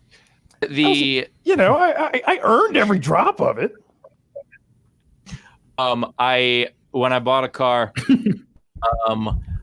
the salesman, like I had walked in going, here's the car that I want. I saw that it's on your lot. I'd like to buy it. And they were like, do you want to test drive it? I'm like, I've driven one before. I'm sure it's fine. I'd like to get in and out of here as quickly as possible. They already had the sale. Just happened to be the person who I was talking to is the one who gets the sale. Yeah. And like, I'm sitting there and it is, by the way, I walked in right before closing. So there's no reason for another customer to be coming in after me when I've already been at the desk for 20 minutes. So someone walks in with what looks like an empty envelope, dressed the same as all the other salespeople. And the woman who's trying to sell me the car just like, oh, hey, Dave, good to see you. What are you doing here? And he goes, just paying for the Prius. That's what I was buying as well. He was just paying for the Prius. And she goes, well, how do you like it? He goes, well, what I feel doesn't matter. My friends are all jealous. And isn't that the point? Oh, I just look at her. And I'm friends just like, are all jealous of his Prius. It's a setup. Yeah, They're fucking selling or boy. Yeah, and I just say to her, and I go, I'm already buying the car. What are you trying to do? She's like, whatever are you talking about? I was like, that guy he's going to another day. You know what? Fine, forget about it. So then when I was with the finance guy afterward, I asked him, I just go, hey, how do the commissions work with the sales here? Like, do you get any of it? And he goes, if I help sell the car, yeah. I go, so if you help sell this car, you get like half the commission? And he goes, yeah. And I go, put down that you're the reason I bought the car. Smart. But I was just like, fuck that asshole. Like, Yeah. I was already buying it. That stupid community theater bullshit she tried to pull on me. Not that stupid. So it cost her whatever, $1,000 or whatever the hell the commission was. Whew. Good. And the finance guy was very definitely pleased with how that went down. It wasn't $1,000, but smart. it cost her money. That's good. That's good. Yeah, he was a nice guy. I like pettiness as well. So that's. I love that they had a ringer come in. I love the Prius. I can't wait to get going. 0 to 60 in a minute and a half. Count me in. Yeah. I goes 0 to 60 in theory. They were selling. I'm sure he was just like a couple desks down. They were trying to sell me some additional warranty, and my philosophy on these is that if it was a good deal for me, then you wouldn't sell it to me, right? That's the thought. Obviously, they've worked out that if I pay an extra $1,000 a year on this thing, I probably get less than $1,000 a year in repairs, and that's why they're selling it to me. That's what's in my head. So he's laying it out, and I listen to him politely, but like obviously, I'm waiting for it to end. And no, so he goes to a cheaper option, and we go through a couple of them, and I'm like, dude, like I lay it out there. This isn't happening. And he's like, well, if you're not going anywhere, at least get there fast. And he skipped to the end, and we signed the papers. I loved it.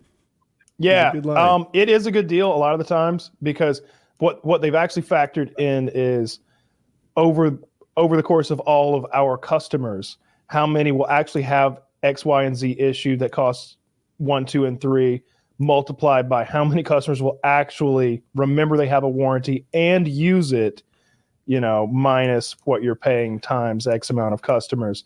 Like we sold this thing called permaplate, which didn't even exist, which was supposed to be like a fabric, coating that repelled stains and liquids. And it was supposed to be a fabric coating. Yeah, like we had these swatches of fabric that had been treated with a thing called permaplate, and you could pour like fucking Coca-Cola on these cloth seats, and it would just roll off like water, like it was glass. Pretty cool, I guess. If you got kids, especially, and you've got cloth seats. But we and also in the paint, it was supposed to prevent like sun damage, UV damage, and fading and all that bullshit. But the thing is, we didn't actually put it on the cars, like ever, because I remember it was $700. It was $700 to have permaplate applied to your car, and I remember asking a manager once. I was like, "So, do all the cars already have it on them, and then we just try to sell it?" Or do they apply it if we sell it? Because it's an addition thing that I would sell as a salesman, like during the car sale. It wasn't the finance shit that happens with the warranties. It was before that. And he's like, yeah, something like that. And I was like, what? Well, it's either one or the other. Either it's on them all already, or it's on none of them already, and they're gonna put it on. He's like, there is a third option. It's really about peace of mind. Put it on nothing. They're like, what do you mean it's about peace of mind? He's like, well, you get a warranty when you buy the permaplate, and if you get a stain, then we fix the seat. I was like, okay, all right, but there's a good little bit of advice. If a salesman says that it's for your peace of mind, you don't need it. What it was guaranteed. Look, the thing was, I could sell permaplate for $100 or $110. I would just make numbers up sometimes. I've sold it for $1,000 before. Like just making the numbers up as I went along. Just sell it for whatever, and they'd be like, "Sure, whatever. Fuck it. Oh, $100 permaplate? Yeah, just write it up. Let's go." Because it's just extra. And what you were actually buying was a warranty. There was no coating on your car. Your seats are regular fucking seats, but you just bought a warranty that says if your seats ever fucking get stained, they'll replace them bitches. It was a huge value when you got to the bottom of it, because no one, and I mean no one, ever came back in and said, "I've got a stain on my seat." They never did it once. I've never heard of it. No one ever saw it happen. It never occurred. No, everybody forgets. Oh, you mean it was a huge value for you as a salesperson? No. For you as a customer. If I were selling that car to my best friend in the world, I'd be like, let's get the permaplate on there, get it on the contract. Let's just do it, make it $100 or $200 if we can. But if you've got to pay $700 for this, let's do it. Because if you ever fucking get a stain on your seat, they're not just going to massage the stain out. They have to replace that motherfucker. They have to they have to refabric your whole seat. What I'm getting out of this is you would have upcharged your hypothetical best friend. I'd have sold my best friend $200. I'd have sold my best friend one of the most fantastic warranties in existence on the planet that allows them at any time for like Man, 5 years. You really put into the bullshit, didn't you? No, it was real. It doesn't. Not only would you no have sold bullshit. it, you would have sold it to your best friend and had an extra empty seat right next to you. As sure as there are 2 chairs behind my desk, for some reason, this is a good deal. No, even better. You see this chair right here? This is You see this chair right here? It's been coated with permaplate. I just pour a whole Coca-Cola on it.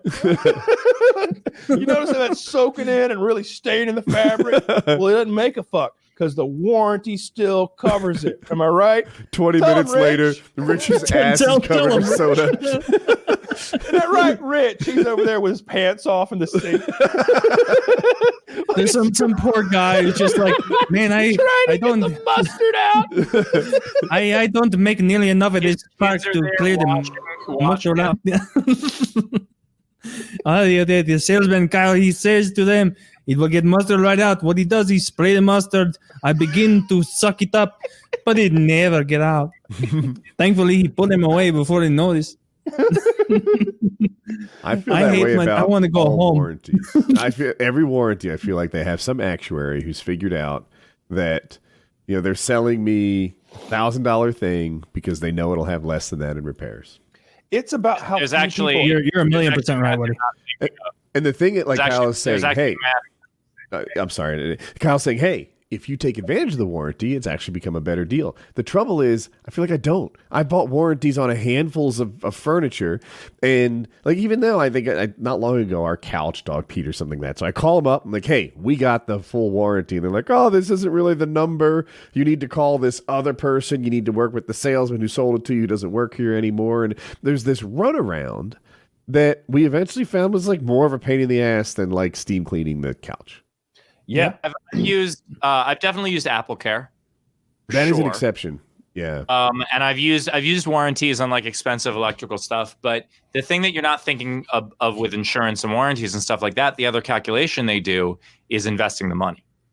Like if they break even on all of it, they still made, depending on what they invest in, 5 to 10%. Or you could have. What? Or you could have. That same time value of money applies to your money too.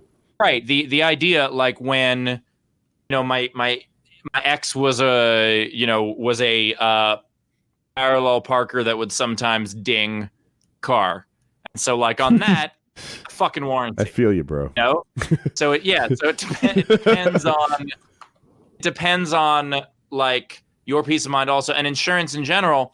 Like my health insurance, I get health insurance with a high deductible because my health insurance is not there for when I get sick. It's there in case of catastrophe. Mm-hmm. Like the only reason I want it is because in case I have to go to a hospital and they charge you $300,000 for whatever the fuck it is, I want that to be covered. I don't care if I spend $1,200 a year on doctors, like on or $3,000 or whatever, when I could have only spent $2,500. Like I don't give a fuck about that. I give a fuck about what happens if I am stuck in a hospital for a year. So depends on how you drive. Yeah. We don't do that. We have a lot of insurance, but I think we should do what you do. It's just And also for car insurance, I make sure that I have a deductible. Or I have something that covers glass, because the only thing I've ever had to do is, aside from like an accident 10 years ago, like on a daily basic, the basis of owning a car is fucking chips on the windshield all the time. Someone kicks up a fucking rock, get a chip in the windshield. That's covered. So if that's covered, we get that covered too. We can get that covered too. Yeah, as long as you have something that covers that, like the rest of the shit, you're not gonna fix if someone scratched you with a shopping cart. You're not gonna fucking take your car in for that. But if you don't fix the chip in the windshield, the whole thing's going to crack. So you have to. So yeah, I want to say the thing for the windshield costs like $150 to $300 somewhere in there. You could negotiate, of course, and they would actually handle that shit. Because I had a customer come in once and they was like, "Yep, fucking chip in the windshield, let's go." And they were like, "Fuck, it actually came back, huh?" Yep, I do that. And they had to call like the glass repair people, and they came out there and they inject it with the epoxy or whatever the fuck they do and repair the whole Safe glass. Light people. The thing Safe is, Life Repair, Safe Life Replace. A new windshield is nice and it's not that expensive. Like instead of $150 up front that you may or may not use, you pay $300 on the back end when you do need it, and then you get your new windshield and you're like, oh my god, I didn't realize how much I'd love a new windshield. I can't believe I put off getting a new windshield for so long. Although it was expensive. I know glass was going to be different for different cars, but I want to say mine was $500 or $600 installed. Yeah, they can get pretty pricey. I mean, I've put, some years on the road, I've put, 40, 50,000 miles on. So you're going to get, and also a lot of highway driving, you're going to get trucks kicking up chips. Mm-hmm. And so like, it's an important thing to be able to have, especially because I have to cover it on the rental car. Because that's the fucking scam. That rental car insurance is bullshit, because if you have a decent credit card, you're covered. Yep. Like if you have a decent credit card, your deductible is going to be like $25. Yep. Yeah.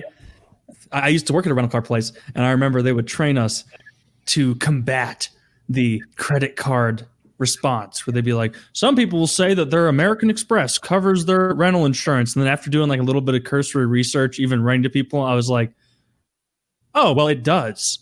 Like it does. Like there's no reason for them to buy anything else. And what you really don't want to do, don't use that MasterCard or Amex insurance.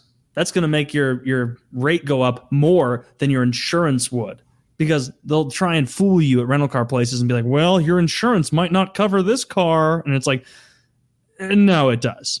Unless you buy the most bullshit liability only insurance, you're fucking fine in a rental car.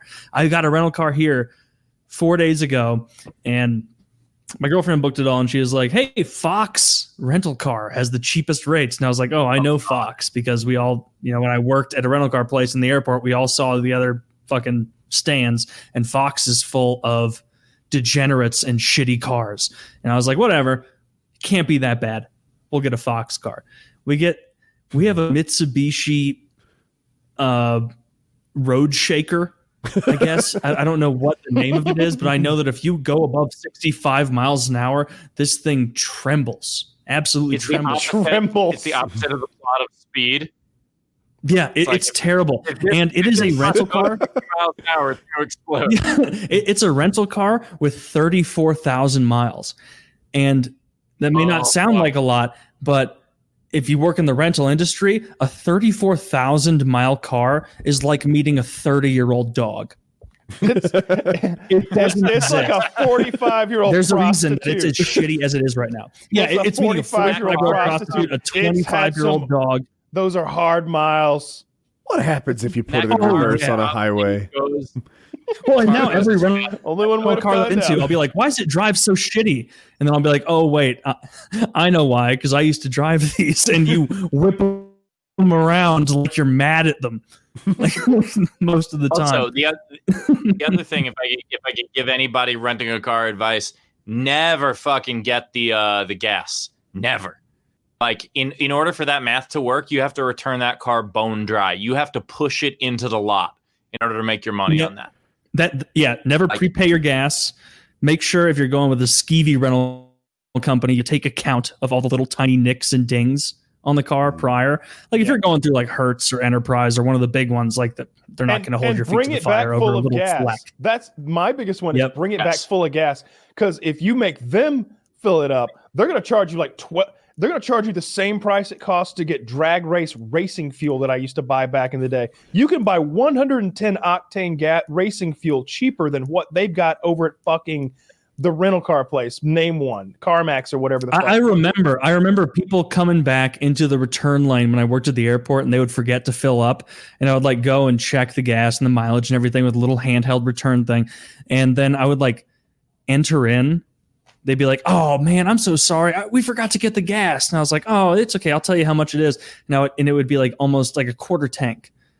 And like before I would hit enter, it would be like $95 charge for gas. And I'd be like, no, back it up. Let's say that it's 3/4 full. I feel like a crook doing this. And I would just retroactively change it for them. I wish I'd been the one with my hands on the scale. Sometimes I do like I get it's a little below a quarter. Actually, I get a little cheap on the full tank thing, because you fill a tank and it hits the F. Then you can fit like 3 more gallons in there sometimes, depending on the car or truck. But all I need to do is fill it enough so that we can agree it's near the F. I can save myself $6. I would always I'd be take the one side guy of the person lowering a fucking string down in there. Full means I can see it from the fill spout. A little bit of kerosene mixed in there. He's getting cheap on us. The other trick I would do is, sorry, my camera battery ran out. I defaulted to a weird wide angle. But the other trick that I would always do is you fill it up about 20 miles from the airport, because it still shows full. Yep. And like if they're gonna gouge you so much on this shit, I have no problem taking a gallon of gas from them. Yeah, that's similar to my tip. The amount of fucking times, what Taylor was saying about how they're trained, the amount of times that they'll say to you, like, well, which insurance do you want?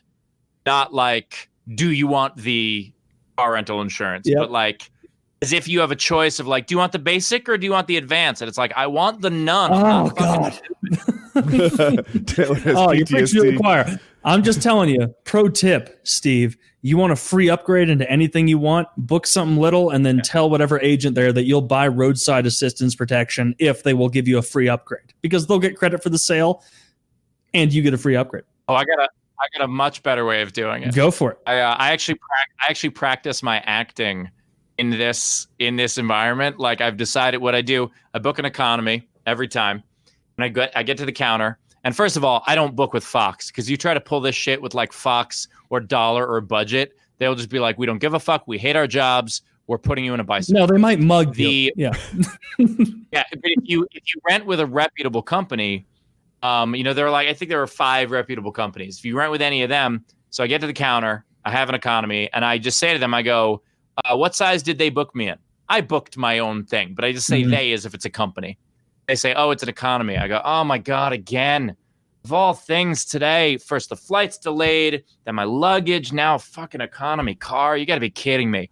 And every fucking time, it is literally every time it's worked. Sometimes, sometimes they'll go, okay, compact. Sometimes they'll go like midsize. I've had them give me a convertible. They're just like, I'm having a rough day. Let me help them out. Sometimes, and a lot of the time, they're just giving you something that's left over. If someone asks for an upgrade, it's like, hey, we got this fucking 40,000 mile Mustang convertible that nobody wants. Throw it to that guy. Tell him it's a free upgrade. Like, that's usually how it goes. An easier way to get discounts is you go up there, just like Steve said, you book your own car, and then you get up there and you say, I'm here with Pepsi corporate, or with any corporate account. I'm here with Monsanto. I'm here with Pepsi. I'm here with Coke. And if they say, I don't see the discount corporate code put in there, you just go, of course, again, can you go in the back and find out the code? I don't remember the letters. And then what they'll do is they'll go in the back, they'll figure out the corporate code, come out to whatever corporation you said you work from, type that in, and then suddenly you're paying 1/3 of the price because they have corporate, That works. That'll actually work. Oh, yeah. Yeah. That'll work. My favorite dumb rental car salesman moment was I rented a car.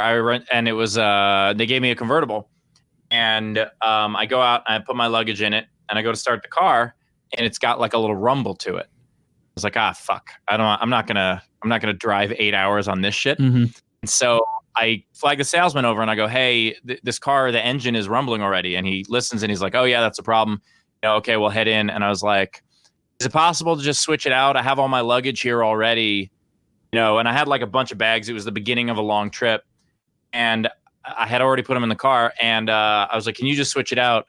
And he goes, oh no, it's fine. Don't worry. And he takes the keys and he like locks the car. And I just look at him and I look back at the car because it's convertible, and I just take the bags out of the car he just locked. Like, how would this? What the fuck is that about? Yeah, fucking idiot. Yeah, the whole rental car industry is ridiculous. They let their employees do whatever they want with pricing. It's don't buy shit from them. My advice. And never buy. Anyone who buys a rental car, I'm just like, are you fucking insane? Like, you're gonna buy a car that people, because when I drive a rental car, I don't give a fuck about the transmission. I don't like slowly press the gas, because I know that over the course of years that wears it down. And by the now way, imagine being an employee. Yeah, and how they whip them around and drive them. if you're buying at CarMax and you notice they have like 14 of the same car that you might be interested in, it came from a rental place. That's where they get them. They just got a bunch of them. Those are all rentals. That's why If you get a rental car, like a used one with less than 10,000 miles, it's probably not bad at all. Because like reputable companies like Hertz, Enterprise, whatever, like they have liability issues if they don't get all of the maintenance done on those. You buy a rental car at 30,000 miles, good fucking luck. That thing has been fucked in. It has been fought in. It has every bit of debauchery has occurred in that Honda you're about to purchase. I don't know what to say. I bought this used car. Now I'm pregnant. I think it was semen on the seat. Should have got the perma plate. Should have got the perma plate. Oh man, that's funny. Oh, your favorite Viking show is back on the air, Woody. Norseman, the comedy. Oh. Yeah, season 3 is on Netflix. Thanks for telling me that. I've been looking. Yeah. I don't know. I actually have no words. I finished Avatar: Last Airbender because it's been big on Reddit. I was like, maybe I'll like this. I liked it, but I don't have a show right now. So Yeah. It's only 6 episodes, but every season has been 6 episodes. It's a prequel, though. It sort of shows you what's happened before season 1, even. I'll give it a chance. Yeah, I don't mind it. It's like background information that you didn't have. So it's, I'm digging it. Yeah. Huh. Yeah, let's wrap up. I know Taylor's on vacation. He's got family and friends there that he needs to get back to because they're leaving early this evening. He wants to be able to say goodbye to them. So let's get this thing knocked out. Steve, where can everybody find your stuff? So the sign I'm in front of is Nowhere Comedy Club. I perform full sets there, as well as I do a show with Daniel Muggleton, who's an Australian comedian, called Ask Us Anything. We do that every week, and where it's a 90-minute of ad lib where people participate. If you want to see live comedy, whether it's me or someone else, we've had Nikki Glazer and the Sklar Brothers and Todd Barry and Greg Proops. So just nowherecomedyclub.com. So check that out. Awesome. Cool. And I do a free live stream 4 days a week on my YouTube. So just YouTube/the Hofstetter. Hell yeah. All right. Any outros? No outros. We are all good. PKA 501.